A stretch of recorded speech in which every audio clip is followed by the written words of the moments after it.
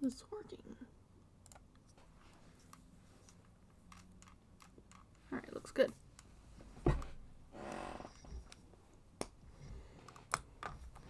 Welcome back to the Great Ace Attorney Adventures.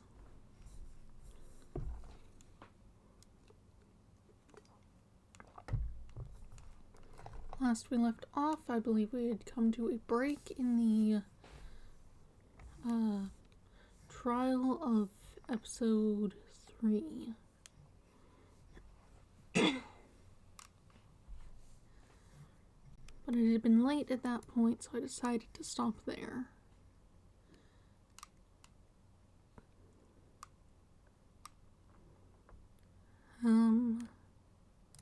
That's not it, this one.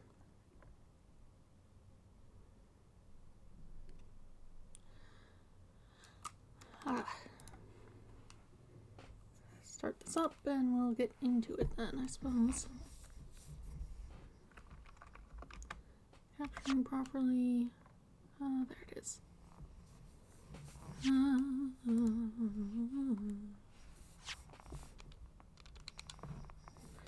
have to reconnect my controller again. I just leave it plugged in and it doesn't always notice that.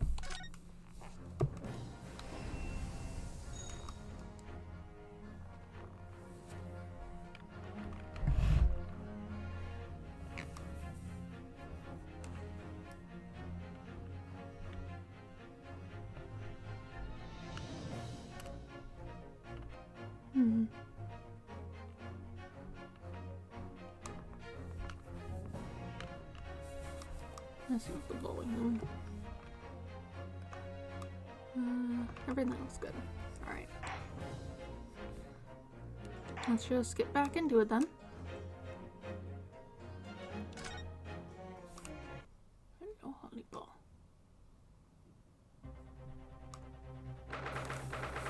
18th of February, 12:52 p.m. The Old Bailey, defendant's antechamber. What on earth just happened in there? Mr. Naruhodo, I've managed to find out what happened.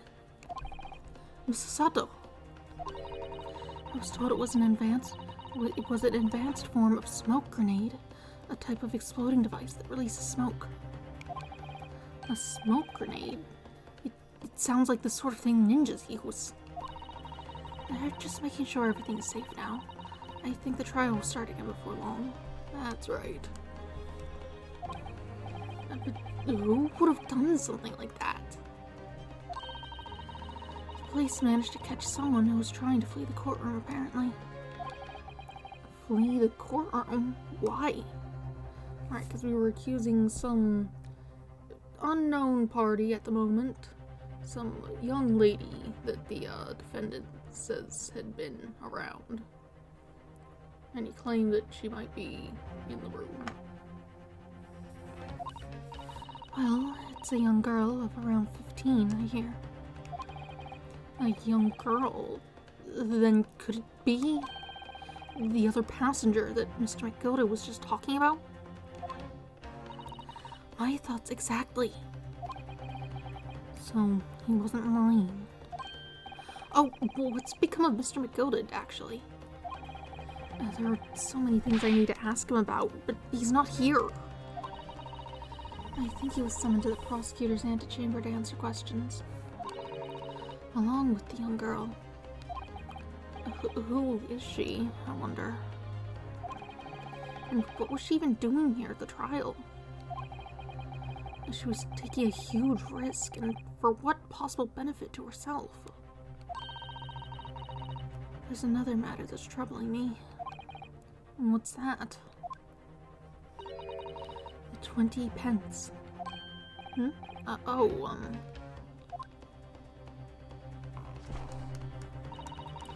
According to the coachman, Mr. Beppo.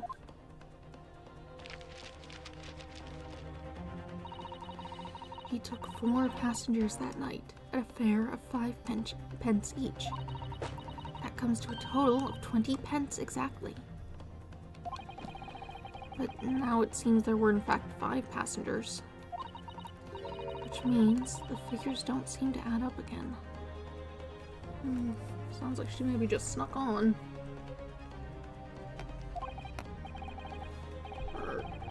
She's right. That is strange. Counsel for the defense, kindly proceed into the courtroom. The trial will recommence in 5 minutes. Oh, thank you, officer. We'll go straight in. We'll go in straight away. Well, whoever she is, I imagine this young girl will be asked to take the stand and testify now. I really can't imagine what she's going to say, but it could alter the whole direction of this trial. We'll know soon enough, Mrs. Sato. Yes.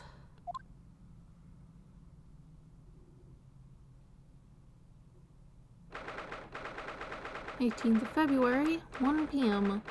Old Bailey Courtroom.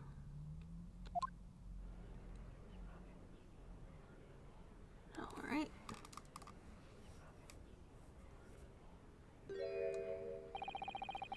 There's the young girl next to Mr. McGilded. Look. She must have been the one who caused the disturbance before. Is that, what was her name? I just saw her on Friday. Oh no. Pavla.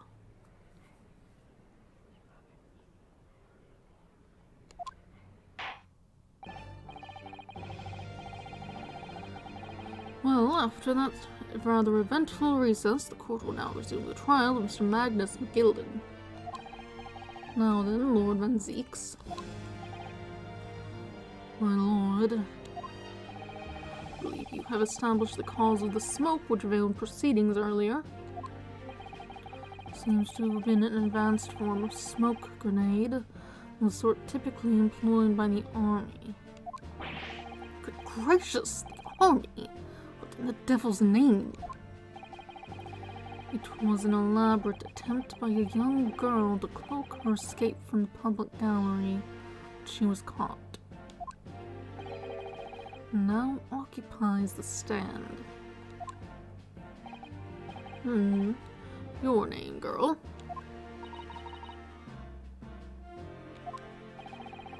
Are you responsible for the smoke grenade which induced such a pandemonium here in my courtroom? What is the meaning of this deplorable behavior?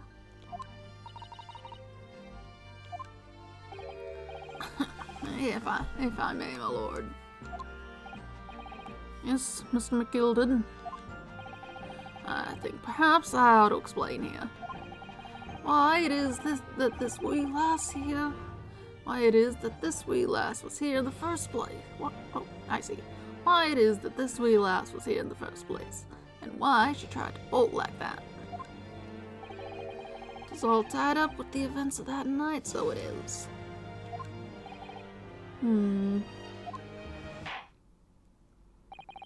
Very well, Mr. McGilded, give your testimony. You will explain to the court exactly how this young woman is involved in the case.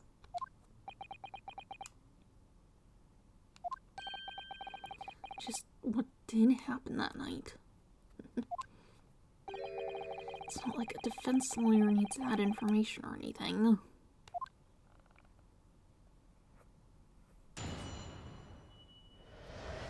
Witness testimony, the young girl.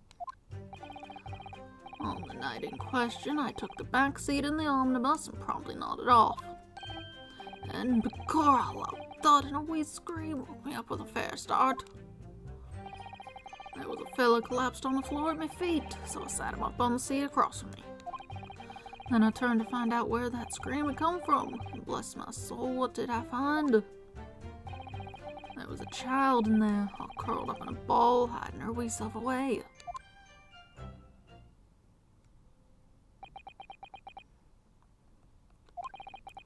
I remained somewhat baffled, I confess, but from what I gather on the night in question, this young girl was indeed riding in the omnibus. Is that correct? It is exactly as the defense counsel said. This last was the 5th passenger, my lord.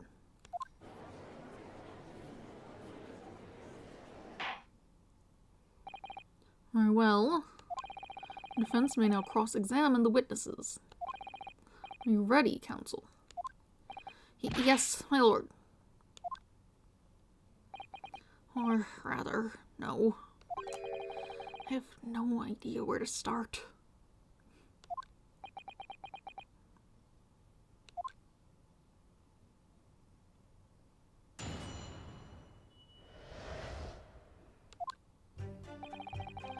I'm not in question. Hold it! And when you first got onto the omnibus, were there any other passengers already on board? There were not. The cabin was empty, and there was no one on the roof deck either. You were the first passenger, as it were. I see. Ah, and that's why I took the backside as I did. It is the most comfortable, so it is. Could you explain exactly what you mean by the back seat? By all means, since I already described it earlier. I'm talking about the seat opposite the one in which the poor gentleman who was stabbed was sitting. Like I said, it is the most comfortable, and where I feel most at ease. And of course, I enjoy gazing through the skylight from time to time as well.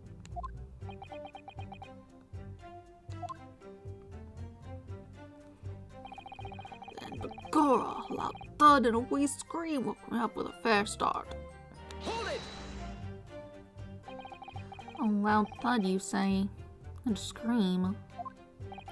Ah, that's right. How can I explain it? It was like the sound of someone falling to the ground. That sort of noise. So you think it was the sound of Mr. Mason falling to the floor having been stabbed?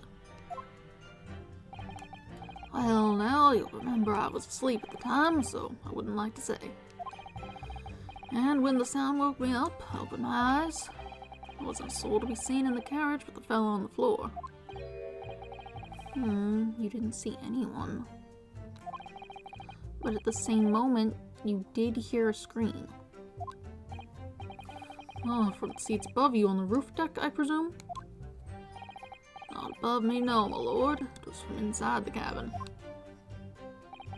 But I wasn't altogether thinking about the scream. No, I was too stunned by the desperate sight before my eyes. The fella collapsed on the floor at my feet, so I sat him up on the seat across from me. Hold it! You sat him up? The victim, you mean? I did, on the seat across from me, as I said. Could plainly see the poor devil was already gone. And you wouldn't leave a dead man just lying on the floor now, would you? It's common courtesy, so it is. I find that a little hard to believe.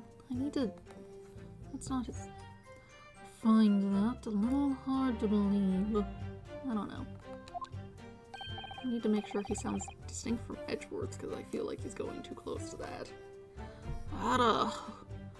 Lord Van Zeeks, why would that be?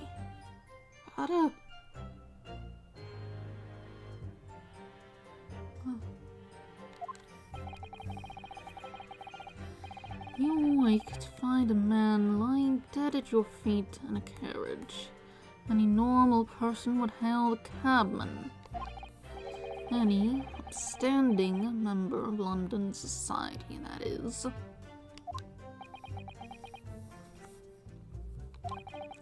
Well, now, as you know, I'm in something of a special line of business.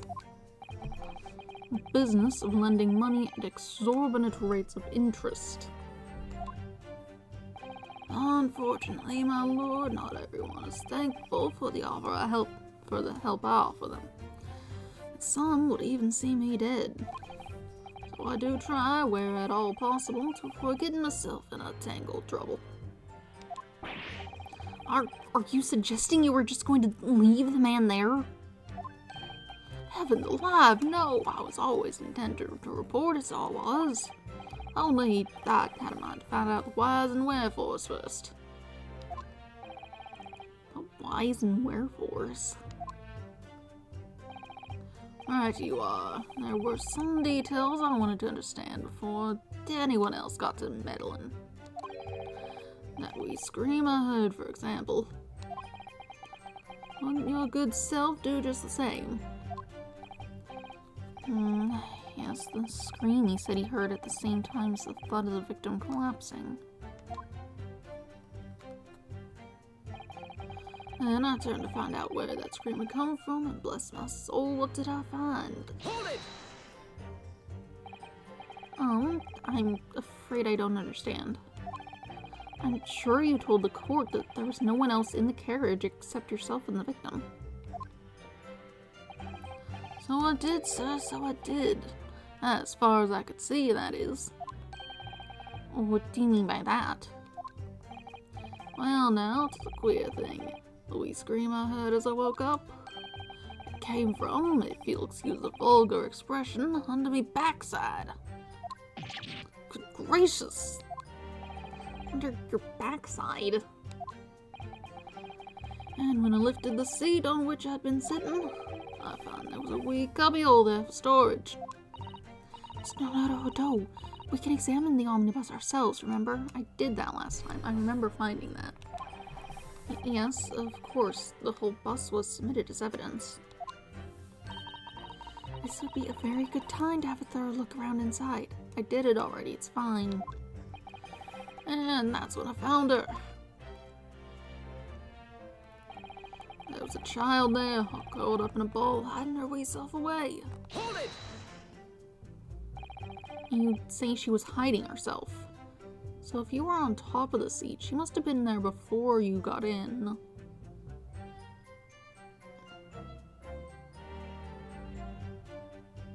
Although, why would she scream if she couldn't see what was happening?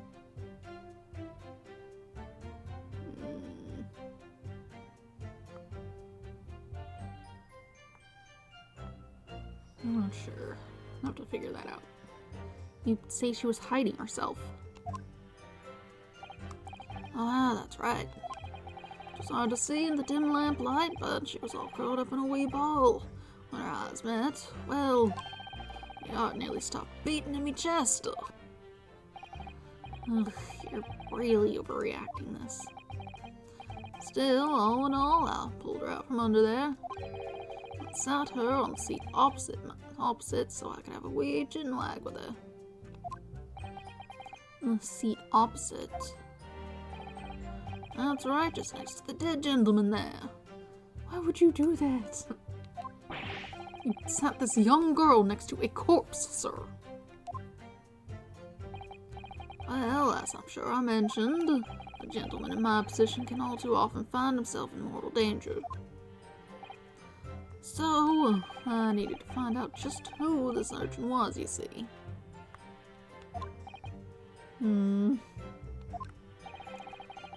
And while I was in the middle of talking with her, I heard another scream. A fella's voice this time. Presumably that scream was Mr. First, who was sitting on the roof deck seats. Right you are again, I would say, sir.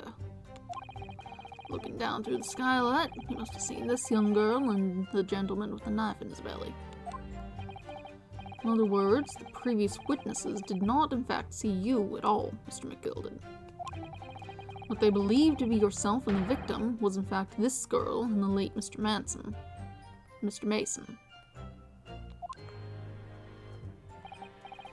Ah, my lord. I was, as I think everyone understands now, sat at the back of the carriage out of sight.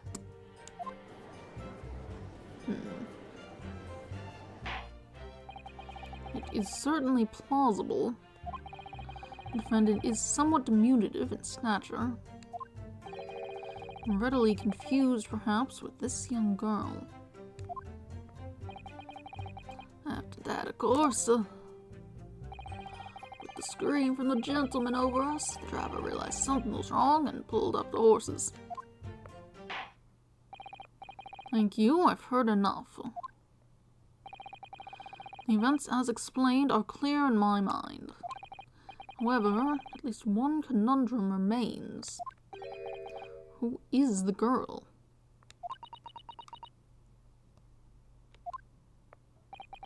Her name is Gina Lestrade, my lord. Gina, perhaps. Gina Lestrade, my lord. She's a chancer, earns her crust among large crowds, relieving people of their persons. What's commonly called a pickpocket. What? This girl here, a petty thief.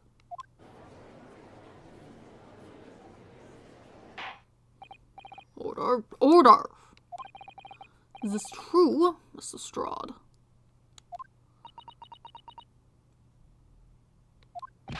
Miss Lestrade, you will answer the question. Oh, ugh! How dare you? What is the meaning of this? Okay, bye. Ugh. You do look like you could still be Papa. The girl, she's gone. Open your eyes. Oh.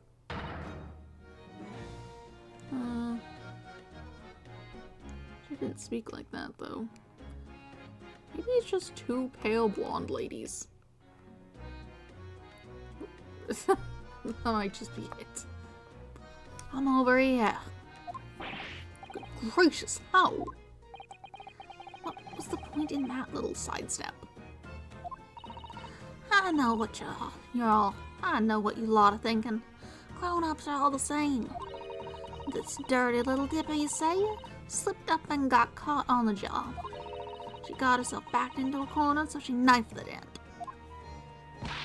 Come on, that's what's in your heads, isn't it?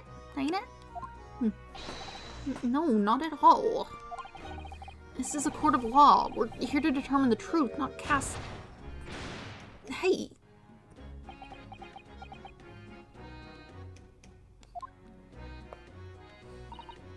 Look, knives are for cowards.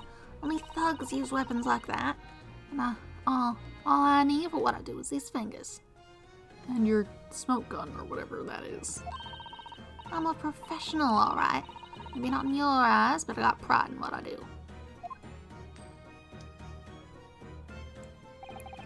Let me guess, you don't count smoke guns among weapons for thugs. Oh, this? Yeah, this was in a bag I left the other day down where they keep the four-wheel drags.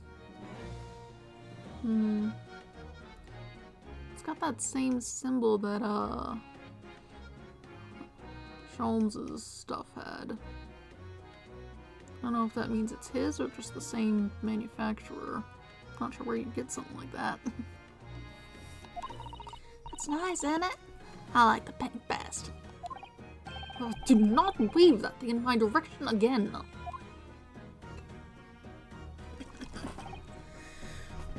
So, you admit you were riding the omnibus on the night in question.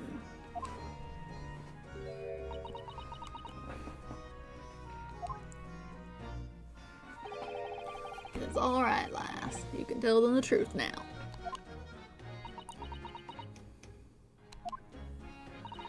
Alright, yeah. Just like the Irishman said. The court accepts this girl, Miss Gina Lestrade, as a valid and significant witness in this case. Accordingly, young lady, we will now hear your testimony, if you please.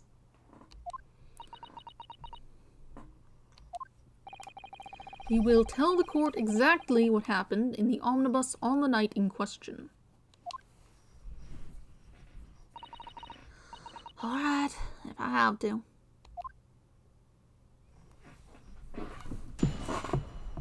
Wow. Alright. What the girl saw. So I snuck inside the carriage before they hooked up the horses, just like always. But it was a right old waste of time. I got nothing to show for my troubles that night. I'll tell you can't see a blind thing in that hiding place. It's pitch in there. Then after a while, I heard this loud bang. I nearly jumped him out of my skin, I did. The scream just gave out. It's because of that the swell found me. It did help me get away, mind.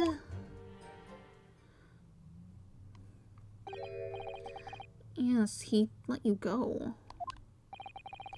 Fail to understand why you wouldn't let this street urchin go, Mr. McGilden. Oh, 'tis simplicity itself, my lord. You see, she couldn't possibly have killed the other passenger. I knew that for a fact. How? He was sitting on the seat she was under. As I'm sure I said before, sir.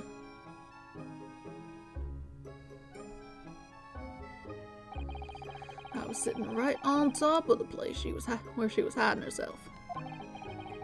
I think a demonstration is called for. This is where I was sat that night. The cubbyhole of which you've spoken is underneath this seat, I presume. It's empty.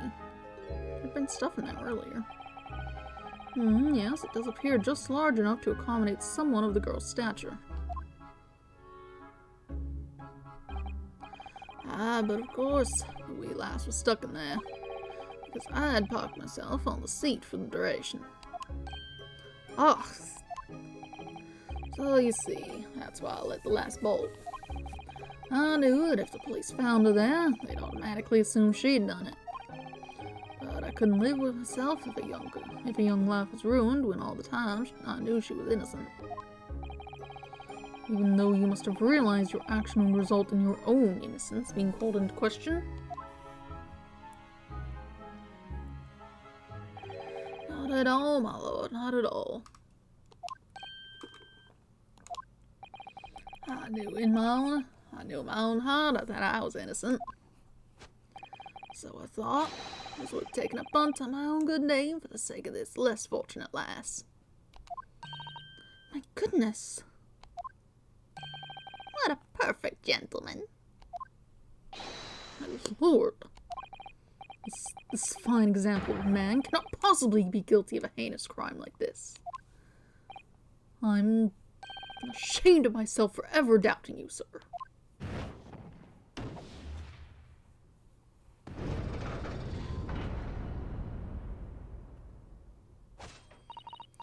With calm, calculated reasoning, one arrives clearly at the truth every time. Okay. Saints alive! All 6 members of the jury consensual in their leaning to a verdict of not guilty.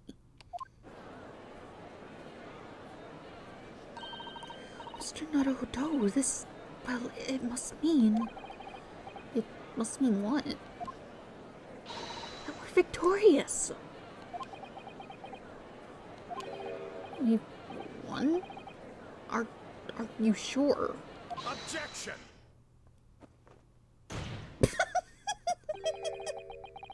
Why is your foot up here?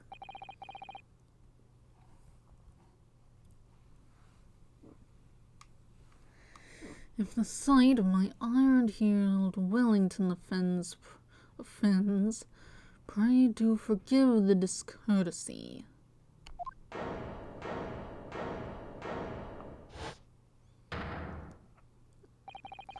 This really is a consummate example of the one monumental flaw in British judicial practices.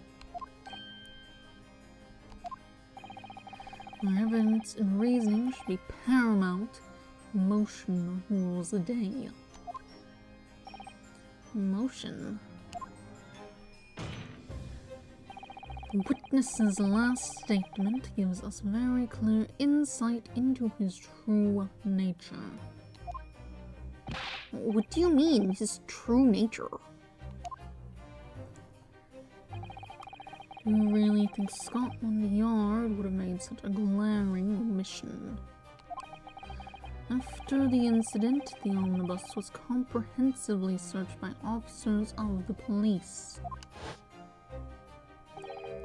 Obviously, the interior of this cubbyhole, as the witness put it, was included in their investigation. compartment under the posterior seat was full of the coachman's belongings. It's noted in black and white here in the police report. Good lord. The evidence has been tampered with. Yeah, I noticed there was stuff in there earlier and now there isn't, which is odd. In order to corroborate Mr. McGilden's story, someone has unlawfully removed everything from under the seat. What?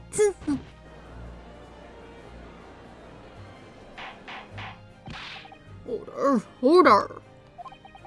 How could such a devious contrivance possibly have been affecting Council? Naturally, we must acknowledge the deficiencies of the constabulary in allowing this to have happened. However, I assure you, when the omnibus was wheeled into the courtroom this morning, the compartment under the seat was not empty. Well, my Nepalese friend. Me? When the carriage was submitted as evidence, doubtless you examined it in fine detail, as would any self-respecting practitioner of the law. Right. Pray, what did you find the condition of the under-seat compartment to be? There was stuff in there. Oh, to be sure, the young gentleman will be able to clear this up in a jiffy. Sorry? Go ahead, you tell the court now, fella. Now this is all an elaborate excuse by the desperate Lord Van Zeeks.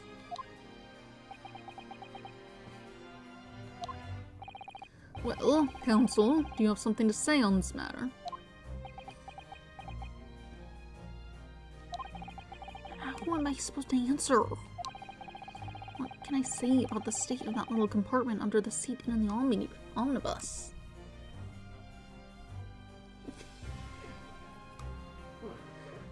I was wondering about that. It does have an option for I didn't look at it. I did look at it though, there was stuff in it. And I was like, I don't think they forced you to look at it. It didn't do anything to progress the anything. So I guess it makes sense to give another option for not doing that. Oh, there was stuff in there.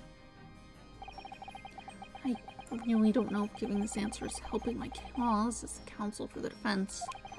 But as far as I remember, at least, when I first examined the compartment, I'm fairly certain there were a number of articles inside it, yes. Are you sure, counsel? Be whilst. What are you saying now, you daft doll? Thought you were on my side here.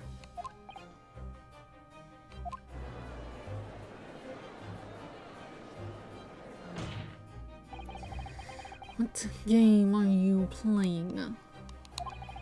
Your task is to defend the man in the stand. Why would you say something to compromise his position?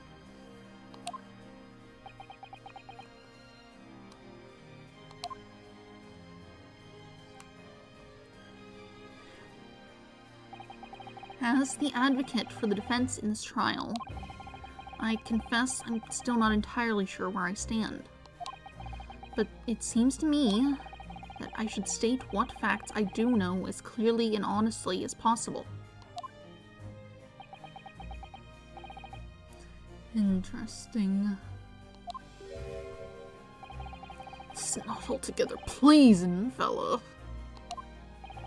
I'm simply telling the truth, Mr. McGilden. Well, don't forget that you're supposed to be representing my best interests here, lad. Now then. A fellow's memory is a curious thing and not altogether reliable. No, the court must consider the facts. That there cubbyhole under the seat is empty as the devil's heart, so it is. Do you think perhaps it would be in your best interest now to admit that you might have been mistaken?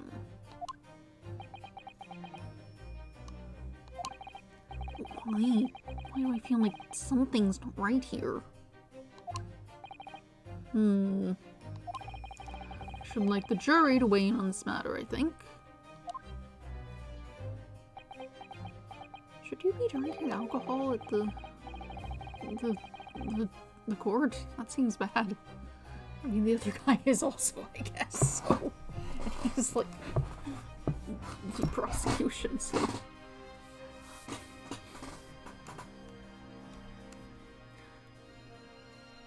Who knows? We can't even see what's in that. That could be water. That's not what you usually put water in, but, you know. The compartment is designed to house equipment used to maintain the smooth running of the carriage. The guild's rules state that omnibuses should be properly and fully equipped at all times. So it certainly wouldn't have been empty on the night in question, if it wasn't that irresponsible. The money-lending fleecer and the pick purse are lying.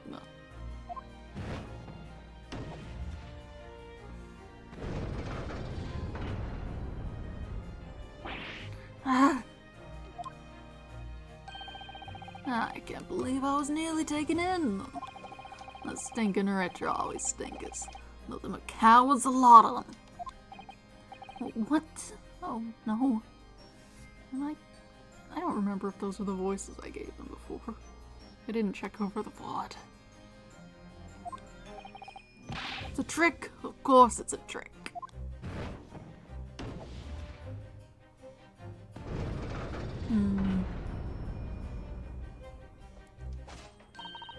Quite so, I must concur here.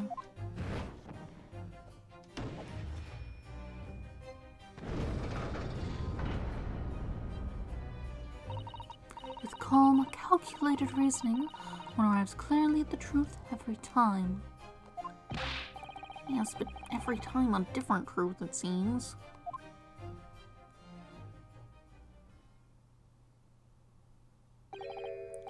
My lord, I humbly exhibit the scales of justice. Clearly, a verdict of not guilty at this time would be wholly inappropriate. Thank you, counsel. But before we proceed any further, there is the matter of the outstanding cross-examination.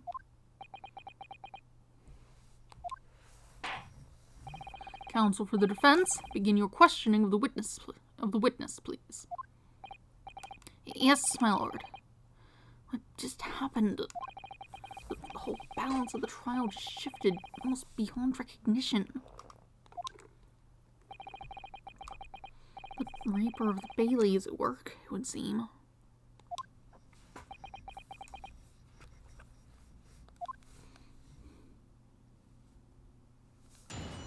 Cross-examination. What the girl saw. So I snuck inside the carriage before they hooked up the horses, just like always. Hold it! So, you were already in the omnibus before it even set off on its run? Well, yeah, I mean, what's the point of spending Joey to make up for you, Bob, eh? That's a rum idea, isn't it?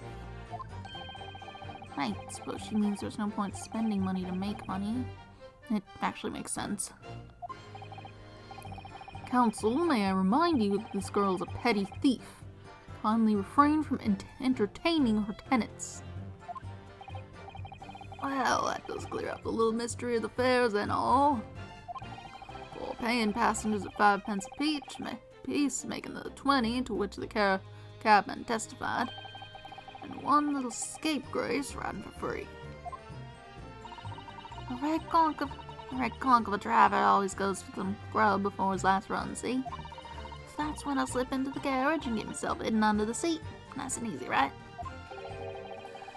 But your hiding place is a storage compartment full of equipment for the coach, no?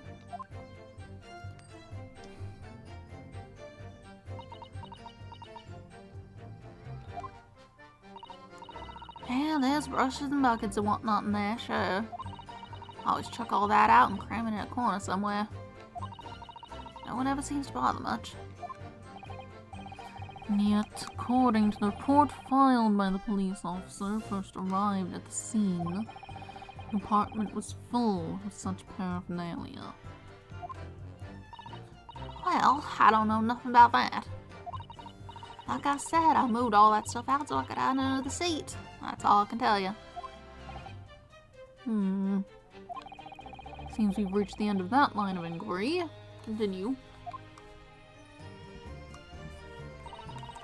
But it was a right old waste of time. I got nothing to show for my troubles that night. Hold it! A waste of time? Why is that? Well, most nights I'm on my own in the God permitted, at least some of the time. What? On my own. What does that mean? I beg your pardon? Did you say God permit? Oh, yeah, well, that's what my kind call it. You say the omnibus, I suppose. Point is, any normal run, the carriage ain't got no one in it for a while. And that's when you come out of your hiding place and get away. That's it, on that night. This cove was set me seat from the start. And he didn't budge the whole way, did he? Not 1 inch. I was totally stuck. You mean to tell us that you were present in the carriage for the duration? You were under the seat the entire time while events unfolded in the enclosed cabin. Yeah, right, mister. To be sure, I was as shocked as anyone. You don't expect to lift the cushion you've been sat on and find a child now, do you? So this Miss Lestrade couldn't possibly be the culprit then. I'll tell ya, you can't see a blind thing in that hiding place. It's pitch in there. Hold it! So you couldn't see out into the cabin at all? Not a jot. Most days I push the curtain up with my head and look out the crack. Then I can have a butcher's at what I'm gonna fiddle. Then I can have a butcher's at who I'm gonna fiddle. I thought you were a pickpocket, not a butcher. I mean, I can have a look. Seat I get under ain't as plush as the other one, see? So most of the time, the passengers plan themselves opposite. But for some reason that night, this here Irishman spent the whole journey right over me head. And for that reason, you weren't able to push the curtain up to peek out. I see.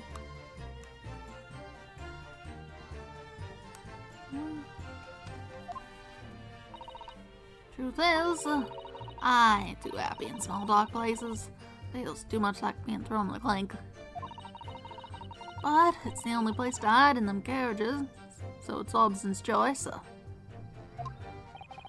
Why doesn't she just stick to picking people's pockets at the open then?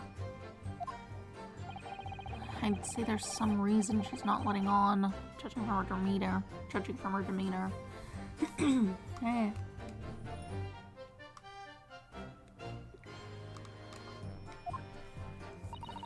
So anyway, I was a bit scared, but I had to just stick it out under there. Nothing else for it.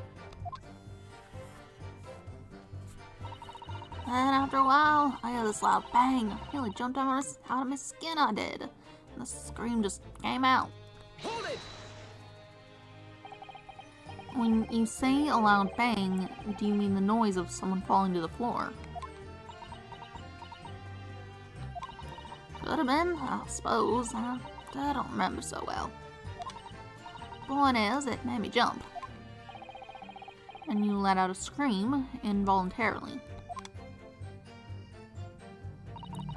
That's right. And then I felt the cushion over my head get lighter all of a sudden. Presumably when the defendant got up in order to help the victim, yes. Or not. It could equally have been the moment the accused stood in order to stab his victim. Could it not? What would be the loud noise? Little girl, did you see what happened at that crucial moment?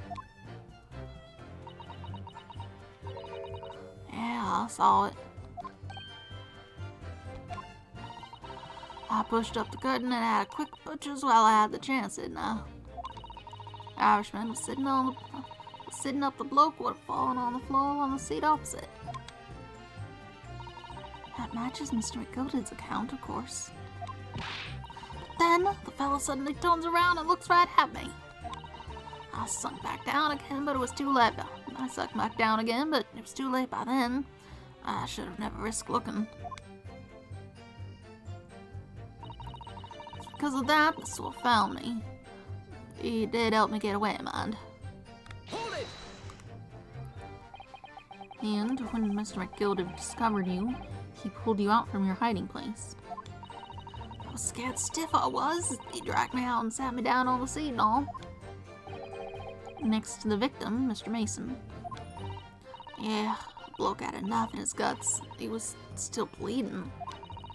And the carriage lurched a bit and he ended up falling onto me. Ugh, how awful. Both my hands got covered in blood. Made me feel sick as a dog. Both her hands covered in blood.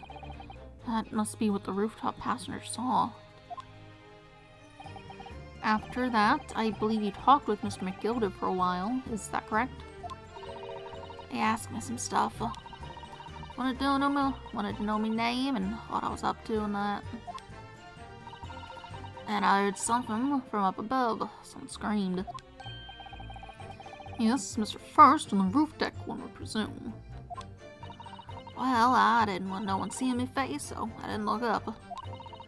Then the horses were drawing up smartish, and the Irishman says to me, "Get back under the seat, I'll see that you can get away later."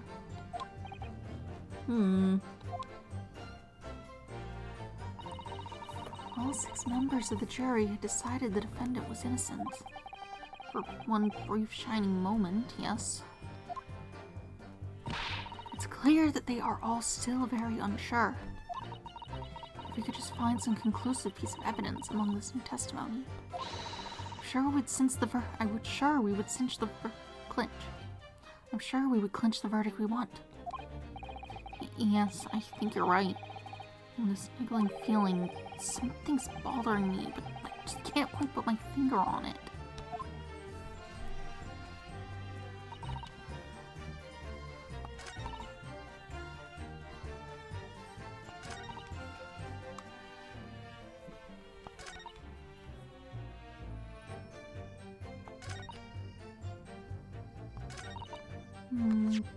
Let's see, what do we got?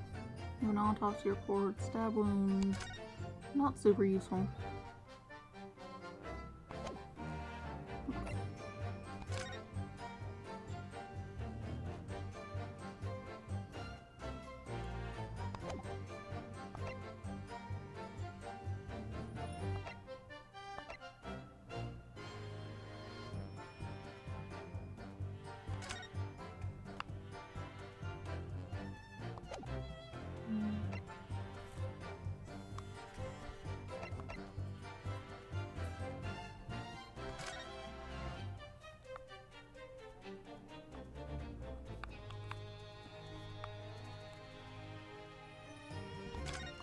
Let's see.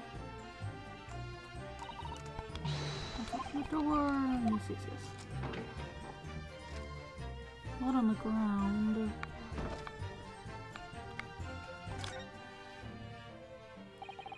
That's blood, isn't it? There's something wrong. Oh, it's just... Well, oh, this bloodstain is so obvious, that's all. Yet Van Zeeks has made no mention of it. I suppose that does seem a little strange. Why do I have such a bad feeling about this?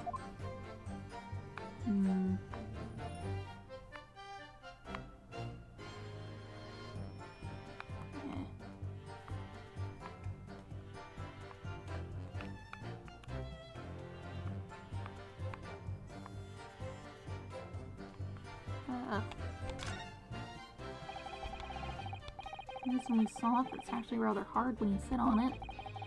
And only just wide enough for 2 gentlemen to sit side by side, really. course, an English gentleman would never be dressed in such finery. It would be quite impossible for her to climb up on the roof deck. A gentlewoman, maybe you said? So she would have to be seated in here. A woman in a kimono would have the same problem. Women's clothes are very impractical, aren't they?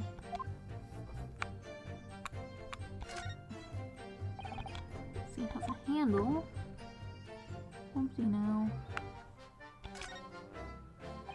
This is a storage compartment. There's nothing in here. It's totally empty. Something doesn't seem right here, but I can't put my finger on what it is. Right. The blood stain on the floor. Didn't really look at that before.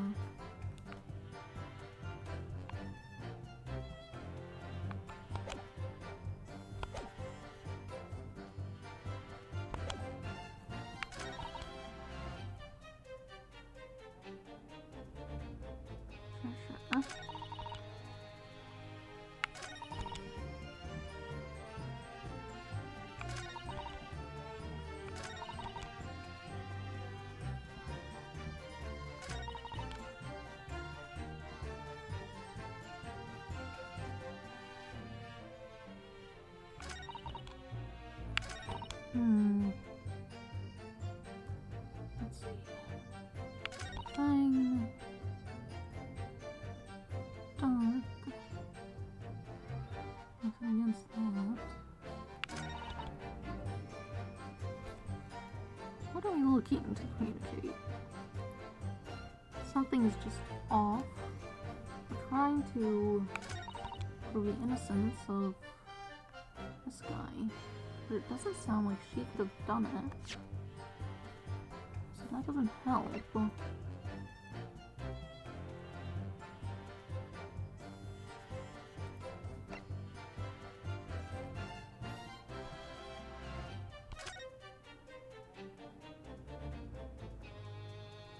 Anything in here?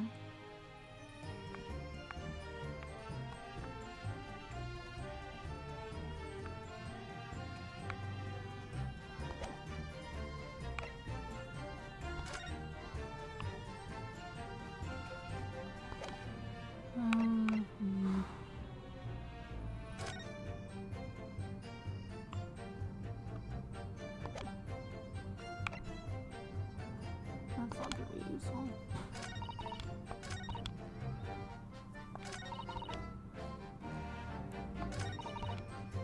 I pressed all of these and none of them gave me new testimony. Bang.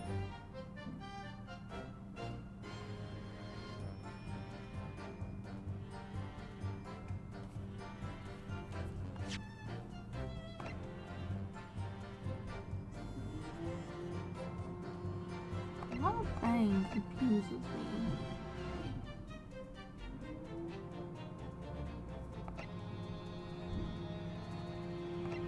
Big blood stain on the floor. Why is the garbage truck? It's dark in your hiding place. Seems like a reasonable statement.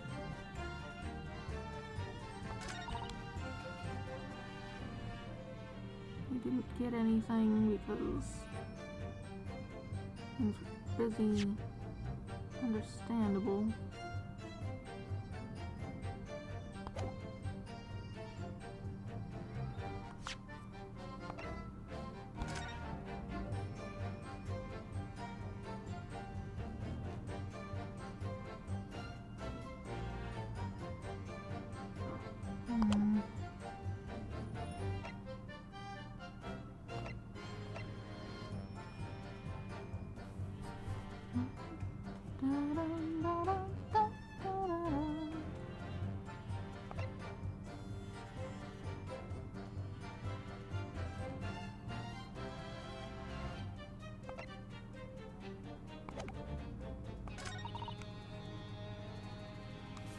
That makes sense.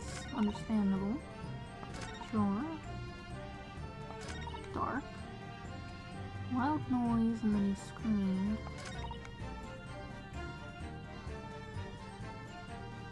And he found found you, helped you get away. It must be this statement.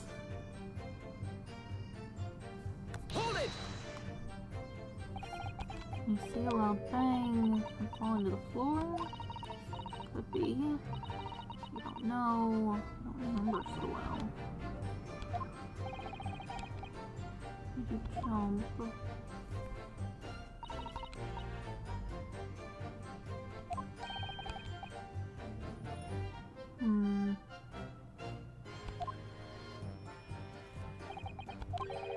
You got up. Did you see what happened?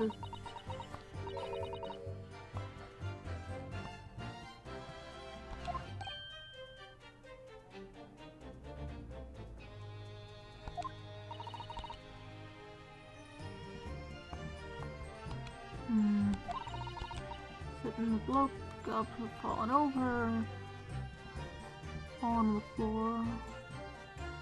Alright.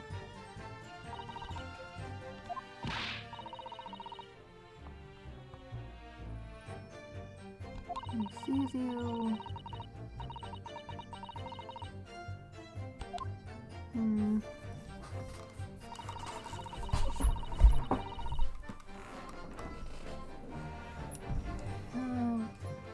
What am I missing here?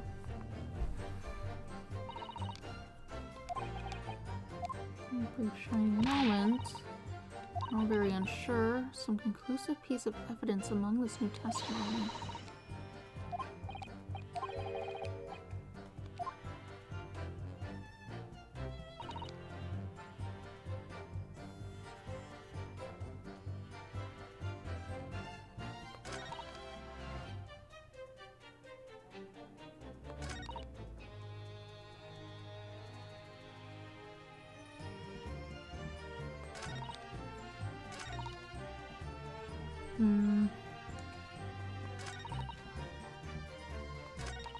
It's one of those ones where after pressing something else, you have to go back and press a new thing.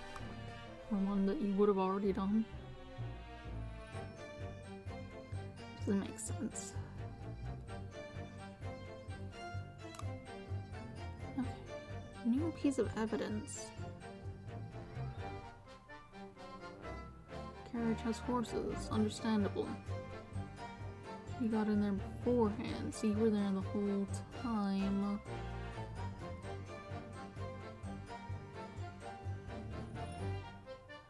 Does being in there the whole time change anything?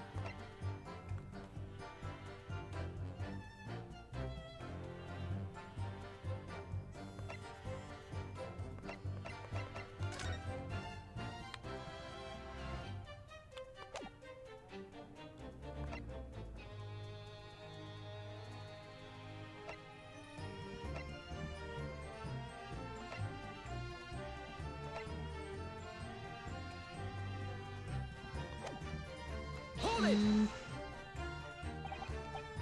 We're already there. For sure.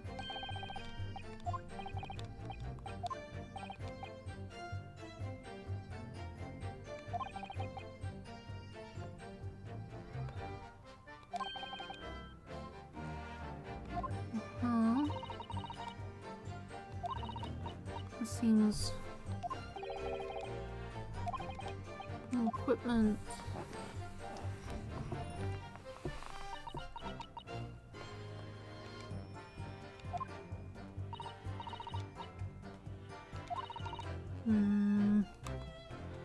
I can cram it in a corner.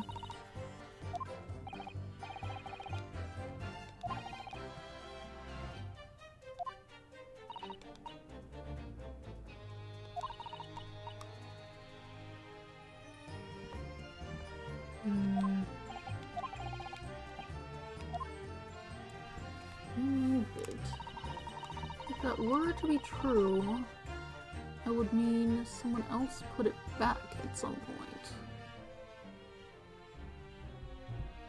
That doesn't make sense.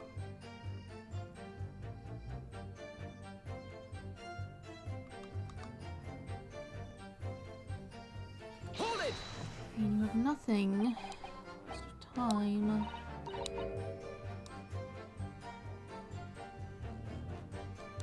Alright, no one's in there most of the time, but there was a person this whole time. Is that indicating that he's not usually there? I suppose it would be, but...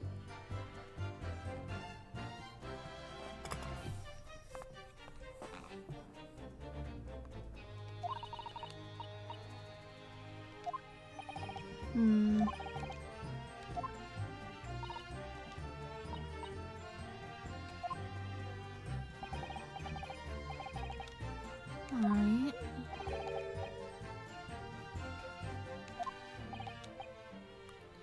Couldn't possibly be the culprit then. And that's highlighted.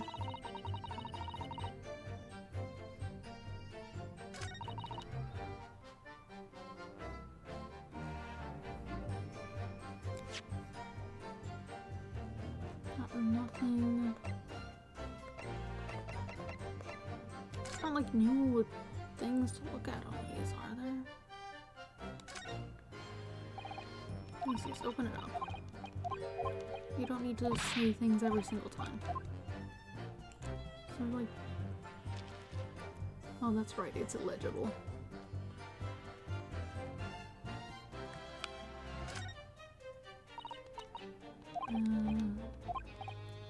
Not everyone... Who knows?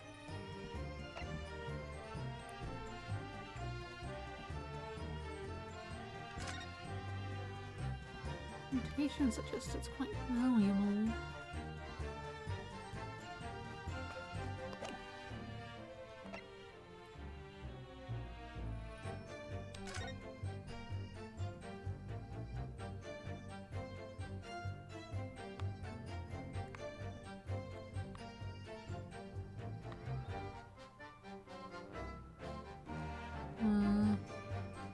What am I missing here?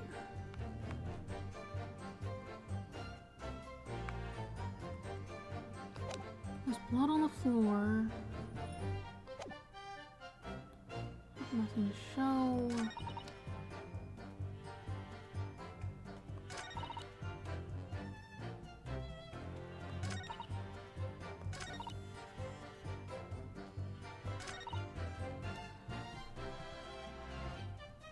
Saying couldn't be the culprit, and I get that, but I guess that might just be something to be like, don't bother pursuing this line of reasoning. It doesn't work. I couldn't see anything. No.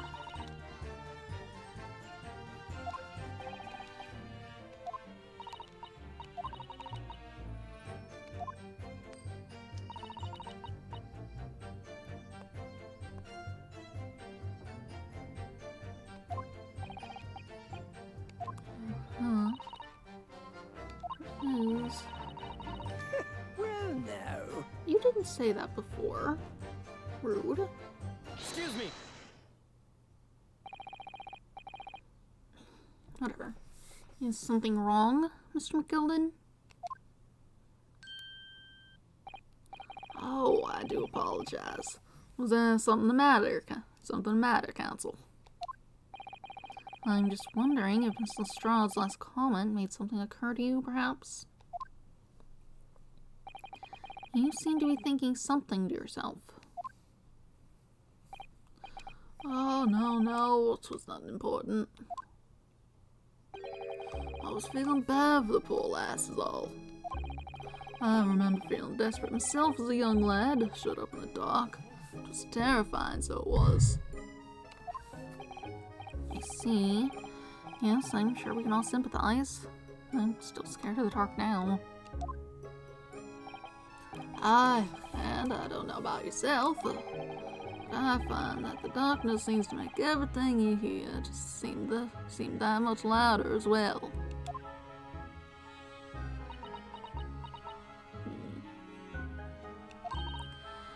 Yeah. I suppose it does. Maybe. Miss Lestrade, did you hear something that night? Anything? An unusual noise, perhaps?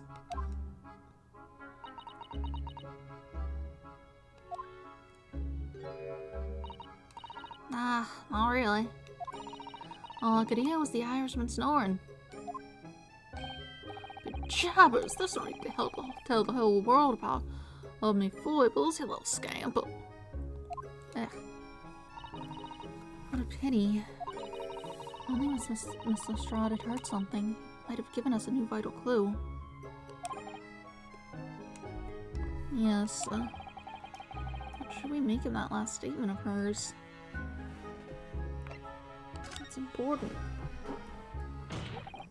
My lord, I believe the statement just made by the witness is profoundly important.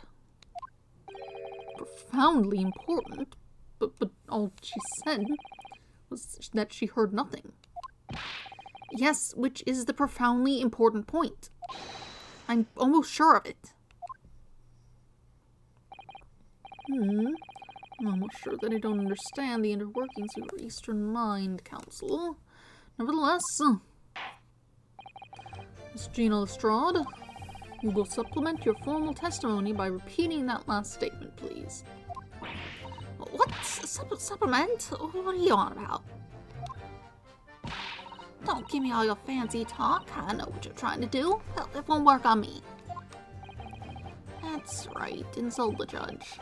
Always a good move. I was straining my ears to work out what was going on, but all I could hear was snoring. Hold it! So you were straining to hear what was happening the entire time, since the moment you hid yourself? Not exactly, no. Sorry? Well, there was no one in the cabin to start with.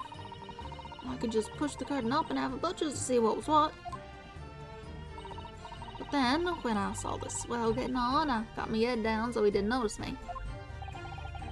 And Mr. McGilded sat on the seat under which you were hiding, correct? Ew, would you out of my even? What a mug. So then all I could do was listen. I was waiting to jump out of there as soon as I heard him leave, you see. But would he? Not likely. Even though we stopped in there, I never had the door open. So I just had to stay put and listen to him driving his pigs to the market, snoring like an old dog he was. The door never opened. No one else came in there. Are there any conclusions we can draw from that, I wonder?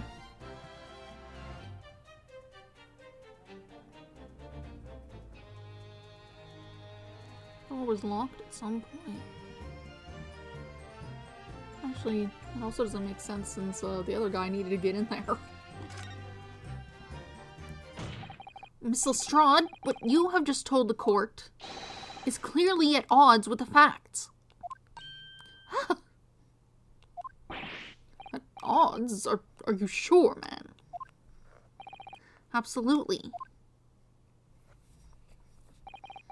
It seems my learned Nipponese friend is not as dull-witted as I had feared. So when Zeeks realized it too.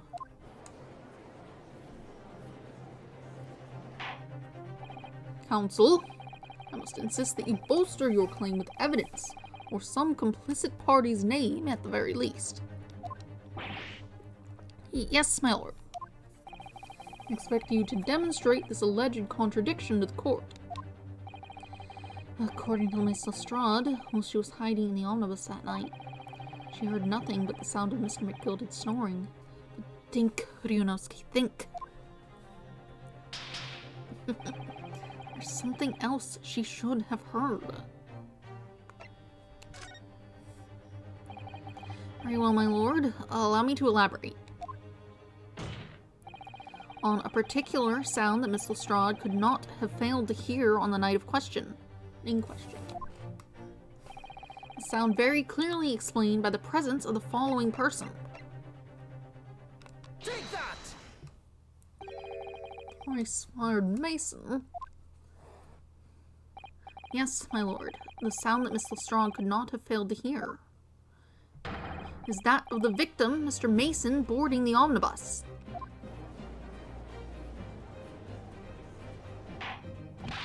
Order! Order! Explain your reasoning, counsel. Miss Lestrade, allow me to confirm something. You claimed earlier that you were the first person on board the omnibus. Is that correct? Yeah, of course I was. I got on while the driver was in the pub, didn't I? And the next person to board the omnibus was Mr. McGilden.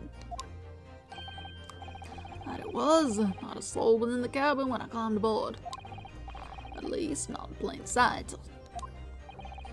So you were, to all intents and purposes, alone in the enclosed cabin of the omnibus at that time. Did I not just say as much? I wasn't traveling with anyone else, if that's what you mean. Yeah, I saw him get on, remember? Through the crack under the seat cushion. He was on his own for sure. And, from what we've heard, the carriage made a number of stops after that on its onward journey. During which time, did you not hear the door opening or closing at all? No, I never heard it. That's exactly what I was listening for, wasn't I? Waiting for this swell to leave. In which case, when and how did the victim end up in the carriage? Huh. We know that the victim collapsed inside the enclosed cabin of the omnibus. Therefore, Miss Lestrade's statement about what she did or did not hear is at odds with the facts. Huh. Killed on the roof and dropped through the skylight, maybe? That would explain the loud thud. But there were like 3 people up there. That would have been hard to manage. Yes, this petty thief's statement was clearly flawed. Lord Van Zieks. Yes, he knew all too well that there was an inconsistency in Miss Lestrade's statement. It would seem words of thanks are in order for my learned friend. What are you talking about? You have demonstrated matters impeccably. This witness and her colorful statements are entirely unreliable. Her words are convenient untruths, nothing more.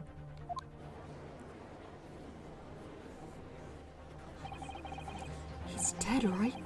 How could the victim possibly not have boarded the omnibus? That makes no sense whatsoever. This girl's a pickpocket, let's not forget that.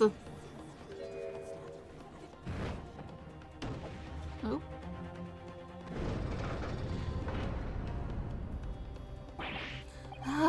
She didn't even say anything. I didn't want to judge the devil, little mite, just because she had some rather naughty ways. But I must say, I can't abide lies. Neither can I. Mr. Foreman. I didn't want to judge the girl just because she had some less than salubrious ways. But I must say, I cannot abide liars.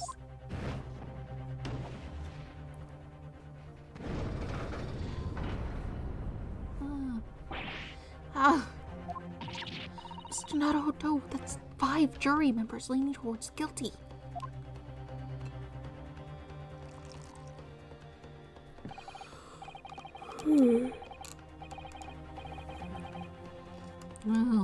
Well, your consideration for others is refreshing, my Nipponese friend. To the considerable troubles you have spared me.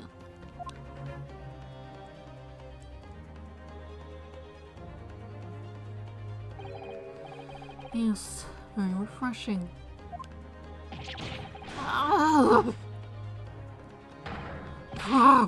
What are you playing at? Have you forgotten who you're working for, you useless Eastern... I don't know what that word is. Given your statements, I'm not sure it's a good word. This carnage is perfect. Stop licking that knife, that's weird. Sure, number 2 is the only one left. Mr. Naruto, the way this is going, I know if we can't find some new way to convince everyone of Mr. McGildade's innocence, the judge will rule and we'll have lost. I very much wanted to believe the words of one of London's most respected gentlemen. But those of us in service know we must accept hard truths. Hold it!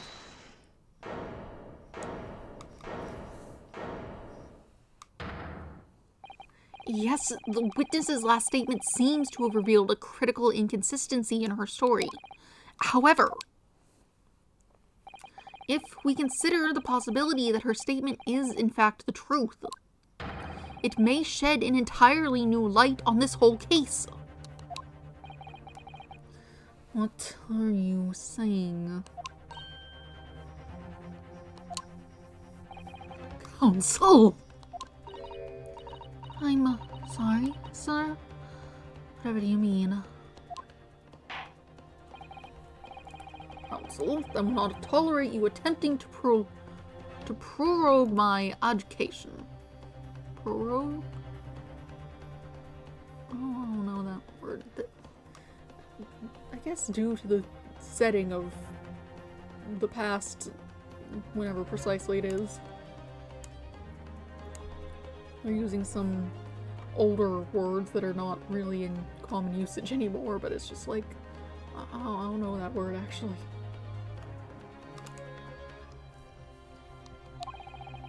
Explain yourself at once. When the accused boarded the omnibus on the night in question, the victim was nowhere to be seen.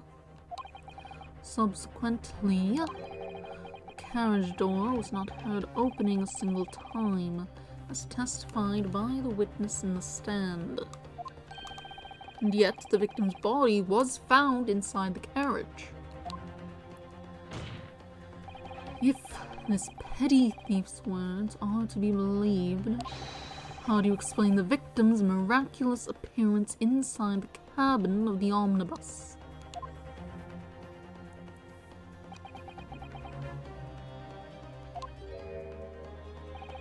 There's only one way to explain how the victim came to be inside the carriage.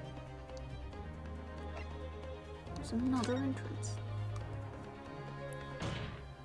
If the door wasn't opened even once, the only explanation is that the victim entered the enclosed cabin some other way. Objection! I wondered what new fantasy you would come up with in your blind panic. But behold, the omnibus is here for all to see. Only one side of the enclosed cabin is furnished with a door. The other only has windows.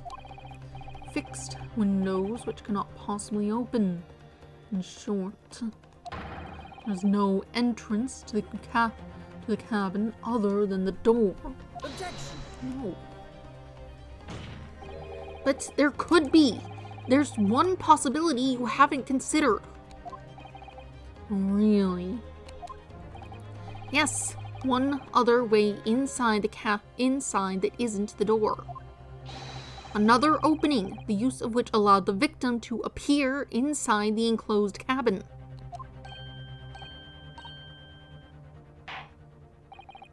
Right, counsel. The defense will identify the location for the court.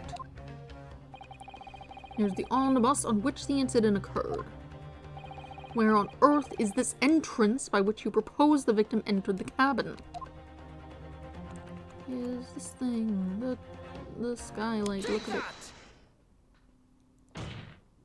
The answer is obvious. It can only have been the skylight. I'd say the skylight.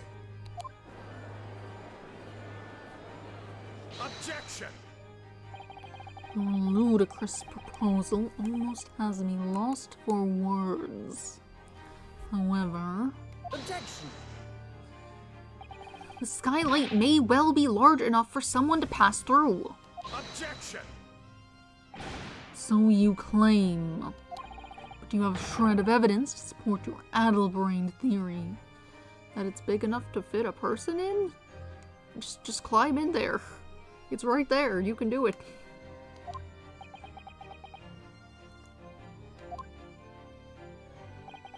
Both Mr. McGilded and Miss Lestrade said the same in their testimonies. They each claimed to have heard a loud thud, such as the noise made by someone falling to the floor. Yes, which has already been explained, was the sound of the victim falling from his seat, having been assaulted with a dagger. Yes, it has, but would a man slipping from the seat onto the floor really have made such a loud noise as the witnesses describe? A noise loud enough to cause Miss Lestrade to let out an involuntary cry, in fact. Good gracious! Perhaps, in fact, that was the moment that the victim made his entrance into the cabin. Now, let me rephrase that. The victim didn't enter the cabin as such. He fell into it. Objection! You're now suggesting that the victim fell from the skylight into the cabin. That's simply impossible. How can you be so sure? Because if the victim had fallen inside through the skylight, as you say, the passengers on the roof deck would have seen it happen. Yeah, that one's a problem. And yet, not one person made mention of such events in their testimony. Well, yes, that's true, but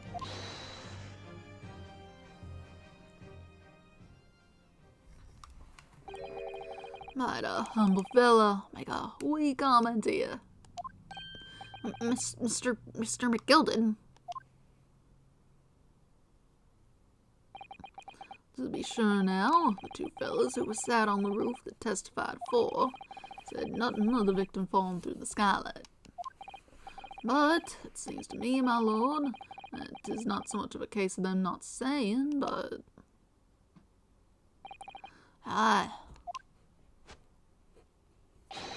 it's a case of them being unable to say.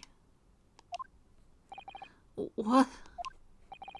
I think perhaps the two fellas do be having something of a compelling reason not to mention what happened. Would you not agree, fine ladies and gentlemen of the jury? Okay, accusing them, which I mean makes sense. Oh my goodness, surely not. Those two chaps on the roof. You mean the ones who stuck that knife in the man were?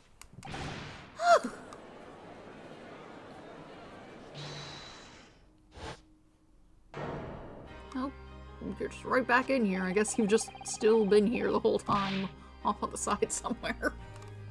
I guess that makes sense. So what exactly are you insinuating here, you blitherer?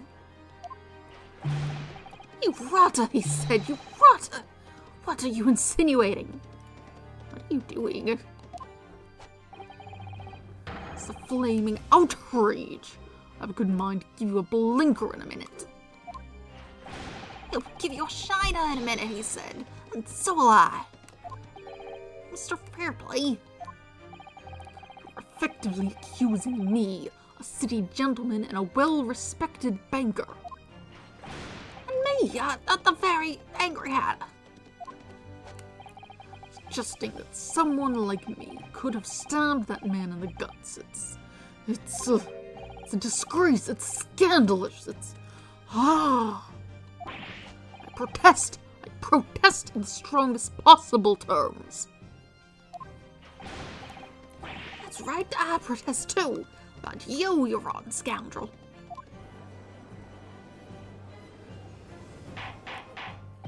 Order, order, order.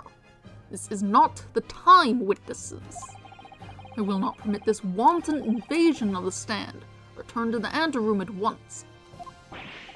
But this is beyond reason, my lord. It's outrageous. That's very hurtful, you know. My lord, if I may comment. Go ahead, Lord Renzieks. It was the defense that incited this outburst from the witnesses. My learned friend has seen fit to abandon all protocol and accuse the witnesses without proof. Accuse? I never intended to... It seems, young Nipponese, that your command of the English tongue is wanting.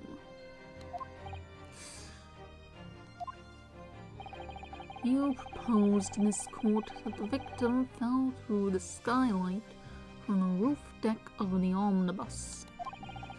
That hypothesis cannot possibly stand without the rooftop passengers being aware of the events.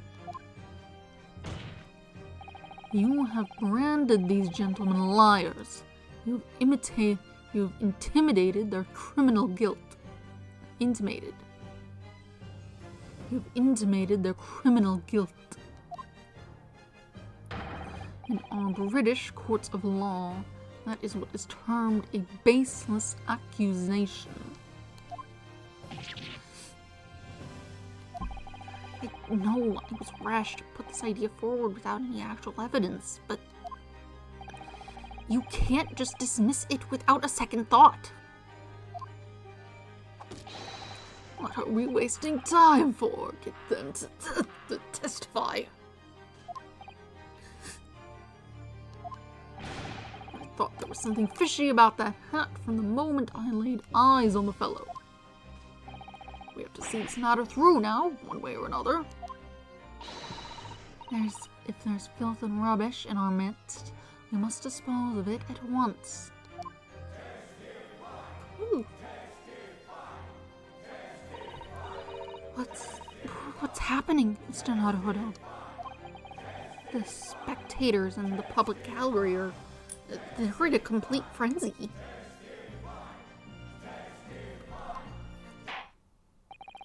Mr. Fairplay and Mr. First.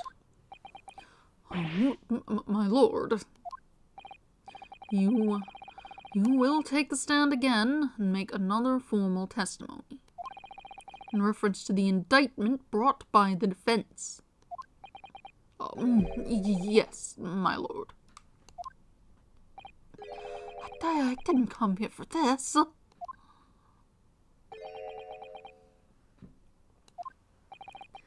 There's no time to think this through. All I can do is keeping pushing forward. I don't know about that. That might be a way you say it, but it's not the usual way. It's very odd. Just keep pushing forward.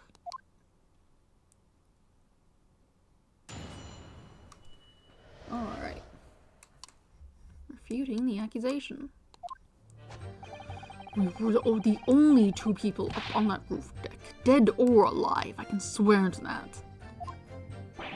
If anything had happened where we were sitting, don't you think one or the other of us would have noticed? In any case, neither of us know the first thing about the victim. We had no reason to kill the man. The skylight was shut the entire time, I tell you. We couldn't possibly have opened it. You're so sure the victim fell through the skylight. Where's your proof? We might be able to point out the big puddle of blood in the middle of the floor in there as the proof, but It's not very specific. In the theory of man just falling off the chair, it could have happened then. I must say that on listening to this testimony, it is somewhat hard to imagine how either witness could have performed any malevolent act on this open rooftop deck.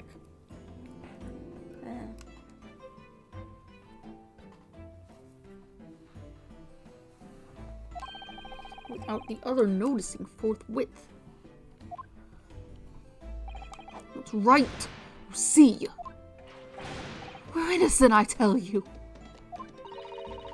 Logically, of course, the argument falls down if the two of you were in collusion with one another. What? According to investigations by Scotland Yard, two witnesses share no common dealings. Well, I don't trust coppers any more than I trust the stinking rich. Something doesn't feel right here. The trial is going in our favor, really. So why do I feel so uneasy? Counsel for the defense, over to you. Your cross-examination, please. Oh, yes, my lord.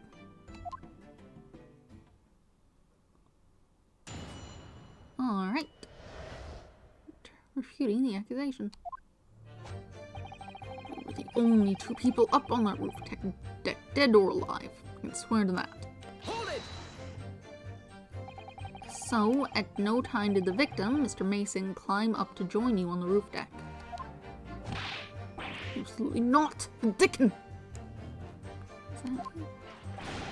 No question about it, he said. None at all. Oh, but yes, of course, I remember seeing them both. I saw the victim inside the enclosed cabin talking with this man here. Is this true, Mr. McGilden? Dear me, my lord, at the risk of repeating myself, I ordered the omnibus alone and I nodded off inside almost immediately. It's an outright lie. Without doubt, you were engaged in... Let me stop you there, fellow, and ask, do you have any evidence at all? At all?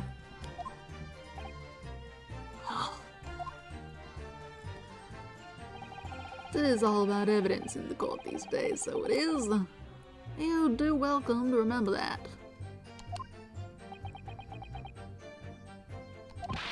Oh, I saw you with my own eyes. This is going so well. If anything had happened where we were sitting, don't you think one or the other of us would have noticed? Hold it! Well, it was on the final run of the omnibus at past 10 o'clock in the evening.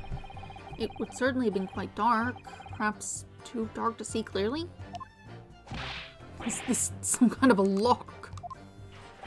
This is some kind of a joke, he said. Is that what it is?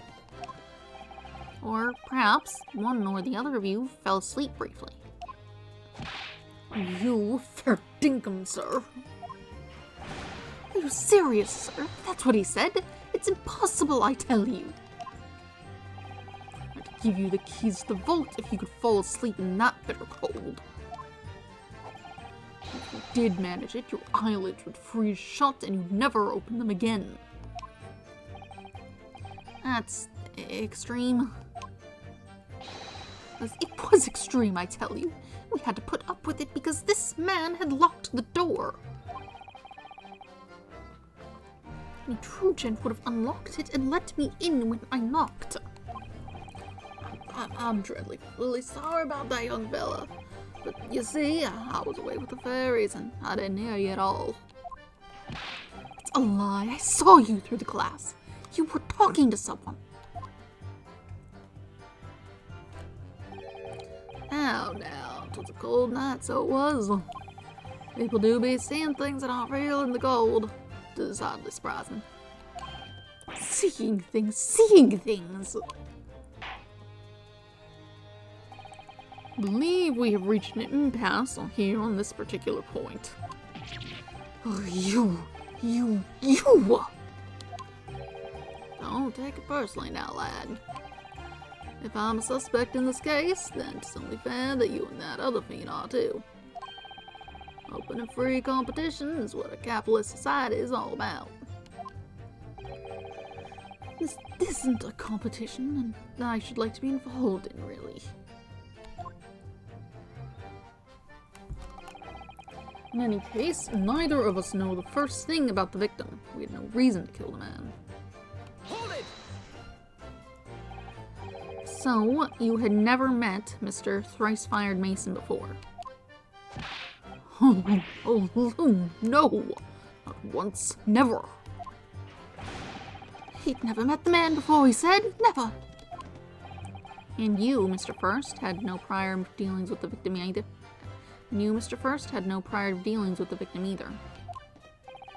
That's right, sir. Haddists don't have much to do with brickmakers, to be perfectly honest, sir. No, I imagine not. You see, how many different ways can I put this? Neither of us have the remotest connection to the gentlemen who were inside the cabin.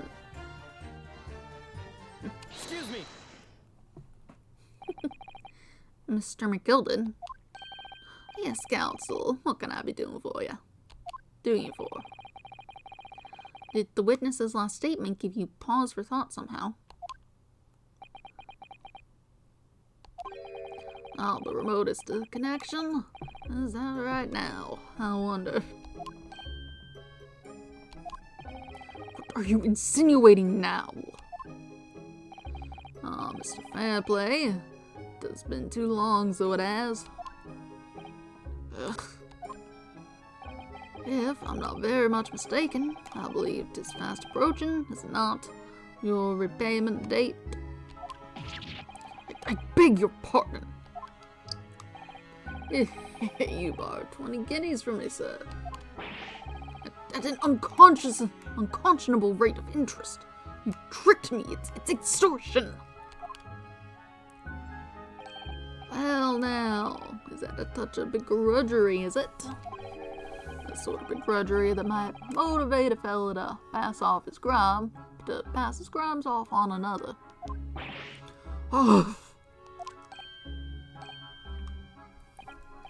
And young Mr. First.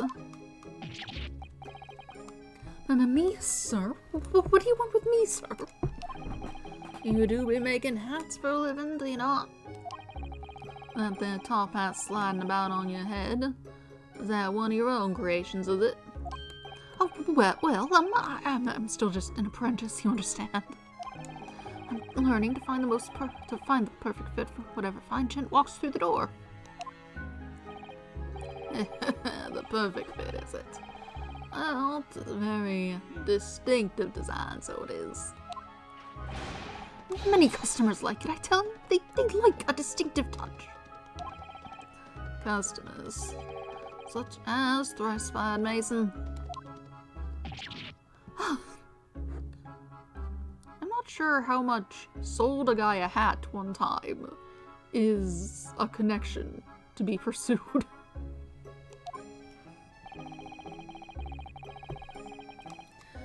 There was a photographic print of the victim submitted as evidence for, my lord.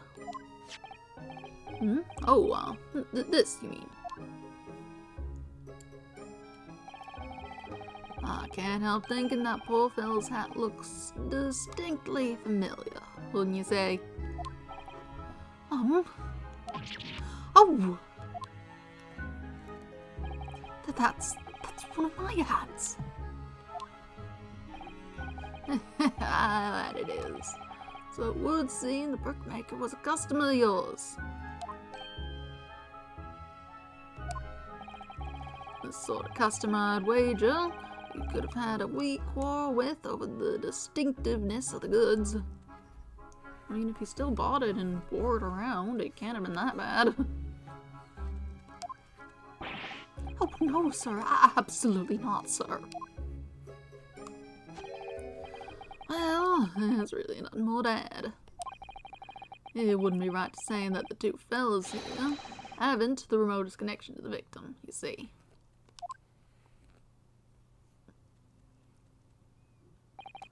Ah, rest my case. You little weasel. Ugh. He's better at this than I am. Gosh, Mr. McGilded certainly has been thorough in his research, hasn't he? We simply haven't had the chance to be thorough. We got to this country this morning.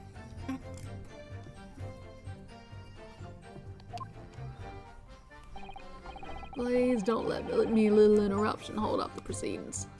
For identifying the milliner responsible for the victim's hat. I see.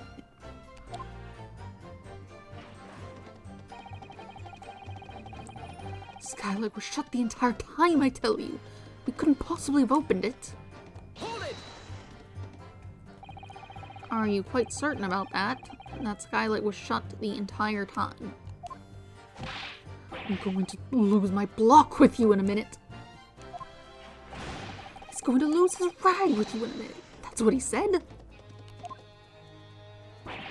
Take a look for yourself, go on. See, it's shut fast now, just like it was on the night. It does appear to have a little hatch, a little lock open, whatever that is. A handle. So it is, of course, a fellow the size of Mr. Mason could likely break right through it. Still and all. What? Just looking at the size of the thing, you understand. Hungry. Should have eaten more than hot chocolate and a garlic toast. Not that anything necessarily sounds all that appealing. I'll have to figure that out later, I suppose. Now hold on a minute, sir. The size of the thing means nothing. Not on its own. Let's consider the bigger picture here, shall we? Let's stop biting Arcane, shall we? I was riding the omnibus on another occasion when, well, I broke wind loudly. I shocked myself with this as it happens. This is an unexpected confession, Mr. First. Oh, I just meant to say, well, the point is I tried to open the skylight, you see. But just my luck, I couldn't make it budge. The stench was terrible. That's just that you can't open it from the inside. Everyone was looking daggers at me, sir. I went red as a rogue, I did. A rouge. I think it's a rouge. That's a sort of blush, I think. Like a makeup thing. Are you expecting me to sentence you? No, sir. The point is, the skylight can't be opened. I tried and tried when I was inside that cabin of shame. Excuse me. Yeah, you know. You have something to say about that, Miss Lestrade.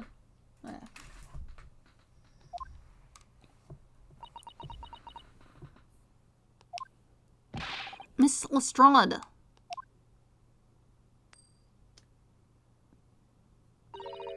It opens. The skylight. That is what we're talking about, right?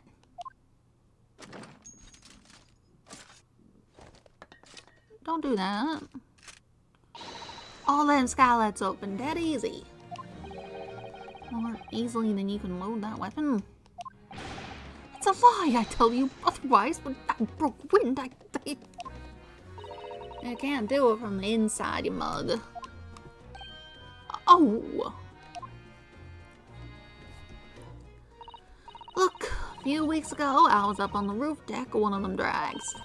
And I had a great haul. I mean, I had purses come out my ears. Mr. Straw, this is not the forum to be eulogizing on the subject of your criminal activities. Well, anyway, I had a bit of scare when I looked at the last bloke's Percy got wise to me. All four of them surrounded me, so I couldn't hop off the bus and leg it. So what I did was, I used a skylight, opened the catch, and jumped right through. What? Yeah, the catch for them skylights is on the top side. That's why I can't open them from the cabin. The skylight opens from the roof deck. Bailiff, climb up to the roof of the omnibus at once and verify the witness's claims.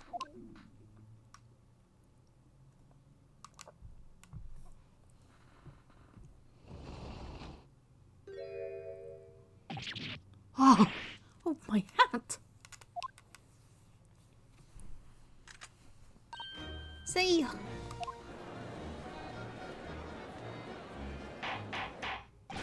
Order, order, order! So, it appears this street girl's statement is quite true. I don't believe it. The skylight opens, and from the roof deck. Mr. Naruhodo, this could be the clue we've been looking for. Well, counsel for the defense, please continue with your cross-examination. Yes, my lord. So, the skylight opens. Perhaps I should investigate for myself.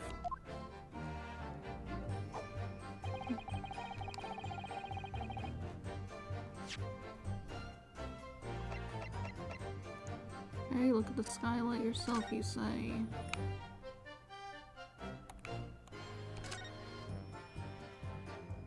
Terrible angle on it.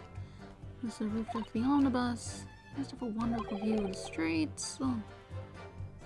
It's cold. This place sucks.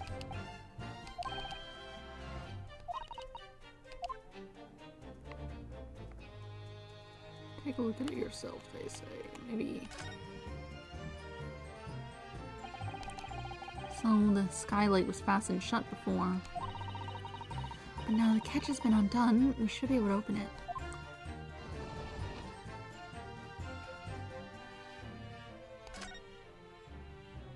Okay. You can certainly see inside the carriage through this opening, that's for sure. Yes, and there's a lamp in the enclosed cabin, so I'm sure the witnesses would have been able to see quite clearly. That's not good for us. Okay, maybe now that I've opened it, I can look at it from inside and be like, wow, the sky. Let's open the door.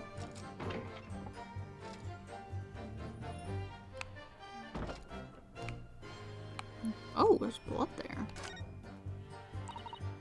Yes, it does open very wide, doesn't it? I'd have to kick someone like you through, certainly, Mr. Naruhodo. Why someone like me? What is it? Look, just here, look at this! It's, without question, it's blood. Why would there be a blood stain there? Surely, it can't be unrelated to the case, can it? Details of the omnibus have been updated in the court record. Wonderful. Anyway, I got your proof. Hold it! Let's just do this first. Proof. That's right, I demand to hear it. We came here to say what we saw, I tell you, not for this. You call us both shysters. Shyster? Oh, but I've heard the word shyster, but I've seen it spelled not like that. So that might be a different word. One that I haven't seen. Many odd words available in this game. Brand us as criminals. You call us liars, that's what he means, and accuse us of doing it. As it stands at the moment, there's no hard evidence that incriminates yourselves now, is there? I believe we're in much the same position as one another here. If I don't crack this case soon, he'll crack his teeth. That sounds like a him problem. I wonder if those two men really were involved in some way. I couldn't say. I mean, I don't really know anything about them, do I? Although, by the same token, I don't really know anything about Mr. McGilded either. It's so hard to know what to believe here. I think we should try to remember that it's evidence alone that can truly determine the outcome of a trial. Evidence. No one can argue against decisive evidence, including the members of the jury. So you're saying that what we need now is to find a conclusive piece of evidence? Yes, Mr. Naruhodo, precisely. Yes, I have the evidence, it's fine. I have for you the evidence. Look at this blood. Objection!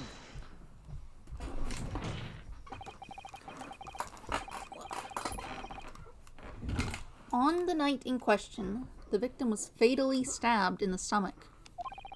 And immediately afterward, the victim's body was pushed through the skylight into the cabin below.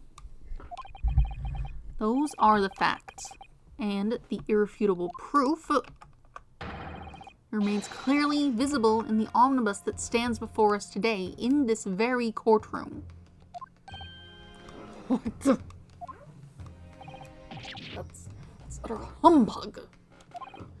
Oh, you can't possibly have any evidence. No, you can't. I mean, we didn't do it, I tell you. It's impossible. Irrefutable proof here in this courtroom. Counsel, my lord, I believe everyone would appreciate a little clarification here.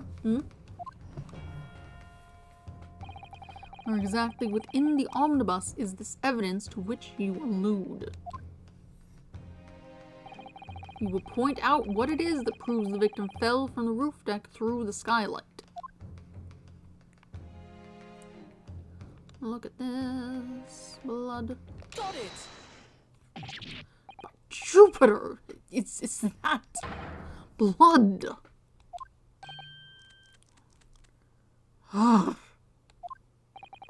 This bloodstain proves two things.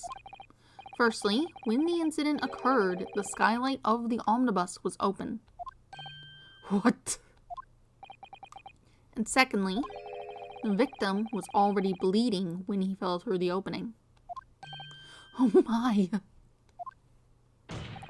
So it follows that Mr. McGilded, who was inside the enclosed cabin himself at the time, cannot possibly be guilty of this crime.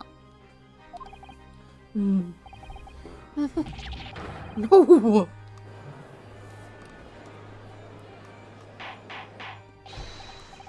Order, order, order! Hold it! What?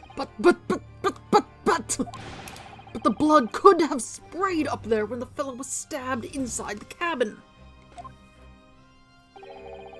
And only found its way to the one particular spot on the skylight. Sure, and that would be very convenient.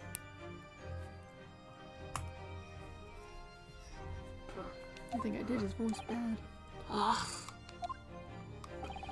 And let's keep in mind that the skylight catch can only be unfastened from the roof deck. I myself wouldn't have been able to open it now, would I? But there's no way to know for certain, is there?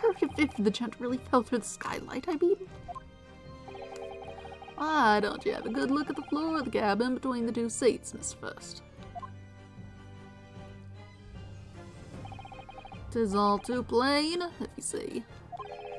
There's the aftermath that shows that the poor fellow dropped from a fair height right there, so it is. Oh, no! But it can't be.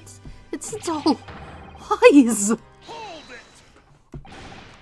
Fellow jury members, I think we can all agree this is clear proof of the defendant's innocence, can't we? I believe we can, yes, sir. It's clear to me now where the filthy rubbish can be found in this courtroom. So they thought they could pull the wool over my eyes, did they?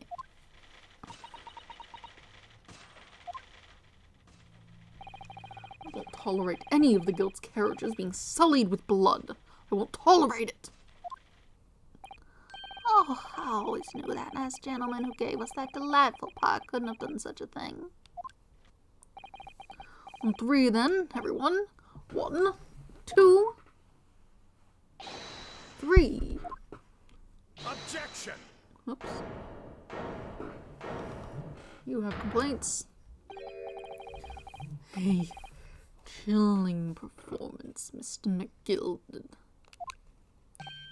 Oh, what would you be referring to there now, Lord Van Zeeks? Blood stain on the frame of the skylight. Such evidence is null and void. What? Why? For one extremely simple reason. That smear of blood never existed. Objection! What are you talking about? It's there for all to see, and it's clearly blood. Objection! I personally attended Scotland Yard's investigation of the omnibus. The officers involved went over the carriage with a fine-tooth comb. So I can state with absolute surety, no such smear of blood existed in the carriage. At least, not until this trial began. But Are you suggesting, Lord Van Zeeks, that this stain of blood was fabricated, my lord? Yes. And while this court has been in session. what the?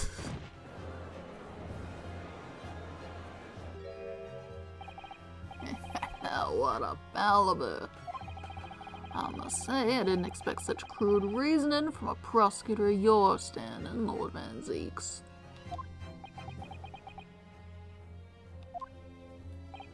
But Magnus McGilded, a fellow known all over the capital for his fine contributions to public life. I don't take kindly to slander, and I'll fight it to the bitter end. Even if it's rolling off the tongue of the Reaper of the Bailey. Mr. McGilded, I realize that this is your first appearance in court as the accused. However, I am well aware of your involvement behind the scenes in a great many affairs of dubious nature.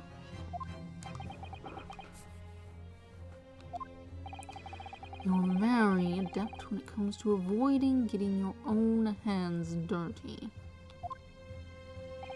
And each time it happens, when a case you are involved in is investigated, you adapt the facts.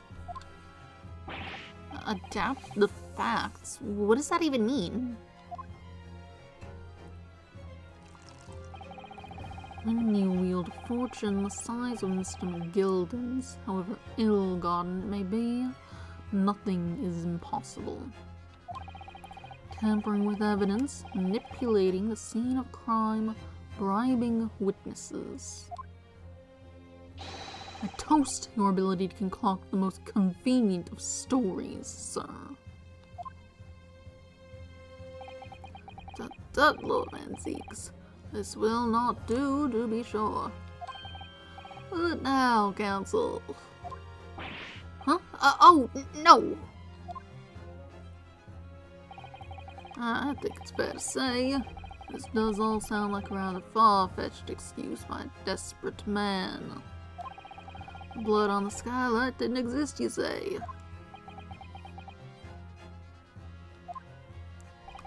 But yous will all cast your minds back. Is it not true that the omnibus there has been in the courtroom the entire time? How could anyone possibly put a smear of blood in it without the world and his wife seeing?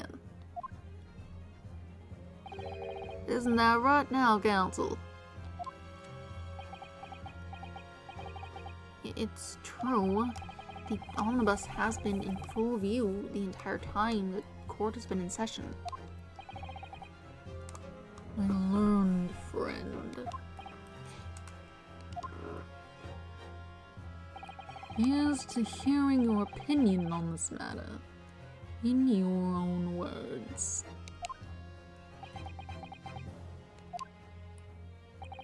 As you wish. Could someone have tampered with the omnibus during this trial? If you're asking me, I think... I mean, they had that big smoke screen.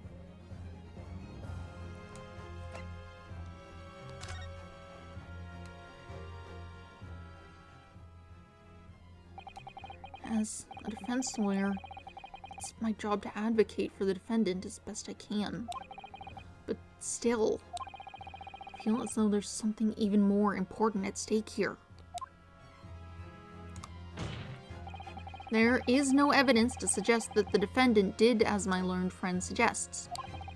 However, in terms of having the opportunity to carry out the alleged tampering, there is one possibility. Oh, good gracious. Explain yourself, counsel.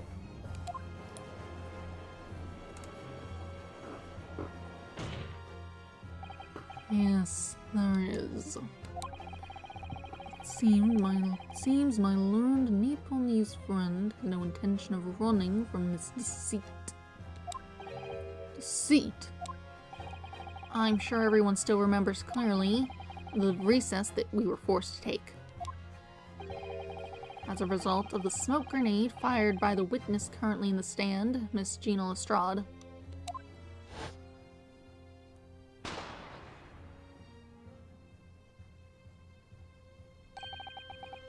What is going on? Be careful, Mr. Naruto. Cover your face. Bailiff, don't let the accused escape. Secure the omnibus. I hereby call an emergency recess. Bailiff, ensure the defendant is in custody and clear the courtroom. The courtroom was filled with smoke, and everyone was thrown into confusion. All of us were made to leave this chamber. In that brief interval, under the veil of smoke and in all the chaos, it could have been possible to steal inside the omnibus.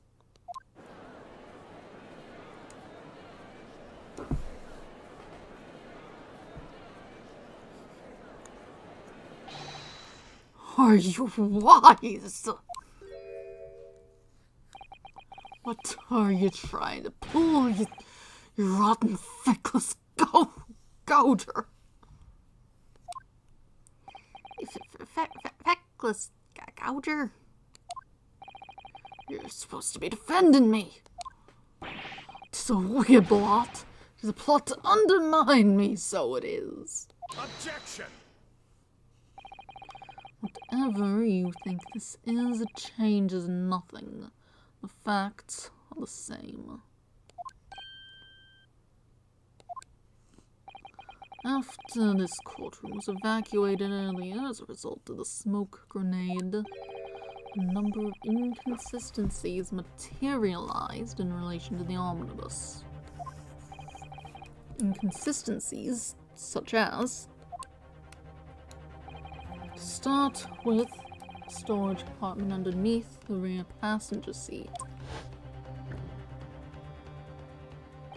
When the police investigated the omnibus, this compartment was full of the driver's items.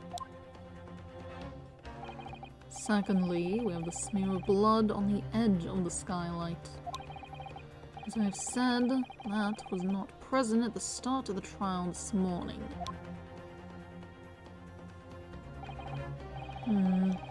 Unfortunately, Lord Van Zieks, no one is able to corroborate your claims.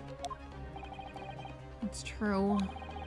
When the omnibus was first wheeled out, both the storage compartment and the skylight were shut. We looked in the storage compartment. There were things in there.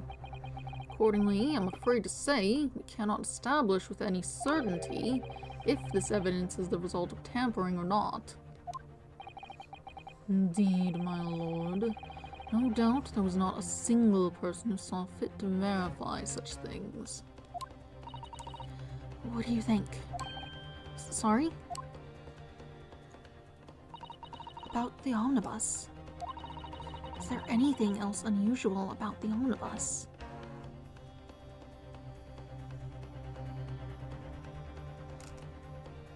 There's also a puddle of blood down there.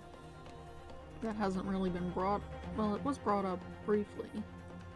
Did anything else change? I don't remember seeing the puddle of blood when I got in there first, and it seemed pretty obvious when I went in there to check for something a bit ago. But I hadn't noticed it initially. My lord? Yes, counsel? There is one further inconsistency. A mark that surely could not have been present at the start of the trial. What? In the devil's name are you going to say now? If you dare to betray me, you little maggot, you'd better start watching your back. Silence, McGilded. Court awaits the defense's clarification. This trial keeps swinging one way and then the other. I have no idea what's the truth and what's deception. What am I supposed to believe here? I shall have to ask you to elaborate, counsel. What exactly is this alleged mark that you claim appeared at some point during the trial? Plus, if that had been there, people would have stepped in it. There'd be like footprints or something.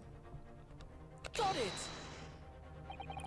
If we consider that the victim fell through the skylight onto the floor of the cabin, you would certainly expect to find signs of blood where he landed. But as far as I recall, this bloodstain on the cabin floor was not there when the omnibus was first brought into the courtroom. Good lord!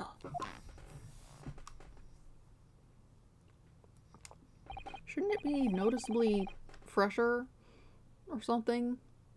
The other stuff should be dry. This maybe wouldn't be yet. Yes, I do believe you're correct, counsel. Well said. Although, as advocate for the defense, one might say that was a very careless slip of the tongue.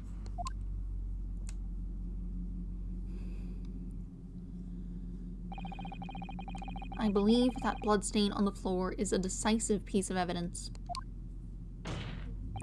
But if the question is whether that evidence is genuine, or whether it was unlawfully fabricated by someone, I feel compelled to admit that there's at least a possibility that the evidence is fake.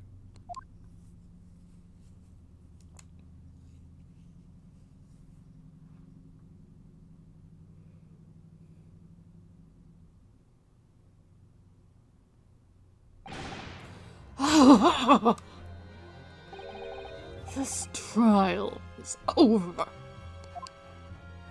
Mr. McGilded? I've done everything I possibly can to cooperate with the court, but it's all over now. But you're the defendant. It's over, I tell you.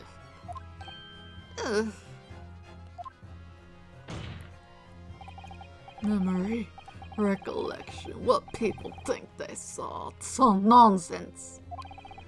Facts are what counts, and the fact is, that bloodstain is there, now! Well... And over the course of this desperate trial, long and extremely drawn out as it has been, it good-for-nothing Reaper of the Bailey has failed to present any decisive evidence at all. I'm scandalized, so I am. I'd thought better, Lord Van Zeeks. Well, my lord.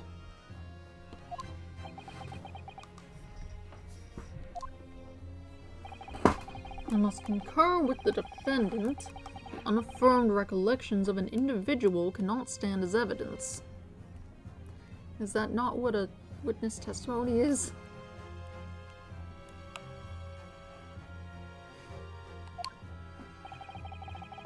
At this moment in time, the particular bloodstain in question is very much in existence.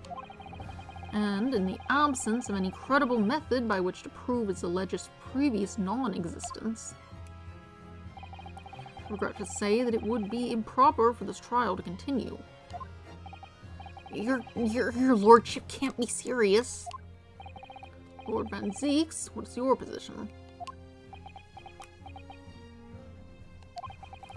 The prosecution, my lord, has no further witnesses or evidence to present. Very well. In that case, as I believe we have explored every possible avenue in this matter, I shall proceed to my adjudication.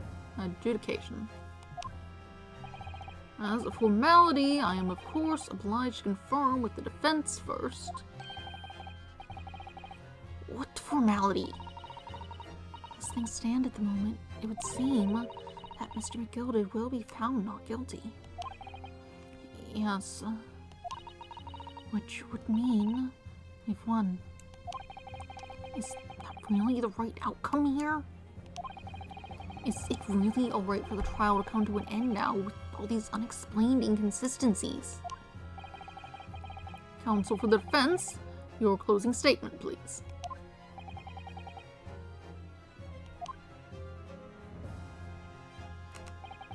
Yes, my lord. The defense believes... It does sound like he's the whole problem.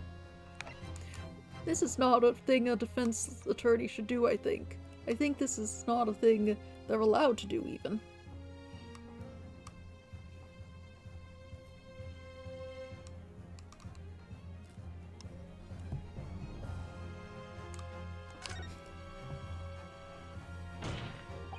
I am here in this courtroom today to advocate for the defense of my client, Mr. McGilded.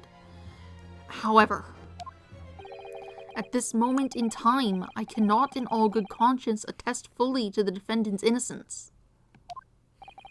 What are you saying, man?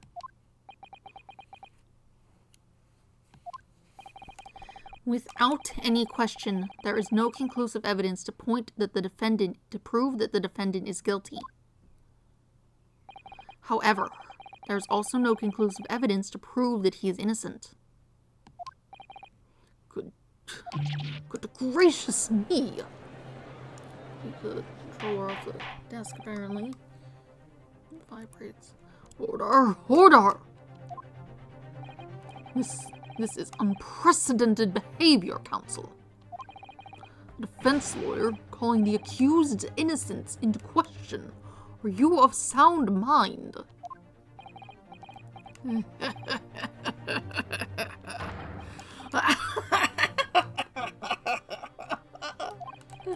Oh, it was a grand decision to appoint you as my lawyer, so it was. A grand decision.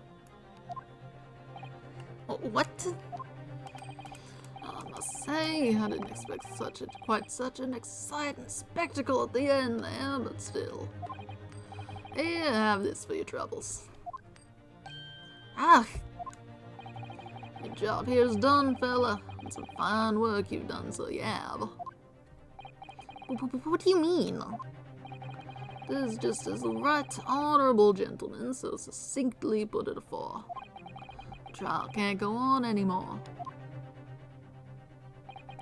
And your closing statement there was, how did he put it down?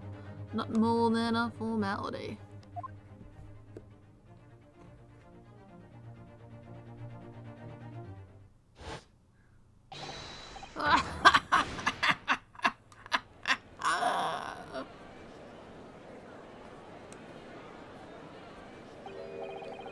really don't know what to make of all this. Was the evidence we've seen genuine, or was it fake? His lordship would be fuming. Any unsightly rubbish should be disposed of promptly, as I said.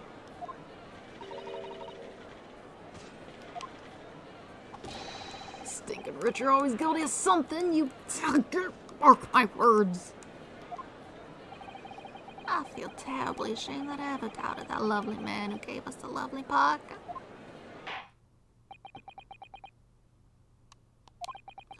Now that proceedings have unfolded in this way, I am compelled to declare a premature end to this trial. Furthermore, court must accept the defendant's plea.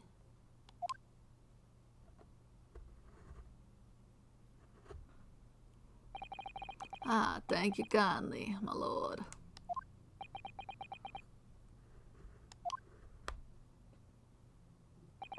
I hereby pronounce the verdict of this court. Objection! But we still haven't determined if the bloodstain in the omnibus is genuine or not. We don't know if these witnesses are telling the truth or a pack of lies. We have no idea about the truth. Lord Van Zeeks. My lord. Case made by the prosecution was flawed, plain and simple. If indeed the omnibus presented as evidence was tampered with, the prosecution is at fault for allowing such a disgraceful perversion of justice to take place. My sincerest apologies, my lord. Objection! But wait! When we were evacuated from the courtroom, Lord Van Zeeks ordered the evidence to be secured. I'm afraid the prosecution cannot shun responsibility in this matter. That's so unfair! Culpability of the defendant has not, at the present time, been established by this court. Consequently, the jury will not be required to proffer judgment. What? Well, Lord Van Zeeks, it's been a pleasure, so it has. And as for you, my dear fellow, I couldn't have asked for a better defense. Do you mean to tell me this has all been a grand waste of time? 'Tis the law of the land, my good man. If you'd like to pursue this matter further, you can always go ahead and try to change the law. Magnus McGilded. Good grief, you had more to say to me, have you? Just one thing. Warning. This is far from over.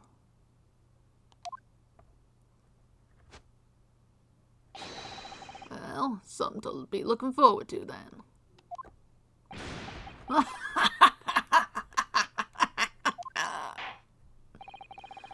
I hereby pronounce the defendant, Magnus McGilded, not guilty. Oh, you got fireworks now. Fancy. I don't think you should set those off inside your building.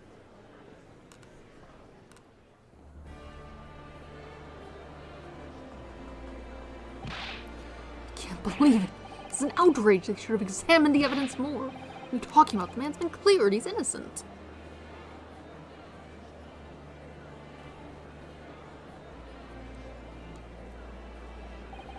With the courtroom in a pandemonium for the second time that day, the judge delivered his verdict. And my first ever trial in Great Britain came to an abrupt end. With the defendant being found not guilty, ostensibly a victory for us.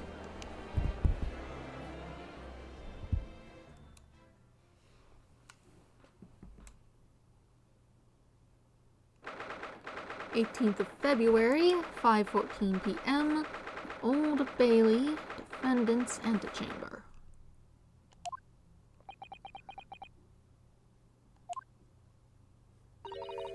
That certainly was a long trial.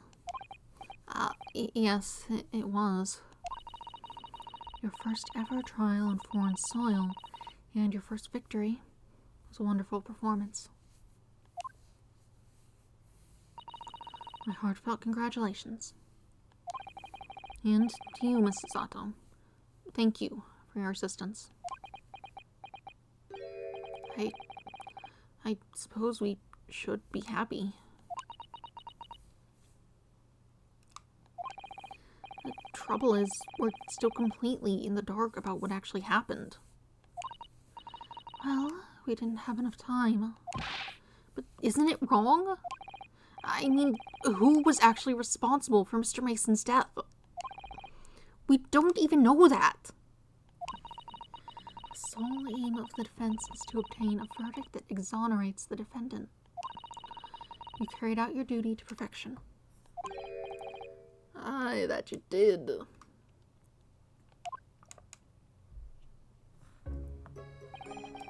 Mr. McGilded. And that girl is with him too. Well, it seems the stories are true. Oh, what stories? About the 6 enormous fireworks they do be letting off when there's a verdict of not guilty. I'm sure you must have seen them now. Spectacular, wouldn't you say? Yes, definitely. I heard it was a sight to behold, and to be sure it was. And I've you to thank, I suppose, for having an opportunity to see it.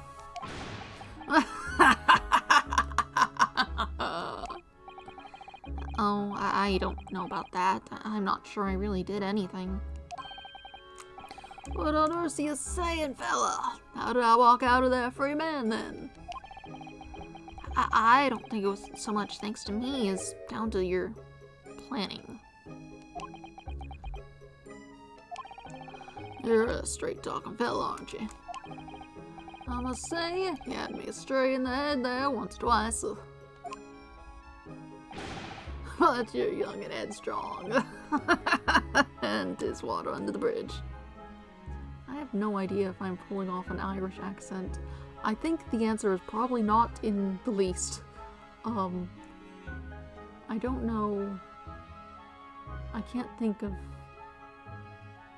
where I might have even heard one before.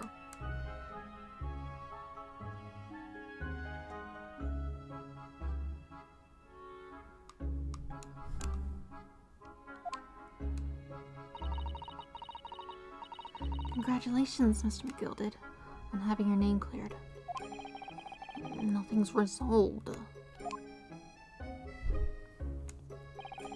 There's only one thing that matters to me. Oh?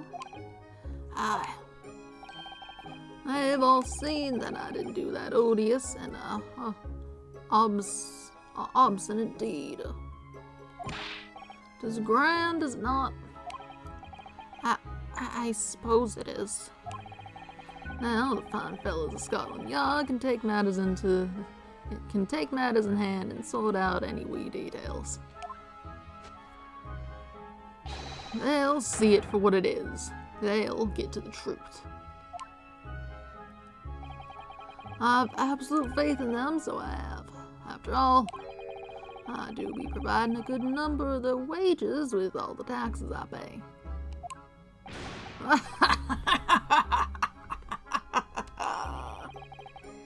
It's not that funny. So then, as we agreed aforehand, 1,000 guineas for your troubles, fella. Oh, no, I couldn't possibly accept that much. I'd up be whilst. You're a humble people, aren't you? From the east. Well, if you insist. But have this. Still in all, you deserve a reward. Mr. Magnus McGilded. Everything is ready, sir. I'd like you to follow me into the courtroom. Into the courtroom? What's this, officer? 'Tis sooner than I was led to believe. I hope it's not inconvenient, sir. There were some changes to the schedule. Well, I must be making tracks now. It's time for the inspection. Sorry, what inspection? They're going to examine the omnibus again, so I'm told. I asked if I could be present for it myself. They're going to examine it again. Now? Naturally, I'm under no obligation to take part in any more of this matter now. But as an upstanding member of London society, I do be doing my best to help where I can. Tis a gentleman's duty, so it is.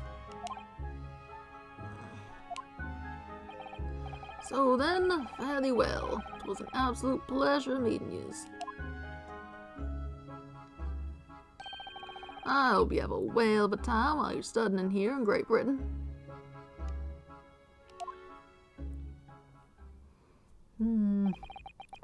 And there he goes. A free man. Oh, I forgot she was here too. Cool.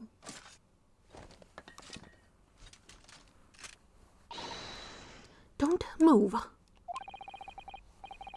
Whereas I want to say get a move on. She really does take forever to load that thing. Miss Lestrade, would you mind putting that thing down? You're a grown-up. Sorry? And I hate all grown-ups. There you are! Who's this? Oh, it's a small child. A fully different person than I was expecting to see.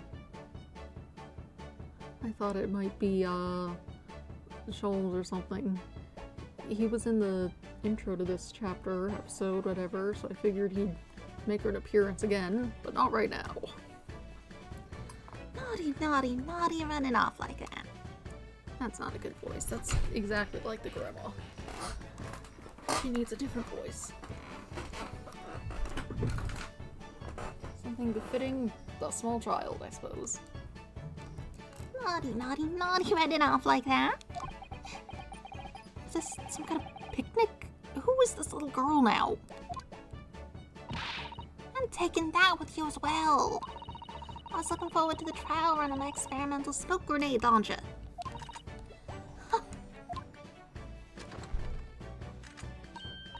Oh, if you want to play, you won't beat me. Excuse me, but who are you? Oh, good day to you. Well, the inventor, I suppose, of that machine. The inventor? Well, normal smoke grenades are so dull, don't you agree? White, more white. If you have to be shrouded in smoke, it could at least be a pretty color, I thought to myself. Do we have to be shrouded in smoke, though? At all? I just took my eyes off it for a moment whilst I was changing onto a different omnibus, and she pinched it. Luckily, I fitted it with a telegraphic beacon. What's it? What? I have no idea what this girl's talking about. Anyway, you're coming with me now. Back to my laboratory. What for? To apologize, of course, silly. To back technician. What? You mean to say sorry? You must say sorry when you've done something wrong. Surely an adult has told you that before. An adult? I don't listen to no adults. Come on then, follow me. Fine, have it your way. Good, you see. I knew you'd want to do the right thing in the end. I'm fairly sure that what she wants is to not get shot by that massive gun of yours. Give me a minute. This is alarm to feed the cats. We'll be leaving now then. Bye-bye. I'm so sorry for all of us. She was a lively one.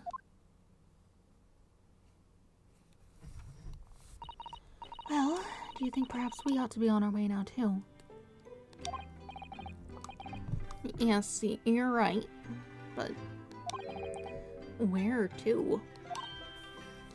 Oh, We haven't had time to find a place to stay. No sooner had we arrived in London than we had to rush here. Our traveling cases are still with the bailiff. I was originally planning to spend today in search of lodgings. But at this late hour in the day, I'm afraid we may be out of luck. Don't worry though, I have a plan. If the worst comes to worst, I've heard of a lovely park where we can stay the night. Please tell me you're not thinking of McGilded Park. I know it may be a little chilly at this time of year, but our youthfulness will see us through. I'm not so sure about that. I think a midwinter London night will freeze a young person solid just as easily. Will freeze a young person solid just as easily as an elderly one. Oh dear, that doesn't sound agreeable. Now I'm starting to regret turning Mr. McGilded down. That 1,000 guineas would have paid for a lovely warm mansion.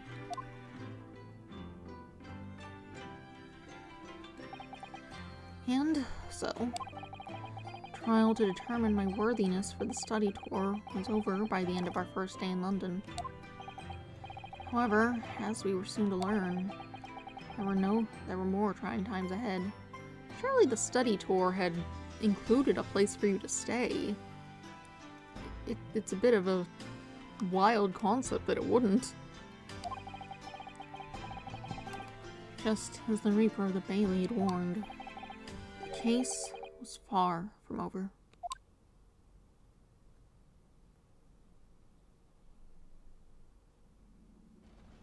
Oh, we got an animation. Hello. It's burning. Just burn the whole thing down. Don't need to worry about evidence. I don't know, sir. By the time I got here, it was already engulfed. No one was supposed to be allowed in here before we started investigating. Oh no. No. Oh, good God. There's someone in there. Start breaking it down.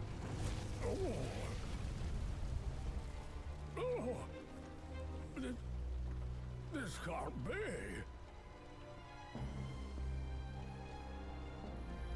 Can you say something? No.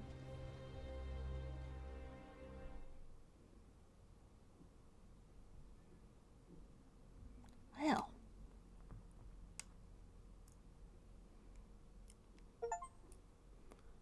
Realm of the Reaper, completing episode 3.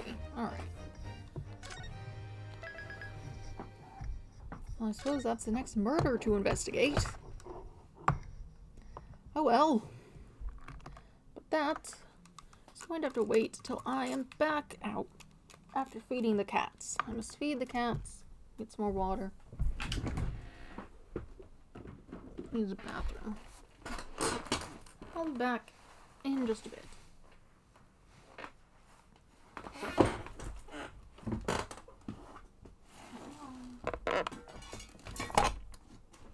You want some food? Well, let me throw.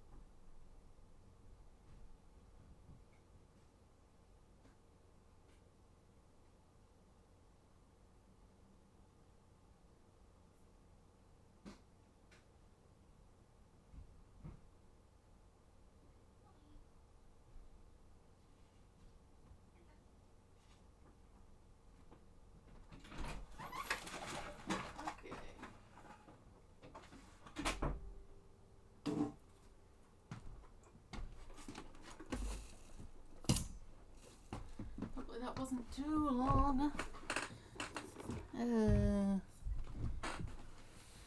Let's see, it's like 10 minutes. Which is longer than I necessarily like, but that's fine. It's not unreasonable. Yeah.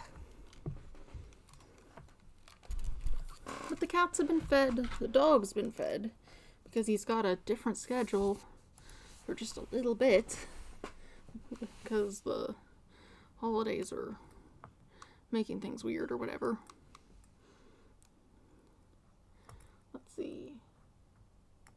Cat's been fed, rabbit's been fed. All's well.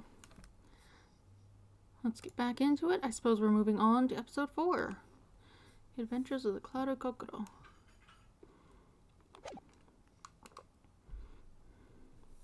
Clouded Heart? Is that what you're saying? Why not? Oh well. Let's get to it.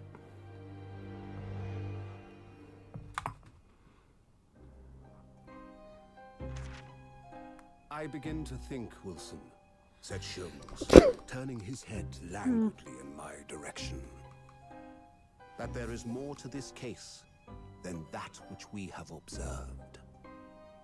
Indeed, that there may be another part to this story that we are yet to discover. His eyes wandered, following the steam rising from his cup of herbal tea, leading him to the distant memory of that snowy evening. To the young lady collapsed on the pavement along Briar Road, and to the knife in her back. Lit in the soft glow of gas lamps, a most extraordinary scene had been set. And under the cover of a light fog, the curtain had risen silently on the insoluble mystery of our invisible killer. Alright.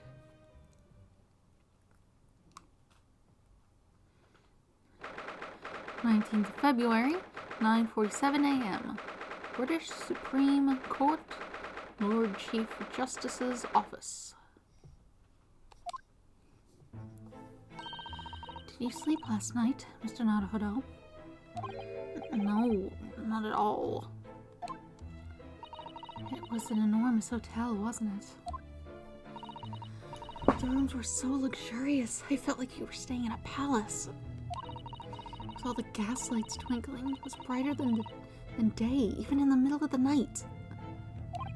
What about the enormous beds? After my time on the SS Booty, I wasn't going to waste a single inch of that space. I spent the entire night rolling from one side of the mattress to the other. Oh yes, it really was the sort of night you can only dream of normally. Except, when I learned that we owed £3 for the rooms, that dream quickly turned into a nightmare. Oops, sorry about that. The building was so impressive and the entrance so inviting, I just wandered in without thinking. In a lodging house in Japan, that sum of money would put a roof over your head for a whole year. I did try, but I'm afraid I couldn't help my tears when we were presented with the bill. I really am sorry. Well, never mind. We must find some more affordable lodging straight away, though. If we're not careful, our entire stipend will be used up in 10 days or less. London is a scary place. Good morning to you at this early hour. That's you again. Oh, yes, we are, well. Good morning to you, Lord Chief Justice. We have come to report on the outcome of the trial at the Old Bailey yesterday. Sato-san is amazing. She doesn't bat an eyelid even in the presence of the imposing Lord Strongheart. Yes, I believe you had a very comprehensive initiation into British courtroom practices. Oh, yes, it was very eye-opening. Thank you. And, in accordance with your instructions, Lord Strongheart, Mr. Naruhodo performed his duty to the end. Yes, I've already been apprised of events. You conducted a remarkable defense. You may consider the test passed. Oh! No longer are you a student from the Empire of Japan. You may henceforth claim to be a fully fledged lawyer. My country is delighted to welcome young talent from such a remote eastern land. Thank you very much. So, I'm a lawyer now. Now, in view of your new appointment, I have a fresh case in mind for you. I'd like you to take it on at once. I trust that won't be a problem. Another case already. Nothing trains a lawyer better than practical experience. I'm sure I don't sense dissatisfaction, do I? It's just that yesterday's trial ended unusually. I haven't quite come to terms with it. What's to come to terms with? The man was cleared. What more were you hoping for?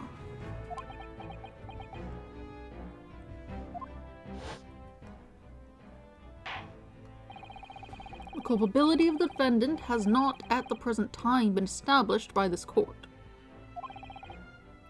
Consequently, the jury will not be required to proffer judgment. Well, Lord Van Zeeks, it's been a pleasure, so it has. And as for you, my dear fella, I couldn't have asked for a better defense.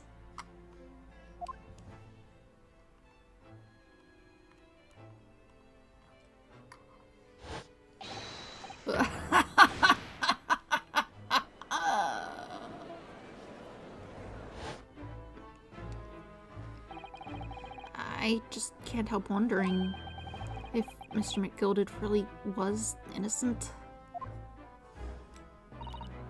Mr. Naruhodo. It's just that I never managed to ascertain the truth. And then the trial ended. Well, you needn't let it trouble you for a second longer. Sorry? What do you mean, Lord Strongheart?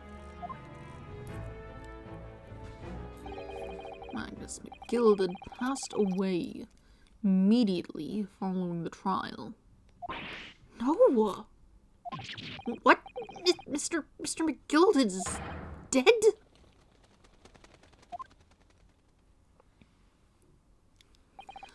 I have 19 minutes and 41 seconds until my next engagement.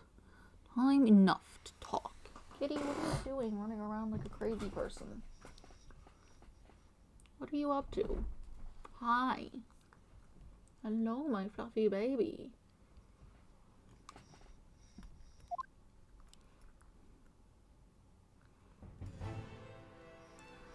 Alright. I guess he was in the carriage. Fascinating.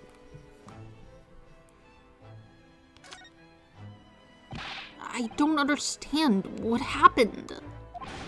How can he be dead? After the trial concluded yesterday, there was great commotion in the Old Bailey. As you'll presumably recall, an omnibus had been wheeled into the courtroom.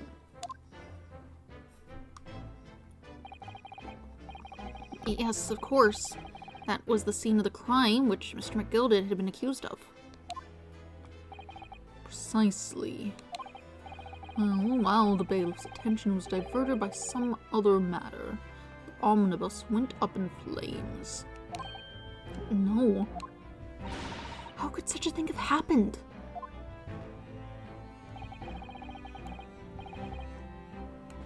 That is being investigated as we speak. But already, police have identified a corpse found inside the charred shell of the carriage as that of Mr. McGilded. Of McGilded. You're not saying Mr. No respect for him. Fair enough. That's awful. The man must have slipped inside whilst the bailiff's attention was elsewhere. That bailiff really needs to pay more attention. And how could that have happened? That is also being investigated as we speak.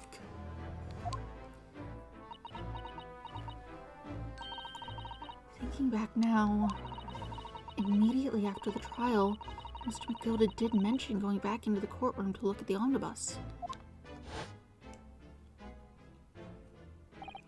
Well, I must be making tracks now. It's time for the inspection. Sorry? What inspection? They're going to examine the omnibus again, so I'm told. I asked if I could be present for it myself. Inspection of the omnibus. Not to my knowledge, I don't believe Scotland Yard had any intention of re-examining the carriage. But then who was Mr. McGilda talking about? Never mind that now. The Yard is making a thorough investigation. This matter is no longer any concern of yours. Leave it to the police. Poor Mr. McGilda.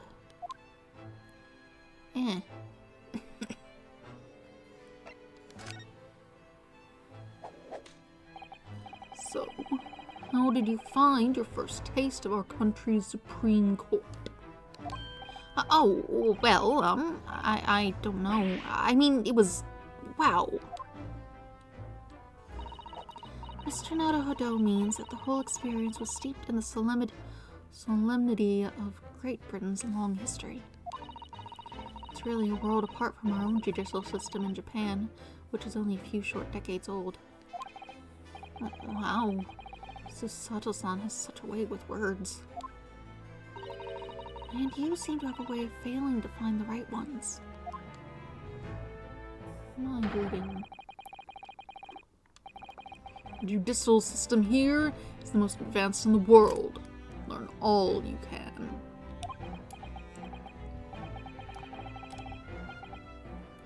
Of most advanced in the world, is it? It's fortunate.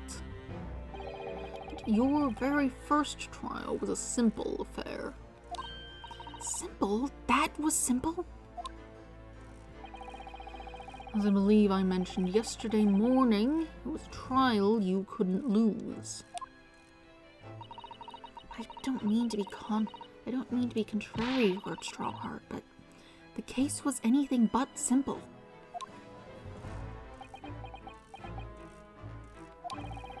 The circumstances of the case were so incriminating, I was stunned when I first heard them.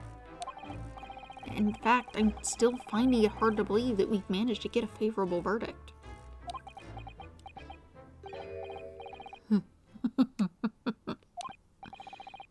Is something funny?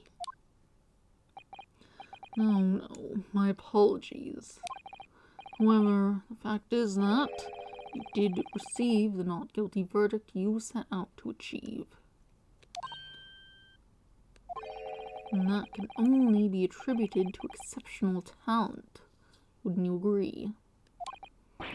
Well, I don't know about that.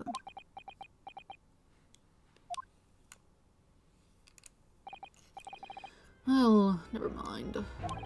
You exceeded my expectations, I freely admit. That much, at least, is an undeniable truth. Which is precisely why I've prepared the new case for you that I mentioned before. What's going on? What was he going to say before? Could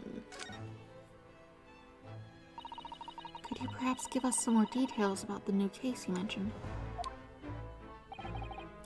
Don't tell me it's a murder and the trial starts in 10 minutes. Don't worry, it's nothing so alarming or quite so urgent as your last assignment. In fact, this case is completely different. Oh, I see. Did he just read my mind? That is to say, no one has died as yet. And the trial will not be today. There's plenty of time to research the case thoroughly. 23 hours, 43 minutes, and 19 seconds to be precise. So the trial's tomorrow then. Is everything alright? Oh, yes, I'm just a little confused, that's all. Yesterday's trial was, well, it's left me wondering if I'm really cut out for being a lawyer. Oh, Mr. Naruhodo. I don't know if I could face standing in that courtroom again after Mr. McGildade's trial. Oh yes, I nearly forgot. There is one similarity with yesterday's case.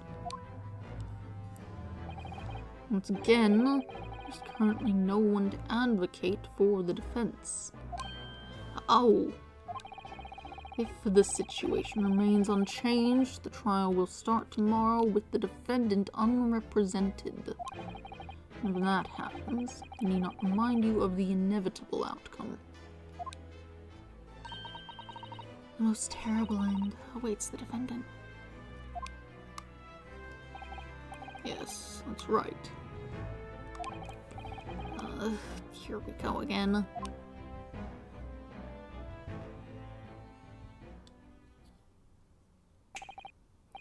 Your time is up. You'll have to excuse me. I would advise you to begin making preparations for tomorrow's trial. After all, the clock is ever ticking. It is now but 23 hours, 26 minutes, and 39 seconds until the court sits. Last time he mentioned 23 hours, he said there was plenty of time. And one more thing, Mr. Naruhodo.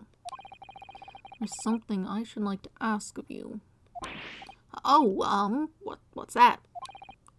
Yesterday, you remarked upon something. That you intend to see through the will of your late compatriot, Mr. Asuki.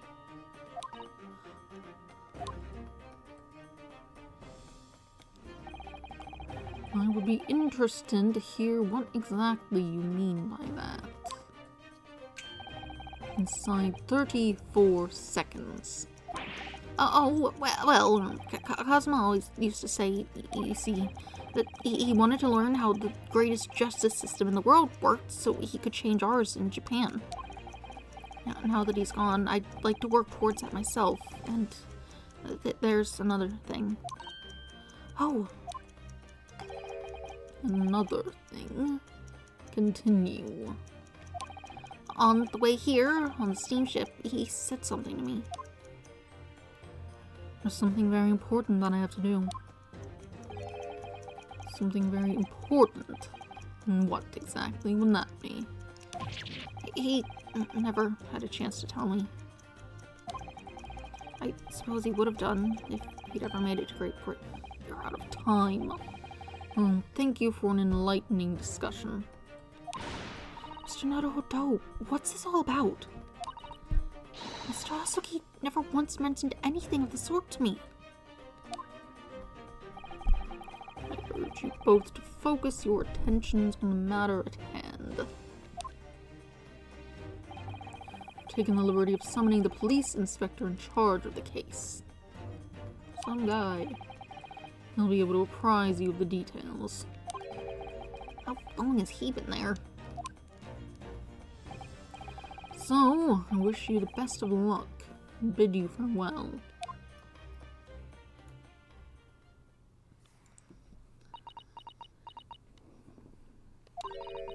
There's something very important that I have to do. Cosmo-sama, what did you mean? I wish I knew, but honestly, he never told me. Anyway, we had better talk to the detective, don't you think? Yes, you're right. I hope I'm just imagining it, but I wouldn't say he looks pleased to see us at all.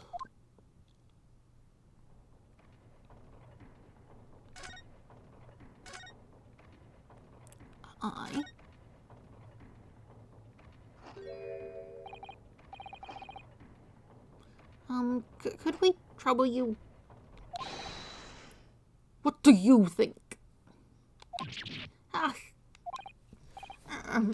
Well, lovely weather, isn't it? What's the weather got to do with anything? Listen to me, you young Japanese upstart.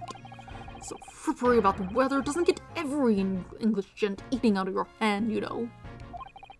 But Sato-san told me it was foolproof. A busy man, a very busy man. It's a crime scene to investigate, but I'm here having to give the likes of you a talking to. Oh, I'm ever so sorry. You imagine what the other officers there will be saying? Haven't seen Gregson anywhere, have you? No, he's too busy with the bigwigs these days. All because of some bumpkin here who's on a jaunt from a country I've never even heard of. Hear that ripping sound? That's my reputation at the yard going to tatters. There's no need to rip us apart as well. I don't believe we've been introduced. This is Mr. Ryunosuke Naruhodo, a defense lawyer. It's a pleasure to make your acquaintance. I'm Mr. Naruhodo's judicial assistant. It's lovely weather we're having today, isn't it?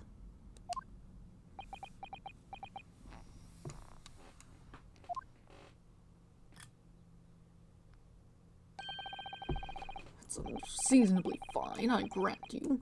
London's winters don't see a lot of sunshine. Unbelievable. How did she pull that off? So, Lord Strongheart has asked me to fill you in on the case. Name's Tobias Gregson, Inspector Gregson to you. I'm from Scotland Yard. Gregson? Inspector Gregson. What's the matter with Susato-san? Does this detective's name mean something to her?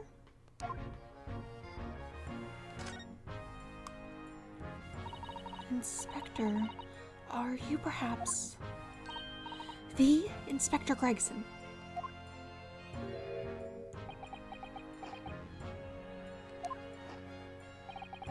You're acting like you know this man, Mrs. Sato, but he's a London detective.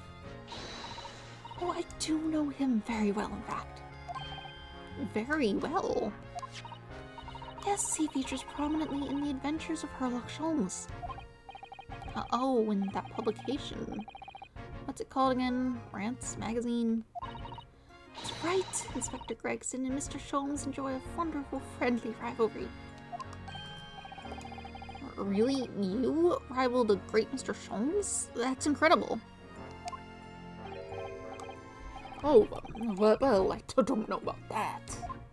Mr. Sholmes isn't a professional like myself, of course, but he does come up with goods from time to time. Mr. Sholmes is equally complimentary about you, Inspector, isn't he? You've earned his highest praise.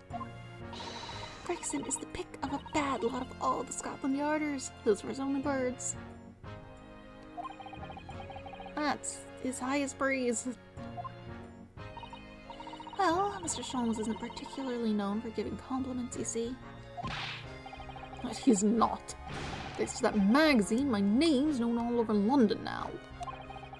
That's great, isn't it? I have to admit to start with, I was a little flattered by all the attention. Everyone wanted to shake my hand. My reputation at the yard went through the roof. Well, that's wonderful. Oh, it is not! There's nothing more sinister than the man on the street.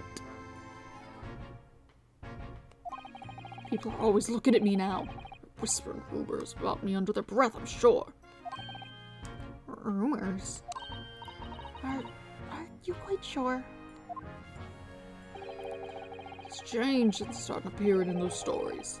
Fame's gone to his head, stuff like that. Gosh, do you really think people are saying such mean-spirited things about you? Like I said, they whisper, so I can't exactly catch what they're saying, but I know what folks are like. I'm sure that's what they're saying. As sure as eggs are eggs. Is eggs. Whatever. I get the feeling this detective could be very hard work. Oh dear, perhaps a sudden rise to fame does change people. So what's this case about? So, about the case that Lord Chief Justice mentioned before. Nothing to tell, really. As far as we're concerned at the yard, it couldn't be simpler. Oh dear, that probably means that as far as we're concerned as lawyers, it couldn't be more complicated. I wish you were wrong about that, but I have a nasty feeling you're right. A young woman was walking around the pavement on Briar Road when she was stabbed from behind. Fortunately, it wasn't fatal, but she's still laid up in the hospital unconscious. That's despicable! What sort of coward would attack the poor woman from behind? I suppose you would have finished whoever it was off with a Susato takedown, wouldn't you? That is neither here nor there, Mr. Naruhodo. Brace yourself, Ryunosuke, you've angered her now. Anyway, after something of a whirlwind investigation, the criminal was arrested. He barely had time for a cup of tea after the incident took place, to be honest. So, there must have been something left at the scene that led you directly to the culprit? Or perhaps a reliable witness who recognized the person in question. Let me stop you there! You're wasting your time on this one. Sorry? There's nothing you can do. There's no way to help the bloke now. Why ever not? Simple. Confess? No. Prosecutor that's been assigned to the trial tomorrow is Lord Baron von Zeeks. No. Sounds like you've heard of him then. Oh, yes, we are very familiar with Lord von Zeeks. Believed to be the harbinger of death itself. The Reaper of the Bailey.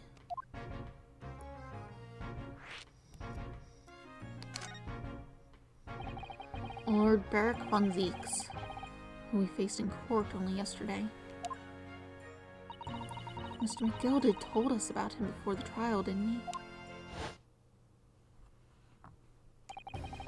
When von Zeeks stands for the prosecution, they call the accused sacrificial lambs.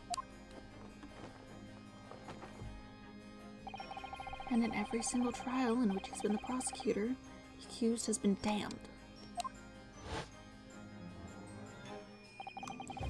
This Reaper of the Bailey nickname, I suppose he's earned that because every defendant he advocates against is found guilty. Is that it?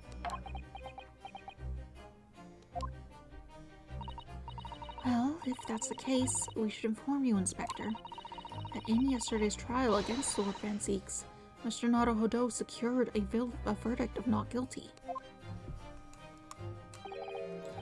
What of it? I think that means that even against the Reaper of the Bailey, it's not impossible to save the defendant. No, you really don't have a clue, do you? What do you mean? What happened to that bloke in the end, eh? He's dead. I guess McGilded came a cropper in the omnibus when it went up in flames. So you can't rightly say you saved the defendant, can you? What are you saying? Look, if Van Zeeks could get the dirt to stick on everyone, He'd be a miracle worker. That's not how it goes. It doesn't work miracles. It works magic. Black magic. I'd have a good long think about that if I were you.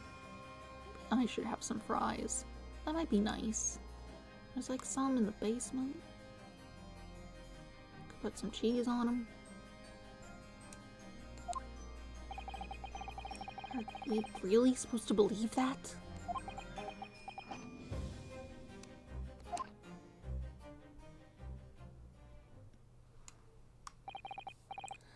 Alright, well, I filled you in as requested, and I'm very nearly out of chips.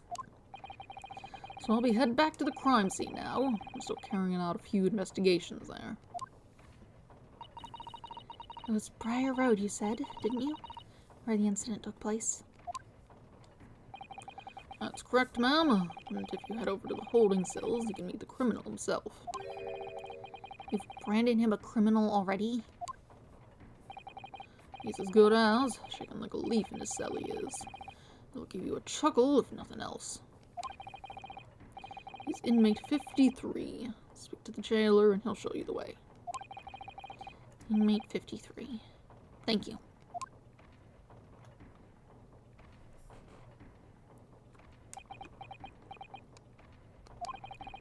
So, there's no helping anyone against the Reaper or the Bailey, they say.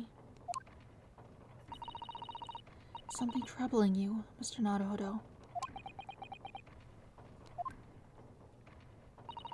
To tell the truth, when I recall the trial yesterday, I can't stop myself from shaking. The idea of facing the Reaper in court again is... Well, if you think it's too much for you, there's no shame in turning... If you think it's too much for you, there's no shame in turning the case down. That takes courage, too. But if the man they've arrested is innocent, you could well imagine he would be shaking like a... You could well imagine he would be shaking like a leaf in his cell. And I, for one, wouldn't find the sight of that funny. So, if I'm honest, I'm still reeling from the shock of yesterday's events myself. And I'm really not sure if I'll be able to help this man, whoever he is. But I'd like to try. So, I think I'm going to make some inquiries. Will you help? Did you really think you had to ask? After all, I am your judicial assistant. Thank you. So then, shall we? Yes, let's go. Alright. Let's head to the cell and go visit this person. See what the deal is. Oh, it's a good place to start.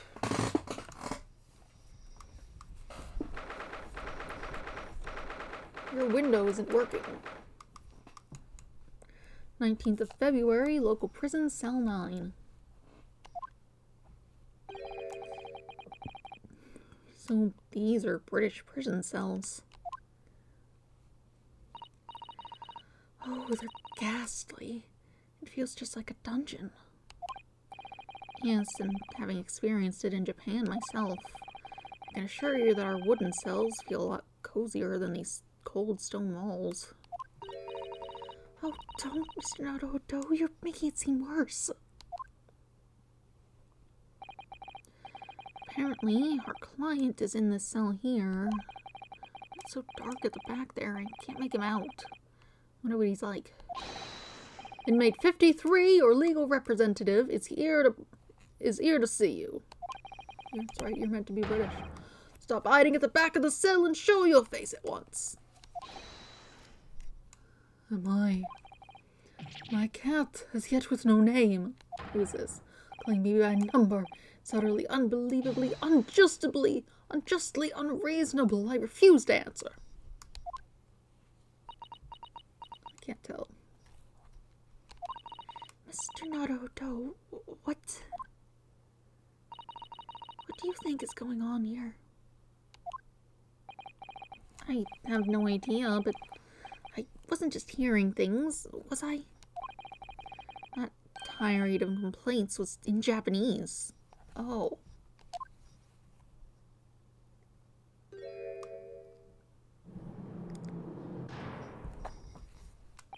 What on earth is going on with your eyes? Why do you have lines in them? Excuse me, but you're... Shh, quiet!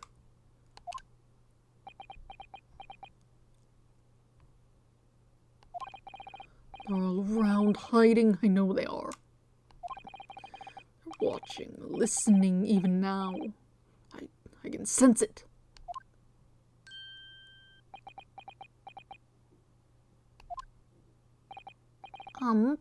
Right.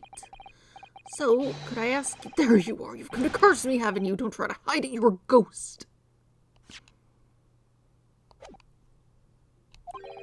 A ghost?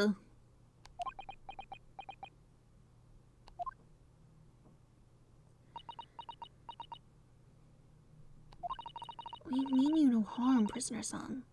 Are you... Japanese, by any chance?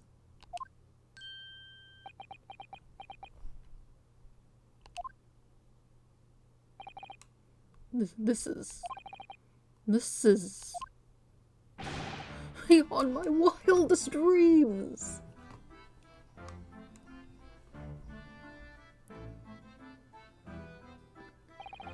Forgive me for that outburst before. I'm so sorry. Oh, it's fine. We were just a little surprised, that's all. Imagine it! It's been 20 long months since I left my hometown, and here I am in a frightful fix in a foreign land. You've got some teeth, though. So hearing the sweet, sentimental tones of a compatriot's voice here in this damp, dark hellhole was, most monumentally moving moment. Who could have guessed that this new client Lord Strongheart assigned to us would turn out to be a fellow Japanese? Oh, compassion my fellow countrymen show. To dispatch a first-class lawyer all the way from Japan to defend a mere foreign student. Noble, nurturing, never-failing Nippon. First-class lawyer? Oh dear, I think there's been something of a misunderstanding here. I wonder, would you be so kind as to tell us what's happened? Why you've been detained as a suspect, for example. Yes, I can, I will. Chance to stay solid and silent. Why are you doing that? I'm not quite sure I understand what he means, but he seems happy. Yes, he does. I just hope he actually has a good reason to be. And thank you for your cooperation. I am a lawyer, as you said. My name is Ryunosuke Naruhodo. And I am Naruhodo-san's judicial assistant, Susato Mikotoba. I am a visiting student sent here by our government. Notably, notoriously named Natsume. Soseki Natsume.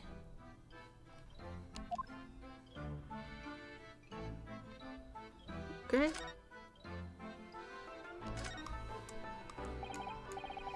Soseki Natsume-san? What an unusual name. Call me Soseki, please. A poet, you see, a writer of haiku. Something about a nom de plume. A nom de plume? You mean an alias? That's right, Naruhodo-san. Oh, no, don't be so prosaic. It's much more refined than that. And haiku? That really reminds me of home. Did I hear you say that you were visiting students sent over here by the government? Yes, that's right. A year ago, I was told to go and study English. First, I had to suffer that misery. I had to suffer that misery, and now this! It's beyond the pale. Suffer that misery. Did you not want to study here? Oh, I mean, I've had an interest in Great Britain for some years, of course. Oh. But just because the government tells you to do something doesn't mean you can do it. No. What do you mean? They told me to study English literature. That I could have understood. That's my field. But no, they told me to study the English language. Utterly, unbelievably, unjustly unreasonable. I see. Only the other day, I was told to send a report about my first year here. I tendered a blank piece of paper. Wise words on whitewashy.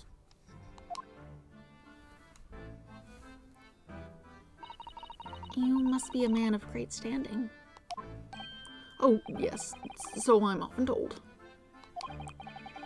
And often like to be told, it seems.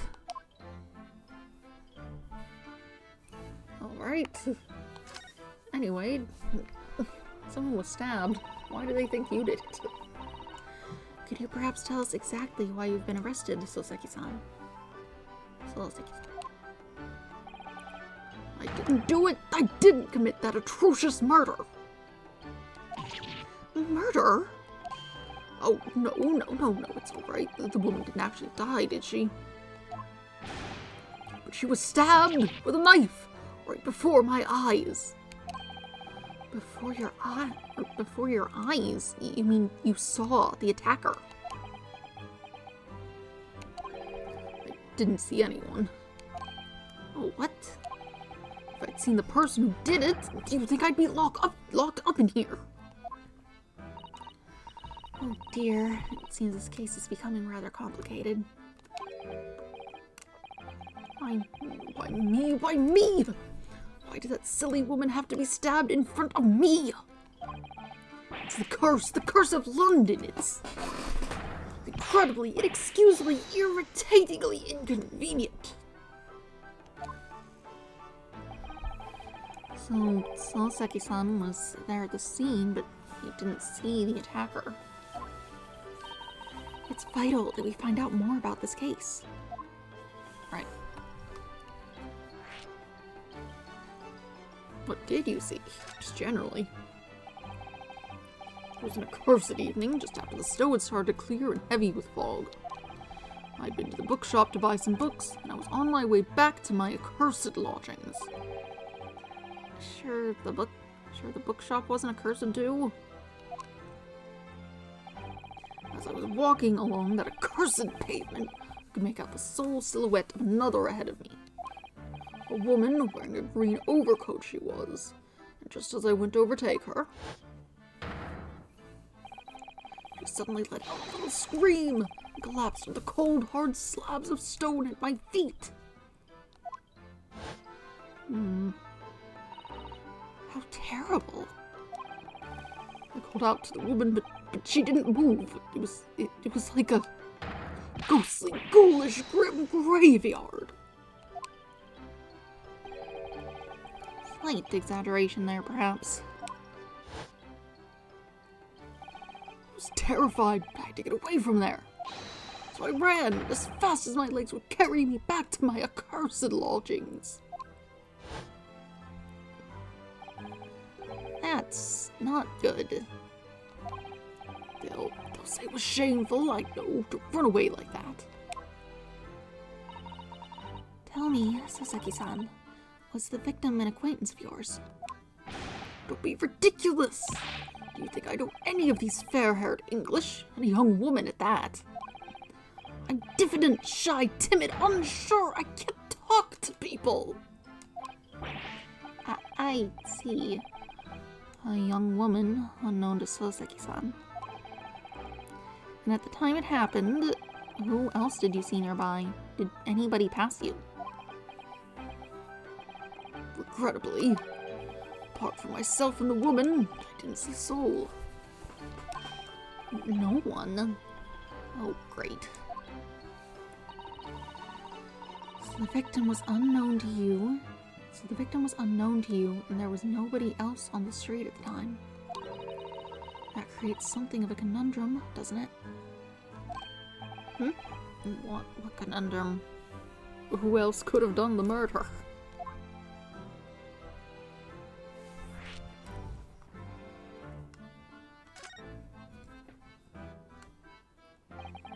What do you mean, Susato-san? What's the conundrum? Well, if what Soseki-san has just told us is true, there's something I can't explain. He says that he didn't know the victim, but there was no one else at the scene. Then he apparently fled without having been seen. I did! But if that's the case, surely this man has to be the culprit. Oh, you! What did you just say? Do you just have, like, no filter? Is that what's happening? Nothing! I didn't say anything! Oops, perhaps I thought that a little loudly. Actually, that's not what was troubling me. What I was thinking was, how did Soseki-san actually come to be arrested? That too. Sorry? He didn't touch the victim, and there was nobody at the scene to see him. So how did the police ever discover that he was there in the first place? Oh, yes, she's right. It was him. That accursed great detective. He led the police to me. Of all the bad luck. Accursed great detective. Could it be? Shall never forget that man's name as long as I live. His haughty laugh and his self-proclaimed greatness. Brash, big-headed, busybody, be gone! You be cursed until the end of your days, Herlock Sholmes! I knew it. Mr. Sholmes?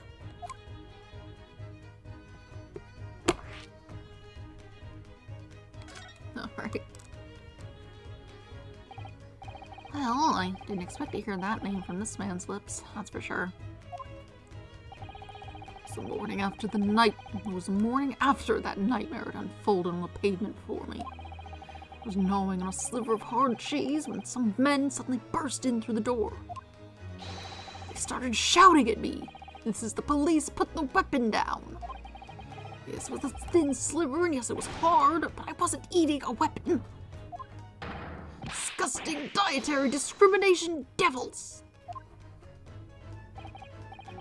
You clearly had a trying morning yesterday.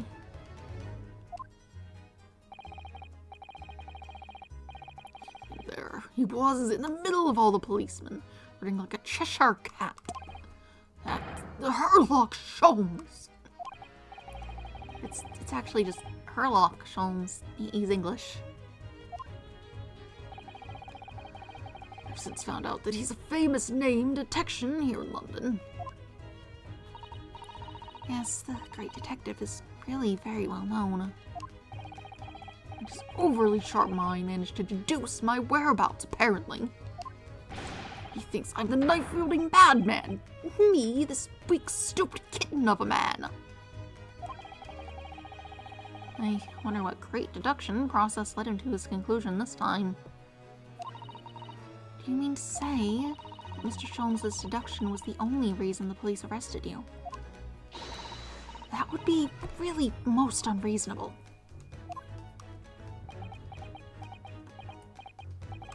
Well, the thing is, I was thrown into a panic when they barged their way in. Of course you were. That's only natural. I was terrified and trembling, and they kept throwing question after question at me in impossible English. Fiendish foreign flim-flammery. Flim-flammery. Well, we are in England. You can't really blame them for questioning you in English. good point. But my mind would blank. I knew I had to answer, but I didn't know what to say. So I just kept repeating things like, yes, I do, and I'm fine. Next thing I knew, I was in manacles before I knew what I was thrown in here. Oh dear, I'm afraid. That's hardly surprising. I'm fine. He's not fine now.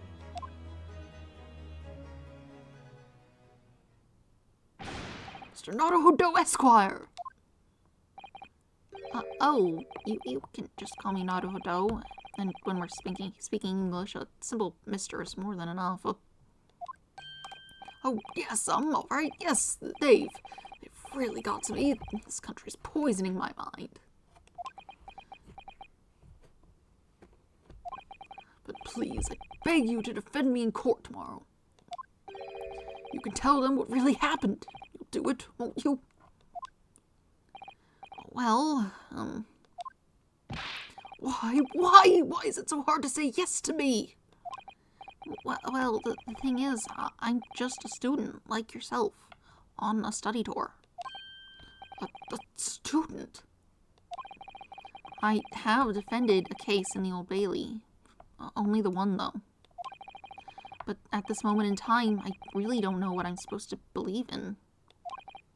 I'm confused about what justice in this country even means. Oh, Naruhodo-san.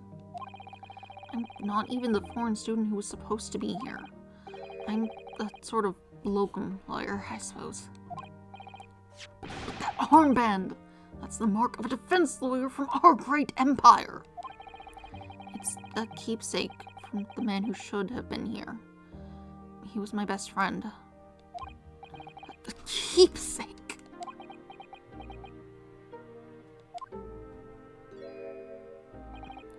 I know exactly what they're saying about me.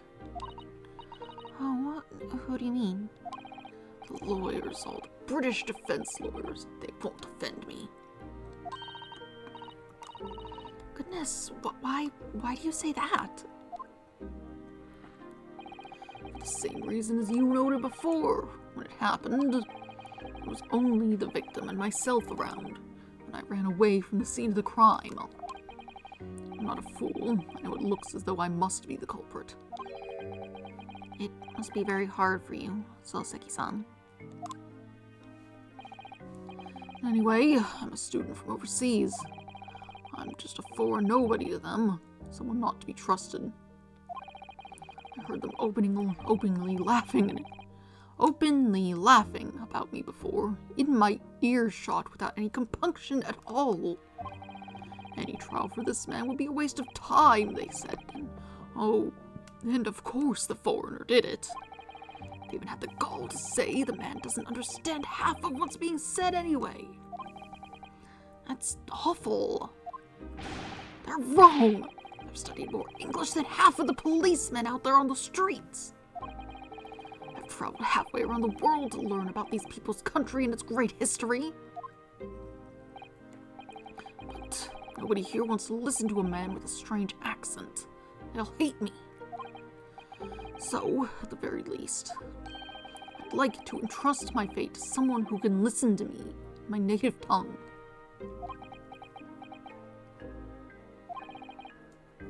You could do it, couldn't you? When I look into your eyes, I can see it. I can see what you've been through. Soseki-san, it's just that...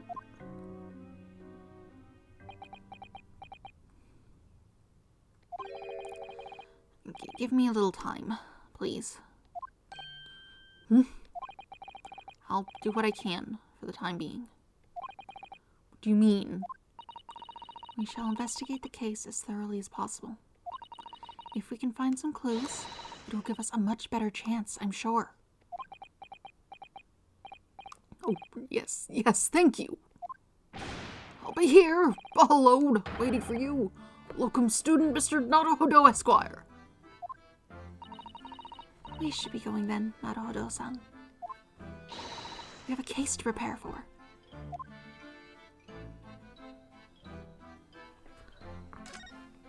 Yeah, that's all to say to you.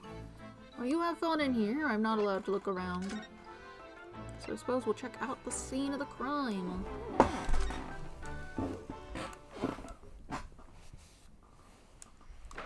Someone's bicycle is badly damaged.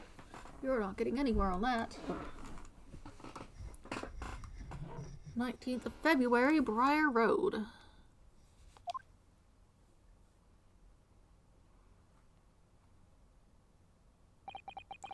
So, this is where it happened. Briar Road. Look, Mr. Naruhodo. Look at that regulation metal helmet. It's unmistakable. The men of Scotland Yard are here. They're investigating as we speak. That is their job, you know.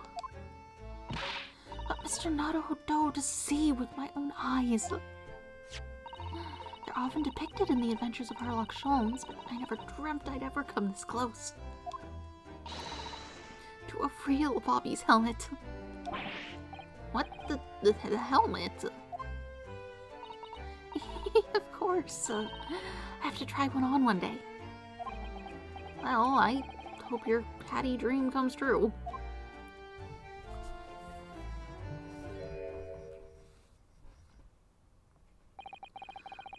What's the Japanese delegation doing here? Oh, Inspector Gregson. This isn't on the tourist trails. I'm fairly sure you're well aware. Yes, of course. We're here to investigate. So you've been to the holding cells then? What do you make of the criminal? He's not a criminal, as you put it, Inspector. He's a suspect. We'll see about that. You Japanese like to stick together, I suppose. Well, do what you will. It doesn't bother me. The bloke's in court tomorrow, whatever happens. And the verdict's a foregone conclusion. I don't think I'm making a British accent even at all. I should go and listen to some at some point to get some handle on how they're meant to be. Or maybe stop. But seeing as how they're written out sometimes, I think that would be worse. It would sound odd. The stone cold air of rejection. Take heart. London at this time of year is full of stone cold air. That makes it worse somehow. Well, you got anything?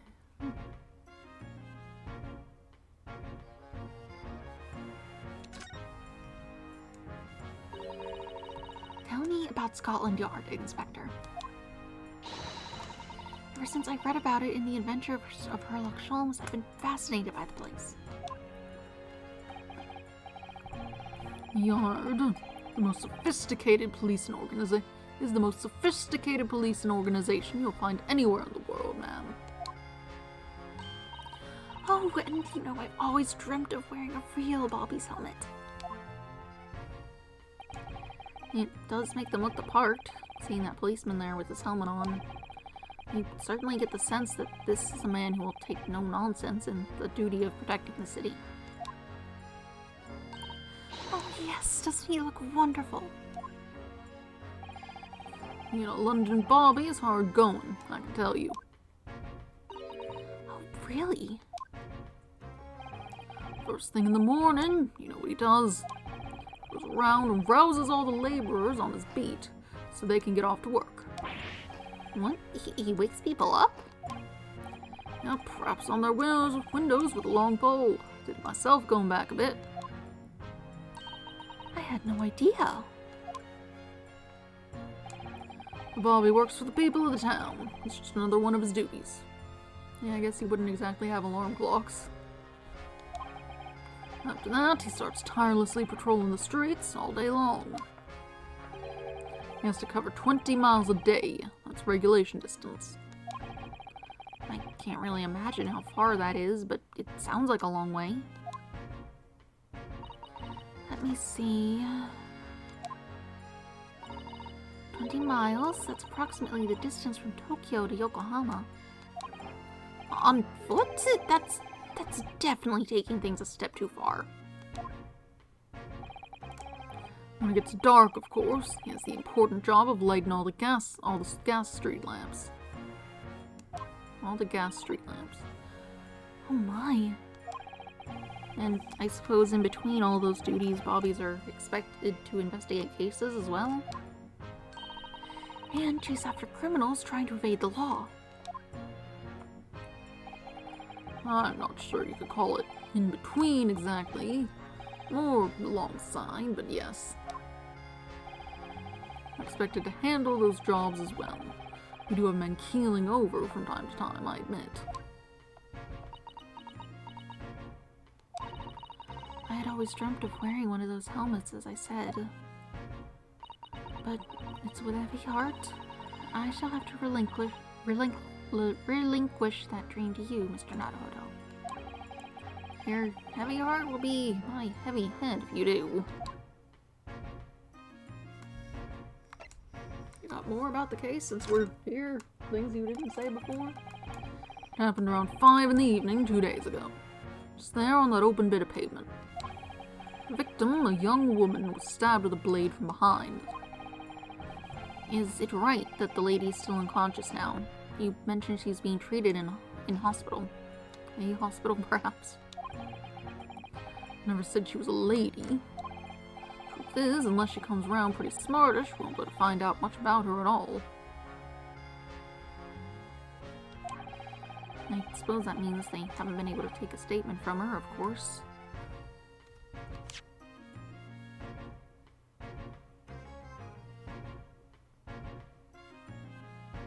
I'm not sure of the distinction between the young woman and lady. I suppose it, maybe at this point in time, it would have held the same sort of idea of gentleman, of someone of somewhat higher standing than others.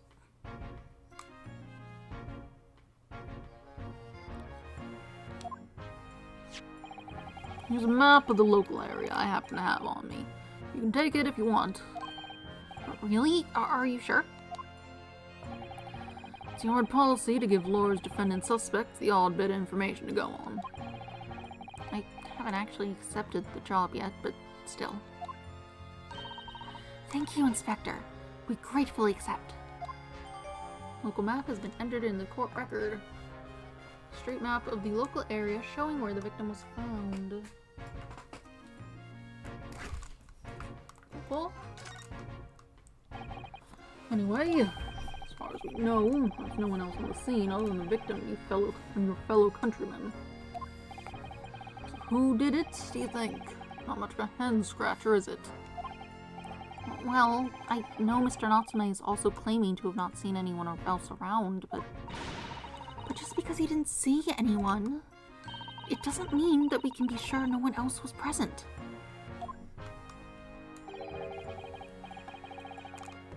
Sorry to have to tell you, but we most certainly can be sure.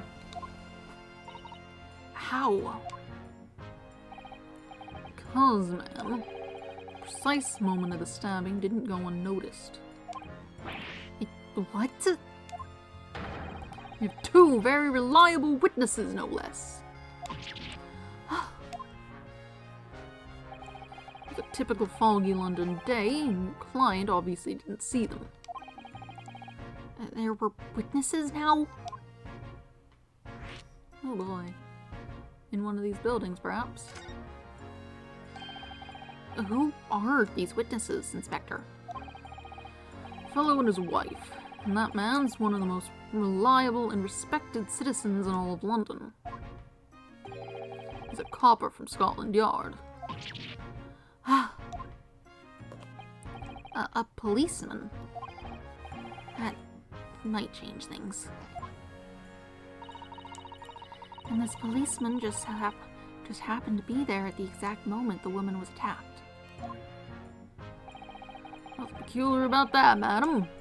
Ma'am, part and parcel of being a bobby, catch them banging the act and all that. but bringing your wife along with you? I mean, I guess if you're just taking a walk, if something happens, you can just be like, you stand over there. Stay here, I'll deal with it. So it's probably not that bad.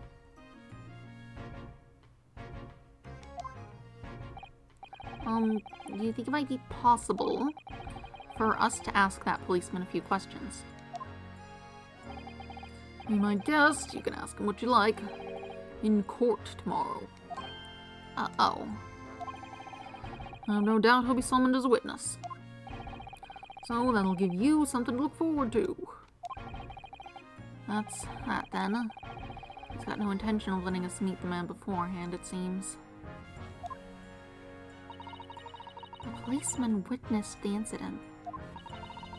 As your judicial assistant, I must warn you that this could make our job very difficult indeed.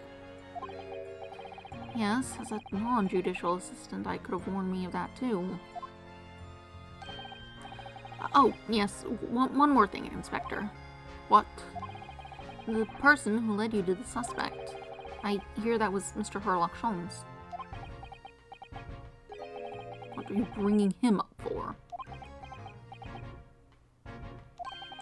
Oh, was it something I said? The color is drained from his cheeks.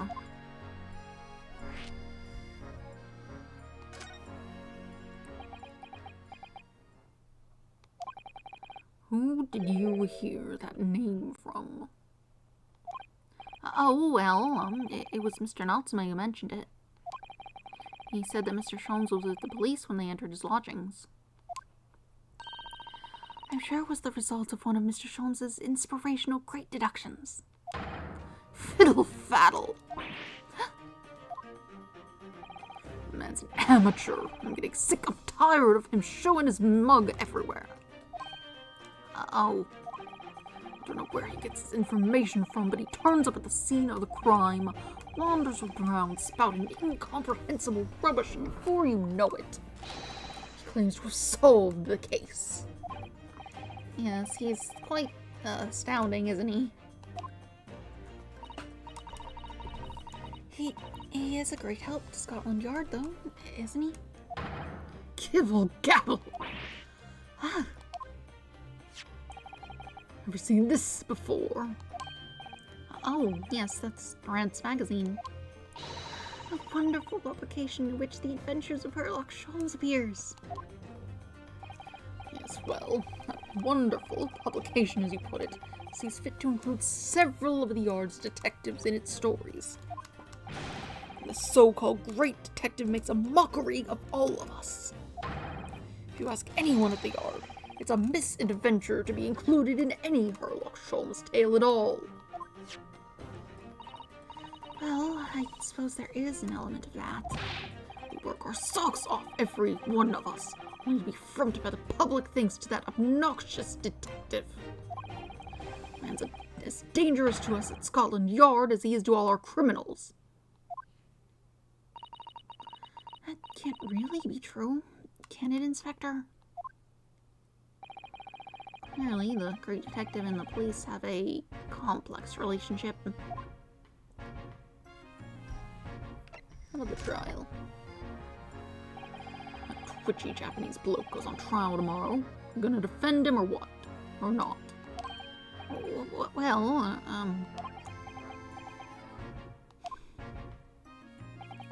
makes no difference to me, but I will just say this.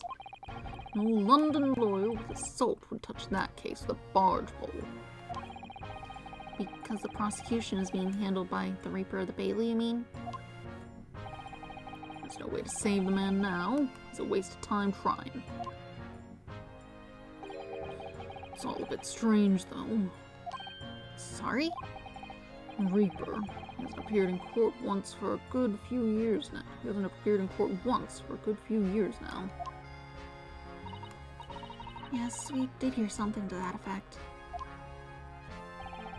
The only people he usually bothers with are the real scum, the master criminals, the violent ones. Master criminals? The violent ones? That's right, he handpicks his victims. and deals with those guaranteed to go for the gallows for their sins. But Mr. Natsume wouldn't hang for what he's accused of, surely. That's just my point, Sunshine. Yes, the young woman was stabbed, but it didn't kill her. Couldn't even say the intent was there. So this isn't the sort of case I'd be expecting the Reaper to want to sink his teeth into, for want of a better phrase. Well, it's not exactly a minor infraction, is it? No, there's got to be more to it. Some reason he's taking interest. Really? What sort of reason, Inspector? I think I can tell what's going on inside the head of that Lord of Darkness. You'll have to ask him yourself tomorrow's trial. Are we really going to have to face the Reaper? The Reaper again? The Lord of Darkness, as he put it. Sit a little more comfortably. You haven't knocked anything outright. No. Microphone's still good. Just adjust it. I've adjusted my seating position because I can't sit at the desk super comfortably because of the big drawer in my way. Alright.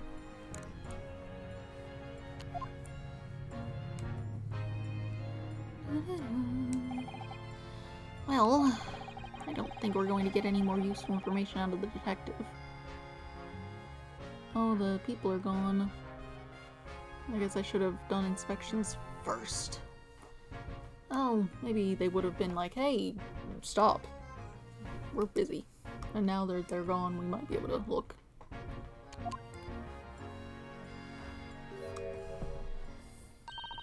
Mr. Naruhodo, can I make a suggestion? Yes. What is it? Well, it seems to me that we must speak with him about this. By him, do you mean Mr. Sholmes? Yes, Mr. Herlock Sholmes, exactly. Look at those shining eyes. You can't wait, can you? Well, Mr. Natsume did blame Mr. Sholmes for all of this, didn't he? Yes, he did. He really did. Which makes him an involved party in the case. Are you just going to ignore that? I hope not. I assure you, it's not simply my selfish desire to meet with Mr. Sholmes again. The trouble is, we have no idea of the man's address. It's Baker Street.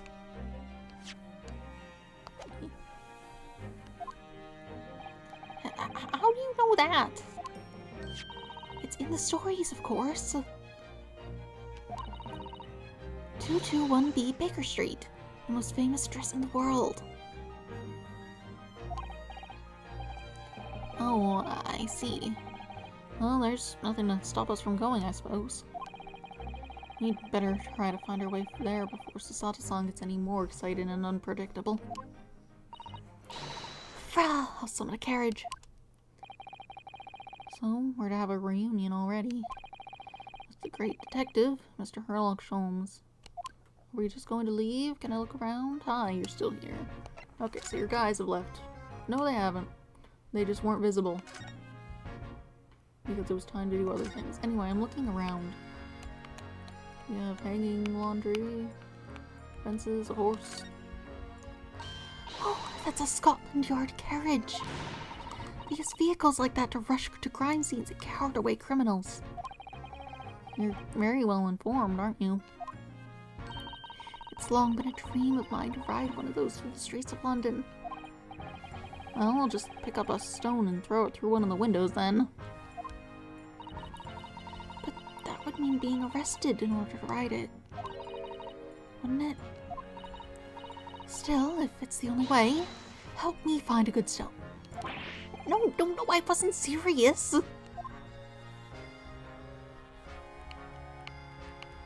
Have a snowman. What a delightful snowman.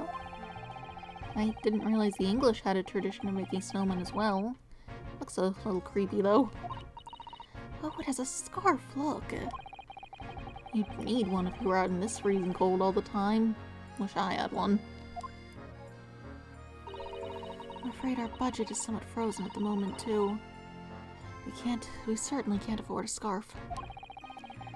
Surely the snowman in here wouldn't miss his. The person who made the snowman certainly would. Yes, I know. You're right. Anyway, even if I borrowed it, it wouldn't do much to warm my neck, would it?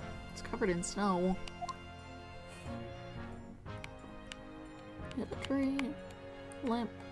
Daily news. What's that? Electrical... something?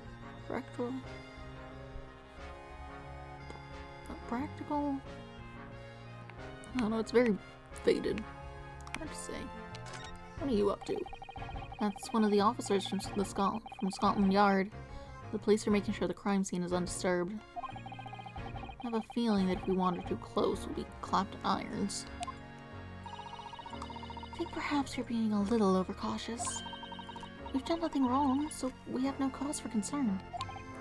Oh, no, I'm not getting caught out again. Twice is enough. Twice I found myself in handcuffs despite not knowing a thing about what was going on.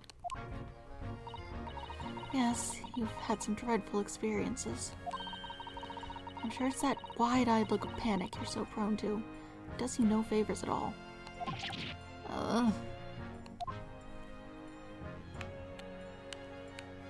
Alright. So what's over here? We have just the building itself. Oh, look at the windows of that building there. Oh, they've been like bricked up. Are you sure they're windows? Yes, but they're all filled in with bricks. Oh, you're right. I wonder why. The ones over the door are broken. The place might just be abandoned. Easier to make sure bricks don't fall apart than a glass window. Perhaps it's an empty property where no one lives at the moment. There's smoke coming from the chimneys, though. Oh dear. Everything still feels very foreign. There's so much we have to learn about this place.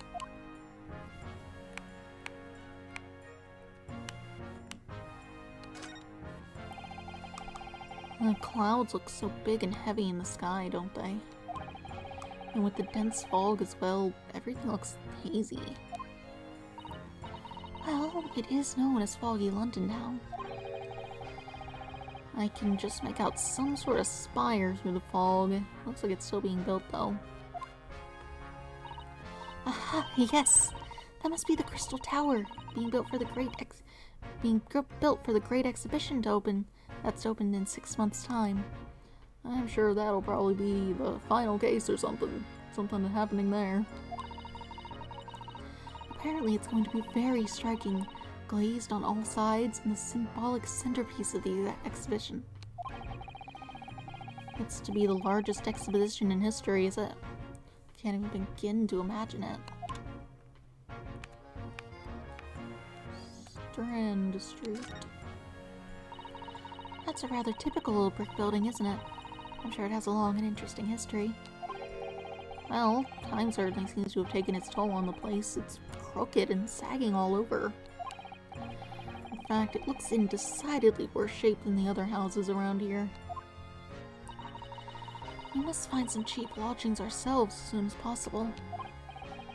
Yes, you're right. Cheap, but ideally with reasonably level floors.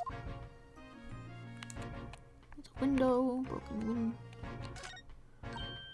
Oh, a British bicycle, look! Although the wheel is so misshapen, I'm sure it couldn't possibly be ridden anymore. Someone must have been doing some breakneck cycling. Seems bicycles have become extremely popular in London recently. There's even a movement to change women's dress to allow them to ride as well. The bicycle fad won't last. I don't see why anyone would want to ride something like that. Goodness, do you dislike bicycles? No, not at all. I mean, it's not that I dislike them exactly. It's just that any occupation that involves taking both your feet off firm ground seems reckless. If you'd ever tried walking on stilts and fallen into a river, I know you'd agree with me. I'll have to hire a bicycle sometime. You can sit behind me while I ride you around. I suppose that's all there is to see over here. A new location. Wonderful. Let's go take a look. Let's go speak to this man. What led you to the... Oh! Animation. How lovely.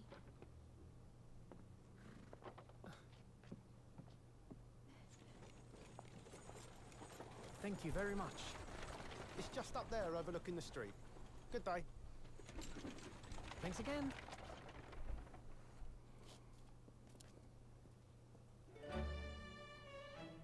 This is it. The residence of Mr. Herlock Sholmes.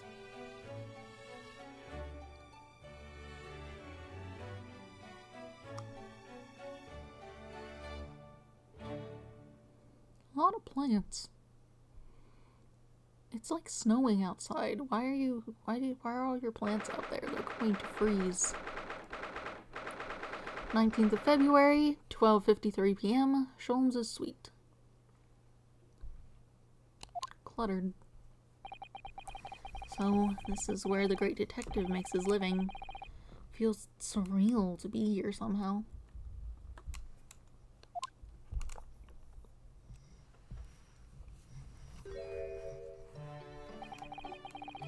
Is it as described in the stories, Miss Susato?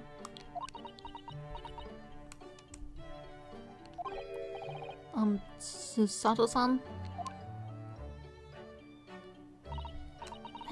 Many famous cases have been solved here in this very room. Oh, I suppose they must have been, yes. I've never read the story, so it's hard to get quite as excited about it as she seems to be. The detective chases the villain relentlessly as he disappears into the fog down an unlit London street. Oh, the thrill of it, the romanticism. Can't you feel your heart thumping in your chest? Can't you, Mr. Naruhodo? Oh, I suppose I can, yes. So if you don't mind, I'll just stand here and soak up the atmosphere for a while longer. Please don't mind me. She's obsessed. Well, you have a good time. Well, looks like our detective friend isn't home at present. Excuse me, is anybody home? Oh, do we have a visitor? Who's this? Oh, you. Hello. Hello. Is it a big new case for Mr. Sholmes? Hello? Wait. Aren't you... Oh, how rude of me. I'll go make some tea at once. That's not the voice to use. I'm sure it's the same girl. Yeah, who else looks like that? Ever.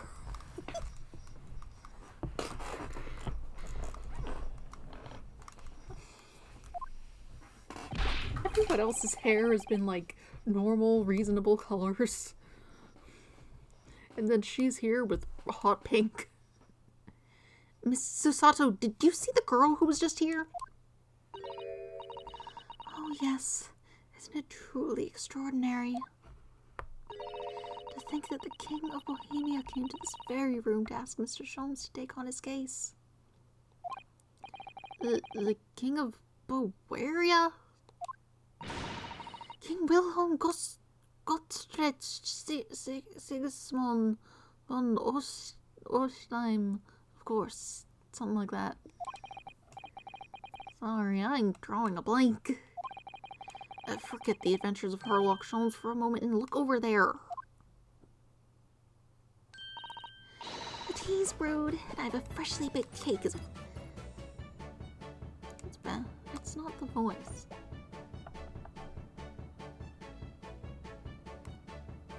saying high-pitched, but like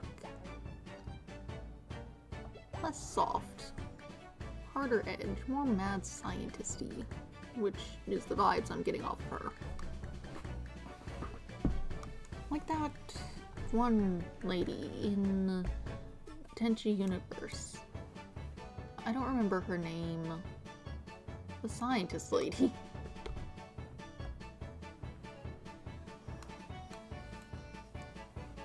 Tea's brewed, and I have a freshly baked cake as well. Except also British. A scientist lady, but also younger and British. Except I'm not good at British. The tea's brewed, and I have a freshly baked cake as well. It's you! I knew it. Susato-san recognizes her too. She's kind of hard not to recognize.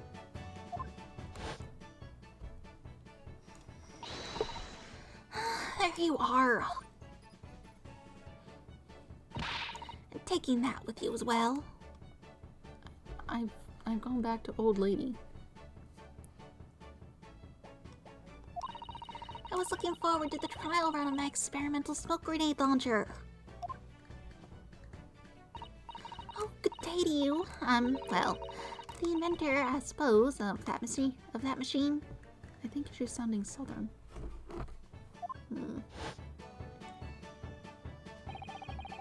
It's the girl who turned up at the end of Mr. McGilded's trial in the defendant's antechamber. I've never met a lawyer from the Far East before. Or you having to get straight to work when you've only just arrived in London. Oh, yes, it was challenging. Well, try this tea. It's my special blend, you know. Thank you. This tea's supposed to look that color. I've seen some oddly colored teas before. Oh my, what a fragrant yet mellow flavor. Hooray, it's a winner! I tried blending different leaves designed to alleviate fatigue, you see. You must be exhausted after your long voyage here, and you have another ticklish trial tomorrow. Oh, and you're to defend a Japanese man. I do wish you lots and lots of luck. Did Mr. Sholmes tell you about us by any chance? Oh, you know Hurley, don't you? Hurley? This is Mr. Sholmes to you, Shirley?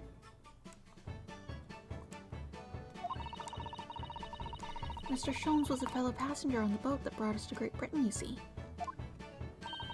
Was he really? Well, I had no idea. I'm afraid Hurley's out on an errand again today, even though he just returned from overseas. Wait a minute. We met this girl for the first time ever yesterday after the trial, and only briefly at that. How on earth does she know so much about us? Did she deduce all those things, do you think? And perhaps more to the point, why is she here in Mr. Sholmes' suite? Oh, silly me, I haven't introduced myself, have I?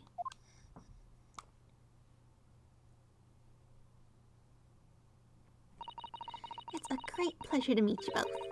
My name is Iris Wilson. I live here together with Hurley. Iris, is it? What a lovely name. What? What's the matter? Oh, wait, this can't be. Did you say that your name is Wilson? What's the matter with Susato-san? Why is she so flustered all of a sudden? Yes, that's right. What are your names? I'm Ryunosuke Naruhodo, a lawyer from Japan. Oh, sorry. I'm Mr. Naruhodo's judicial assistant, Susato Mikotoba. It's wonderful to meet you. Lovely! Susie and Runo. Got it. Susie? And Runo? There's more to this girl than meets the eye. I have so many questions for her, I don't know where to start. Yes, and so do I.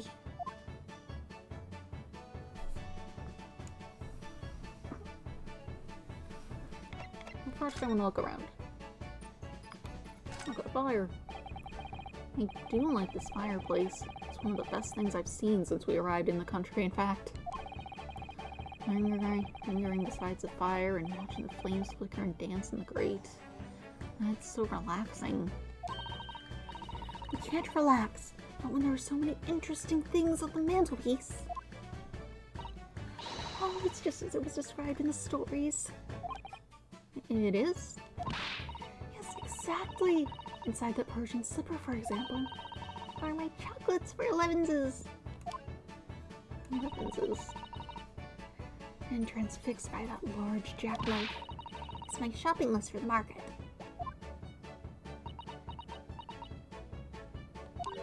Oh, it's not quite how I remember it being described in The Adventures of Sherlock Holmes.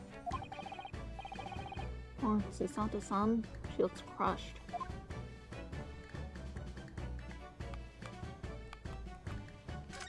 Assorted things.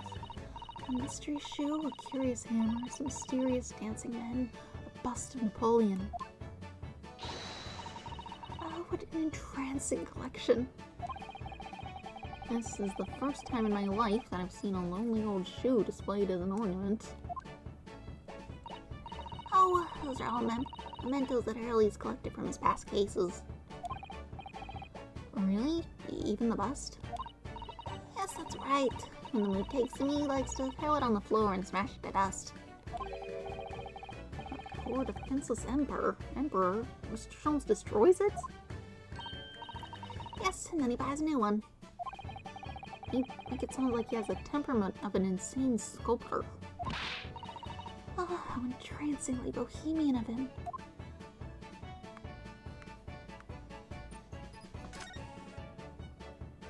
A lot to this room. That's a charming little white shelf, and full of charming little bottles too. Oh, yes, but don't touch any of those. They might explode. Explode? Are they exotic chemicals? Do you use them for exciting experiments? Yes, indeed. And as Harley always says, chemistry is an explosive science. Sorry? I agree. A single discovery can trigger an explosion of innovation all around the world. Or perhaps he just meant it literally. Either way, mental note, do not touch any bottle that belongs to Iris. Table. What a beautiful English tea set. And it's so neatly arranged. It's a favorite pastime of mine.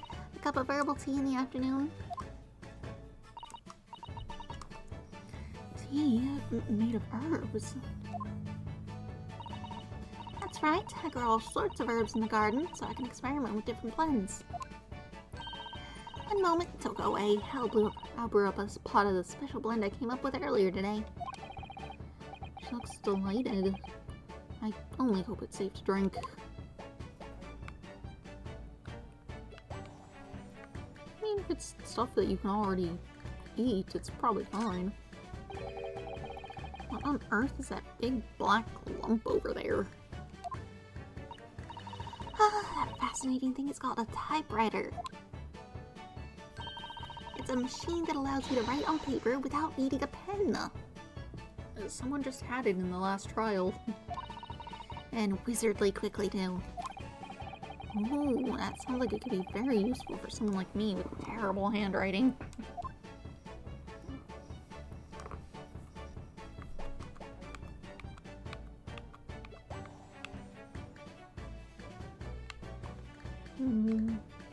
Anything else over here? It looks like that huge metal chest is being used as a table for tea and coffee. It seems very sturdy, with an equally sturdy lock.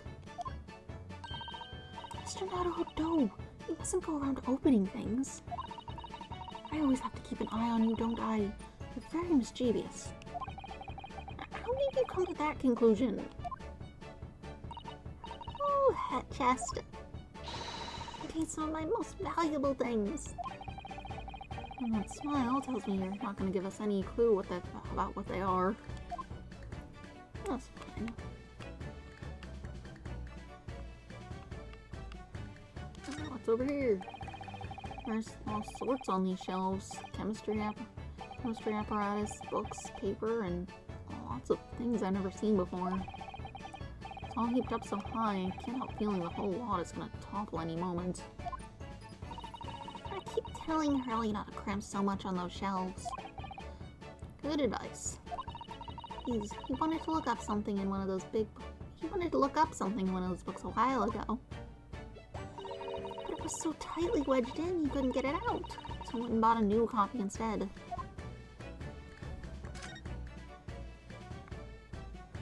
Got a violin. I've seen pictures of Western musical instruments like this. It's called a violin, isn't it? Of course it is! Mr. Sholmes is renowned for his violin playing. Oh, really? Absolutely. It's often explained in the stories. It's inspirational, Mr. Naruhodo. Inspirational! I immediately started playing the koto, which was the closest Japanese stringed instrument I could find. Oh, shame you couldn't bring it with you to London. Oh, yes. Well, Papa was beaming when I asked him if he would buy me one. But after a while, he asked if I would only practice when he was out of the house. So, now it's merely an ornament in my room. That must have been an awkward conversation.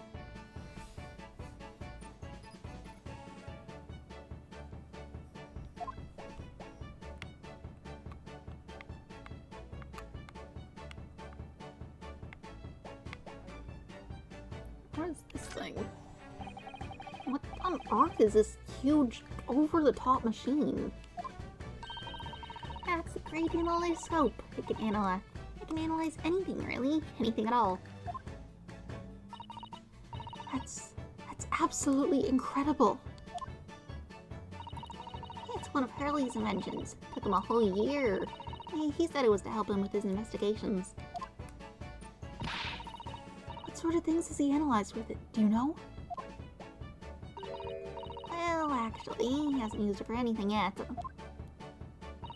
Oh. Why not? Apparently, on the evening he finally completed it, it suddenly occurred to him. I don't actually have anything I need to analyze. Oh dear. Not you, Reno? Do you have anything you'd like to analyze? The only thing that springs to mind is this machine itself. I believe that's everything there is to look at. Although, now that I think about it, I didn't look at this map. Suppose there's not much to see.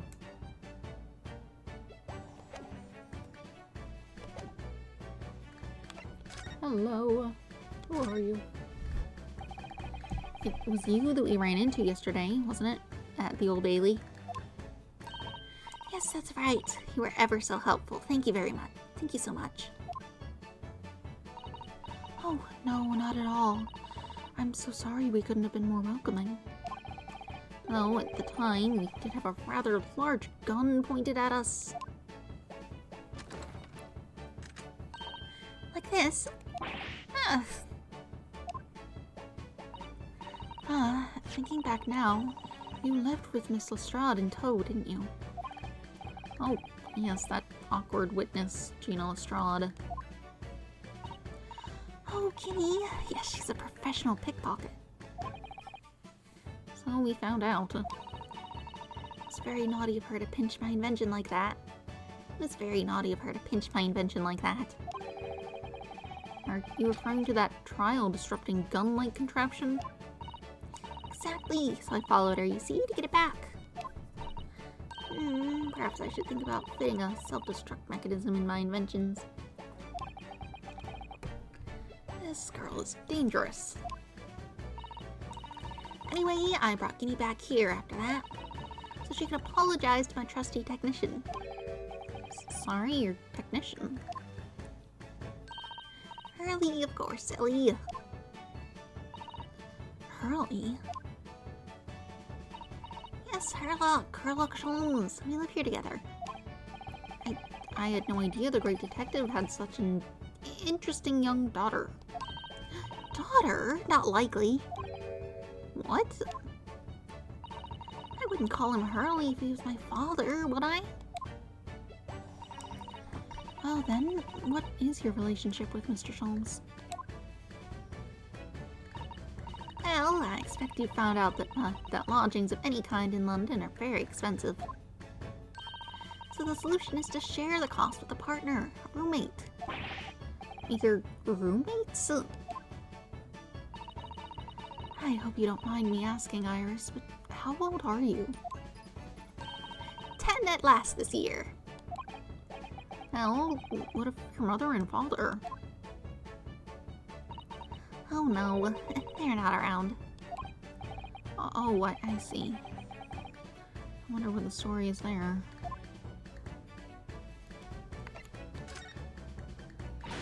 Oh, yes, there is something I must ask you.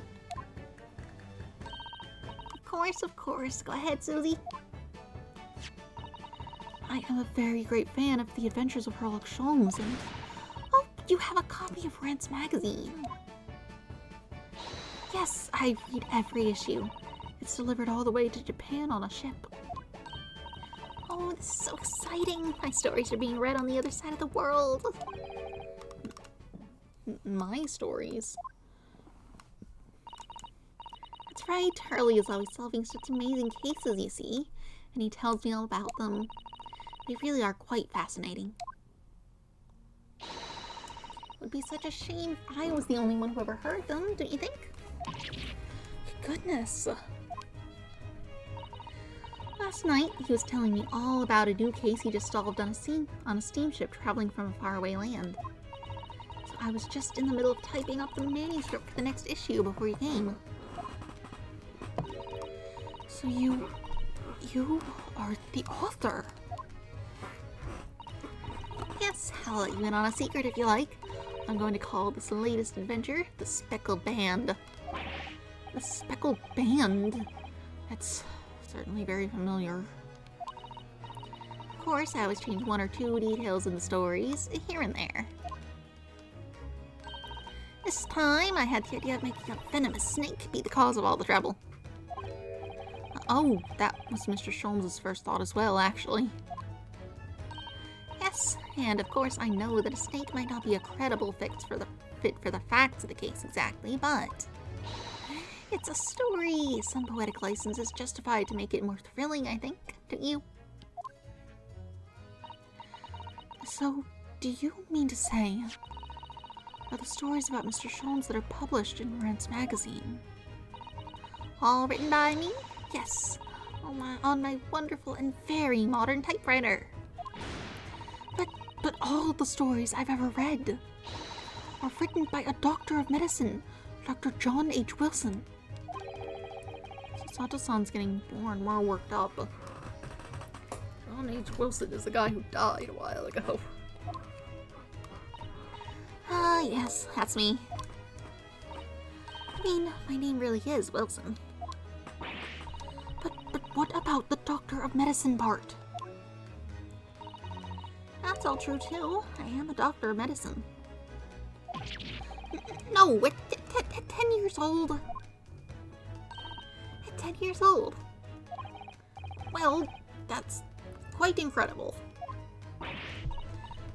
But Dr. Wilson is an English gentleman. Yes. I did alter the setting slightly for the stories to be more compelling. Oh. Well, it sounds a little strange, doesn't it? A great detective with a 10-year-old girl in tow.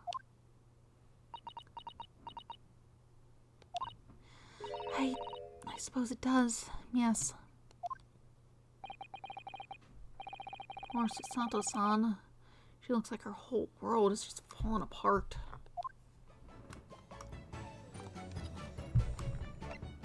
Alright. About before. Yes, what's on your mind, Reno? Do tell me. How did you know that I was a lawyer and we just arrived in London? I mean...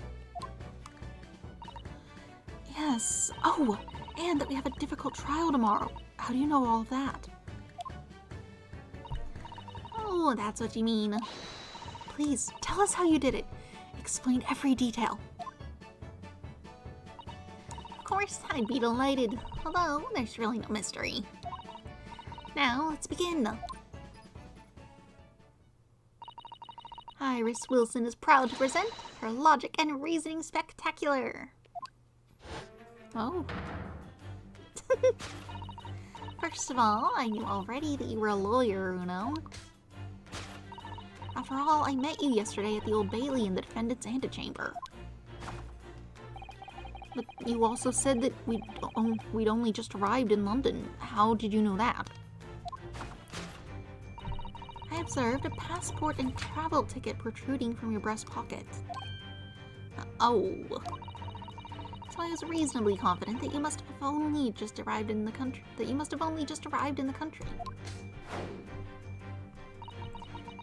And this on top of that, you accepted a case against that particular prosecutor, telling me you were unaware of London's court affairs. Reaper of the Bailey. I walked right into that one, didn't I? You got a stamp on your hand. And I noticed a red ink stamp on the back of Susie's hand. You were given that when you visited the local prison to meet with a suspect, weren't you? Earlier today. You use those stamps to keep a close eye on comings and goings, you see. I didn't realize. And a red stamp is only used for people visiting foreign inmates. So, that told me that, even though you had only yesterday concluded the trial of Magnus McGilded, the two of you already had cause to visit a foreign inmate at a local prison. However, neither of you was wearing a particularly sad expression on your face, so I concluded that the prisoner was unlikely to be a friend or a relative. That led me to believe that you must have accepted a new case. I see. But how could you have known the trial is tomorrow? Well, having barely been home a few hours yesterday, Hurley solved yet another case. It obviously amused him. He told me that he'd caught a Japanese man who was bawling and trembling. A Japanese man? Oh, clearly that must have been... Mr. Natsume. Now, Bruno has that fancy Japanese sword. And I think your outfit is called a kimono, isn't it, Susie? Well, anyway, it was clear to me that you both come from Japan yourselves. So I put two and two together and decided you must be defending the Japanese man that Hurley caught. And there was only one conclusion those facts could lead me to. You both came here to ask Hurley about the case.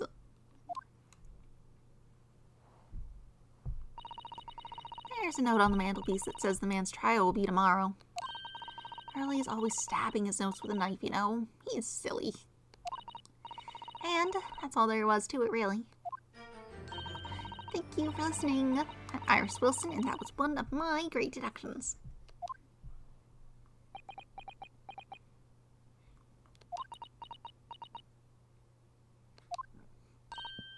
Well, was it a winner? Were my deductions correct? They were spot on. That was amazing, Iris. Truly a great deduction. You even managed to discern something of Mr. Sholmes's delivery. Oh, well, I was just copying Curly's style for that. This is really very good news. You could tell us all about the case involving the Japanese man. You will, won't you, Iris? Please.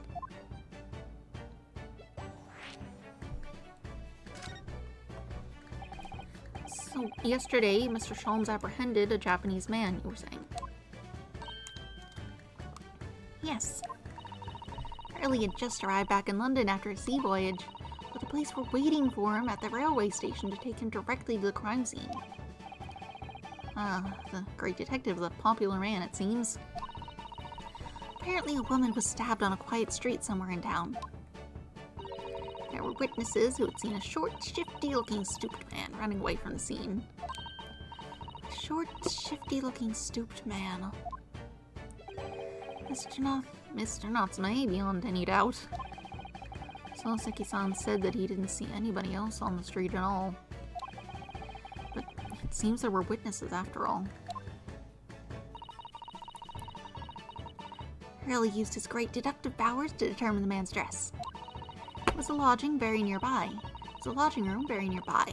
He went directly there with the police, and what did they find? A short, shifty-looking stooped man shivering in fear. Ugh, Mr. Sholmes' great deduction certainly hit the mark that time. Of course it did! He's a great detective! Still, that means the incident occurred only 2 days ago. Surely tomorrow is too soon for the trial, isn't it? Definitely. We have no time to investigate properly. Hurley says that London is rife with crime. Oh. Scotland Yard is doing its best, but they can't stay on top of it, apparently. Oh dear, I hadn't realized the situation was so dire.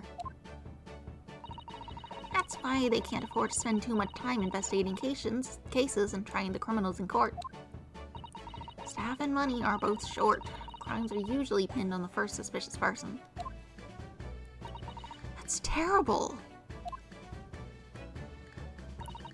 I suppose it's the harsh reality of the workings of the world's greatest justice system. Doesn't sound so great if that's how it's working. I suppose it is, but in that case, I don't hold out much hope for Soseki-san.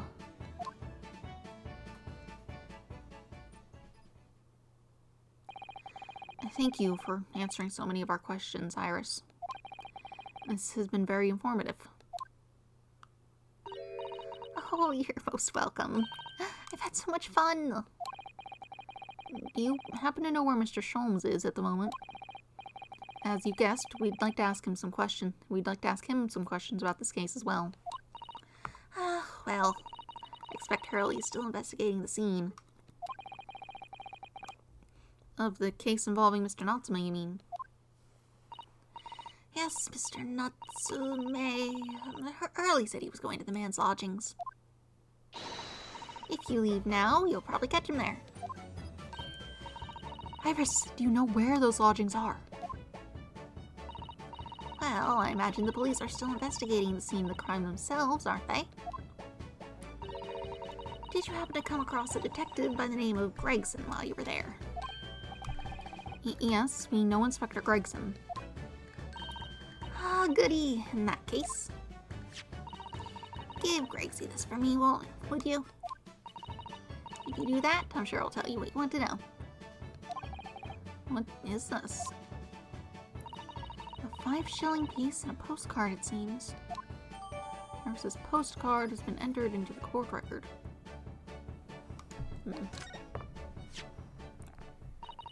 It reads, "Tell the gentleman in black whatever he wants to know. I trust that won't be a problem." Gosh, this will make the inspector help us, will it? Well, thank you, Iris. We'll give it a try.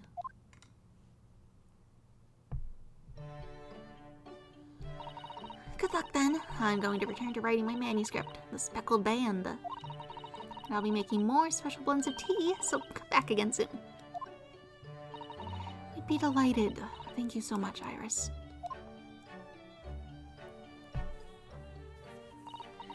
Well, Mr. Naruhodo, it's back to the scene of the crime.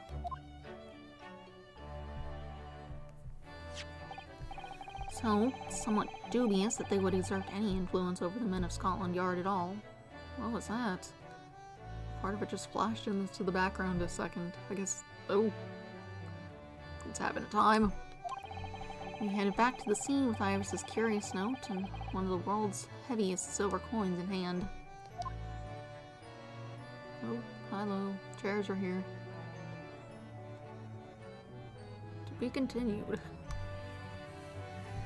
But not today, it's a bit late now.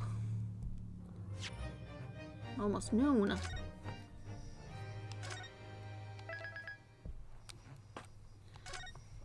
Therefore, it's time to stop. Oops. There it is. Anyway, yeah, so I'll stop here for the day. And then Wednesday, I'll be back with more Ni no Kuni, the DS one I've been playing on this bit. Yes, Wednesday will be more Ni no Kuni, and then Friday we'll get back to Ace Attorney. 7 a.m. as usual. But this is where we're stopping here because it's gotten a bit late. And I need to get some breakfast. That's all though. Have a nice day. Goodbye.